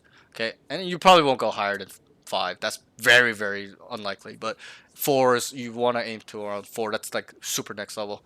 You'll be a beast if you do that down the line. So I gave you the 2 playlists, and then. So what I don't want to change your aim, your range routine too much, but I will show you some, and I'll also send you a video so you can watch it if you forget. But I will send you, I will show you. I mean, what do you want to do? You want me to show it to you now, or send you the video of me already showing it to a student where you can just rewatch it and save time? It's up to you. I'll do whatever. Probably send me the video. Okay, that's perfect then. I don't have to waste 30 minutes here talking about it and explaining everything, because I do it in the video and it's 15-minute video, and it's just as effective. You can literally play. But so I'll send you those videos, okay? So and all right. I know it's a lot of stuff I'm gonna send you, but it's important. So I'm gonna send you also videos on how to do each playlist. I showed some students on VODs how to do either the Kovacs one or the aim labs one. 3 different students, so more than 3, like 5 students I've done it with.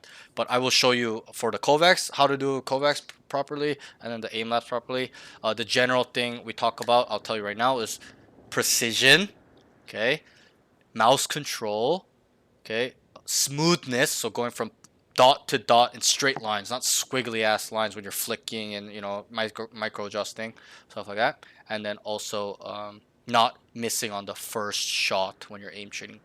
These are the keys. If you focus on these 4 things, your aim training, you'll be really good. You'll aim train properly. And then the last thing, also one thing I missed was go slow. Fuck speed. Work on the technique, speed will come after. I started speed first and I regret it because I had to go back to working back on precision and making sure I'm hitting dots at at a high frequency and not missing because I'm just going fast. Okay, so you won't work backwards. So work the proper way, work slowly, build upon it, and then push yourself to go faster and faster and faster and faster down the road. Okay, any questions? So let me just write that down. Nope. Videos of students aim training, Kovacs, and aim labs. Video Surprise, of range motherfucker. 14 advanced. So yeah, so I will send you those videos sometime tonight. Maybe not tonight, but tomorrow. Okay, you'll get those the videos. I will send you the video for the range tonight for sure. But the other videos I'll send you tomorrow. Okay. Any questions so far? No. Okay. Before you go, there's one last thing I'd like to talk about. That follow-up question I told you right in the beginning. Okay, I asked you, Yeah. what do you want? Okay, you told me I want to be radiant. Great, I love it. Okay. Now the second part to that question is, what are you willing to sacrifice? How badly is it you want this goal of radiant, of pro? Okay, and you gotta ask yourself these 2 questions every day. You gotta wake up, look yourself in the mirror, ask yourself these 2 questions. What is it I want? I want radiant. I want to be pro. Good. And then you ask yourself again. You look yourself in the eyes and ask yourself, what am I willing to sacrifice? How badly is it I want this goal? Because me as a coach now, once you've taken this session with me, with or without me, I expect you to hit this goal, like I told you earlier. That's my expectation. Okay, and that's how hard you should be on yourself as well, because, you know, if you were to just tell me you want this and you don't do it, right? You can kind of see what that says about not just you, but anybody. And I've been there too. I've done that a lot in my life. I'm 29. I've said a lot of things where I didn't do, and I regret it because it makes you a coward. It makes you not a good person. You're not a man of your word. So that's what you have to kind of commit to, because I've been in that same position. And why I make my students ask these questions? Because it's very important you don't lose sight. You don't give up. Okay? Giving up and failing is different. Giving up is the worst thing you do. I'd rather you fail, give it 10 years of your time. Obviously not, that's a joke, over exaggeration. Than you giving up and hanging up the cleats by yourself. Okay? You know how? I know that because I gave up. I was a pro when I was 14 in StarCraft 2. Gave up. Okay, I was bottom of the barrel pro. I wasn't a top pro, but I was getting there, and I just gave up. Tried to go pro in Valorant. Gave up. Tried to go pro. I spent 4 years of my life when I was 21 trying to go pro in Dota 2. I spent over 15,000 hours playing that game, trying to go pro, and I gave up. Right? And because I did not ask myself these questions, the self-doubt, the fear starts creeping in, and then you lose sight. So that's why it's important. So that way you stay on top of your goals. Okay? But that's that. I know the session was really long. I'm so sorry. But I think it's all good. I think it was quite needed for you because, again, it's not that you don't know, but the fundamentals are very important in this game. And so that way you don't learn backwards. That's why I teach my students everything that is fundamental, no matter how long it takes. So that way they don't have to go backwards and learn backwards, right? Now we can move forward and think about, you can, with or without me, think about more advanced concepts, higher attention to detail stuff, more crazier thought processes, stuff like that. Okay, this is the door opening now, so you get to choose in which direction you want to go. But that's that. The last thing I want to say is, don't cheat yourself. This game is a game where you get what you put in. You put in no work, you're gonna get nothing. You put in all the work, you will become somebody of some talent. Okay, so that's that. Any questions before you go? I think that's it. Okay, that's it. Good session today. Let me know if you have any questions. I'm always here for all my students. Does not matter if they get sessions with me or not. I'll always be here. Stuff like that. If you choose to get a second session and onwards, it'll be different. It won't be like this moving forward. It'll be way more fun. How it'll go is, I usually get them to play 2 to 3 games, and we talk in between rounds, and I help them use these things I taught them. I'll tell them, hey, what'd you do wrong? What can we identify from this individual player? How are they playing as a whole? And I help you do this protocol, and then we make the plans together, and you see it happen in real time.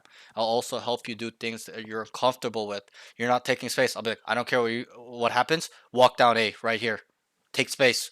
Do it here. Whatever it is. So I'll do that stuff a lot. I'll push them out of their comfort zone.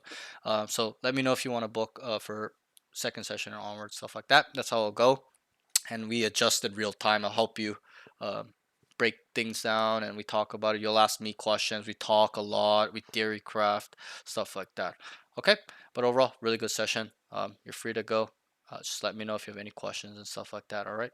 Good job today, and I'll see you on the stream. You're on the stream, and also I would recommend you come to the 10-mans. They're gonna be running every Saturday. They're up and running again. We took like a 2-month break, but I got them going again. So I would like you to show up. You get valuable, priceless experience.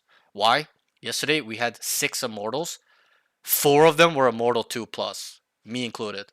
Okay, so the lobbies were really sweaty. Like, people were learning a lot, the lower level guys, because they're seeing immortal people play. Right, it's 3 immortals on each team. So it's valuable experience. So that's that. Okay, and it's free. So, and I don't expect anything from you guys for that. So that's that. You're good to go. Yep, go ahead. All right. Yeah. Oh, I was just saying sweet. Okay, so that's that, bro. Keep in touch. Good luck on your journey, and ask yourself those 2 questions every day. It's very important because of the goal you want. If you told me you didn't want to be pro, different story. If you didn't told me you want to be rated, different story. I'd kick you in the ass and tell you to go on your way. But this journey that you've somewhat committed to, whether you said it or not. Like, yo, this is what I want. I'm gonna go pro, because I've been there. I've told my parents that multiple times. Okay, it's not a joke. You gotta take it serious, or you're gonna regret it. Like me, looking back and be like, fuck, I shouldn't give up. Fuck, man. If I just spent 2 more years, put my head down and not have fear, and just see what would have happened, it would have worked out. So I don't want my students feeling that same feeling. So that's why I teach them these things and tell them to ask these questions. Okay, you're free to go.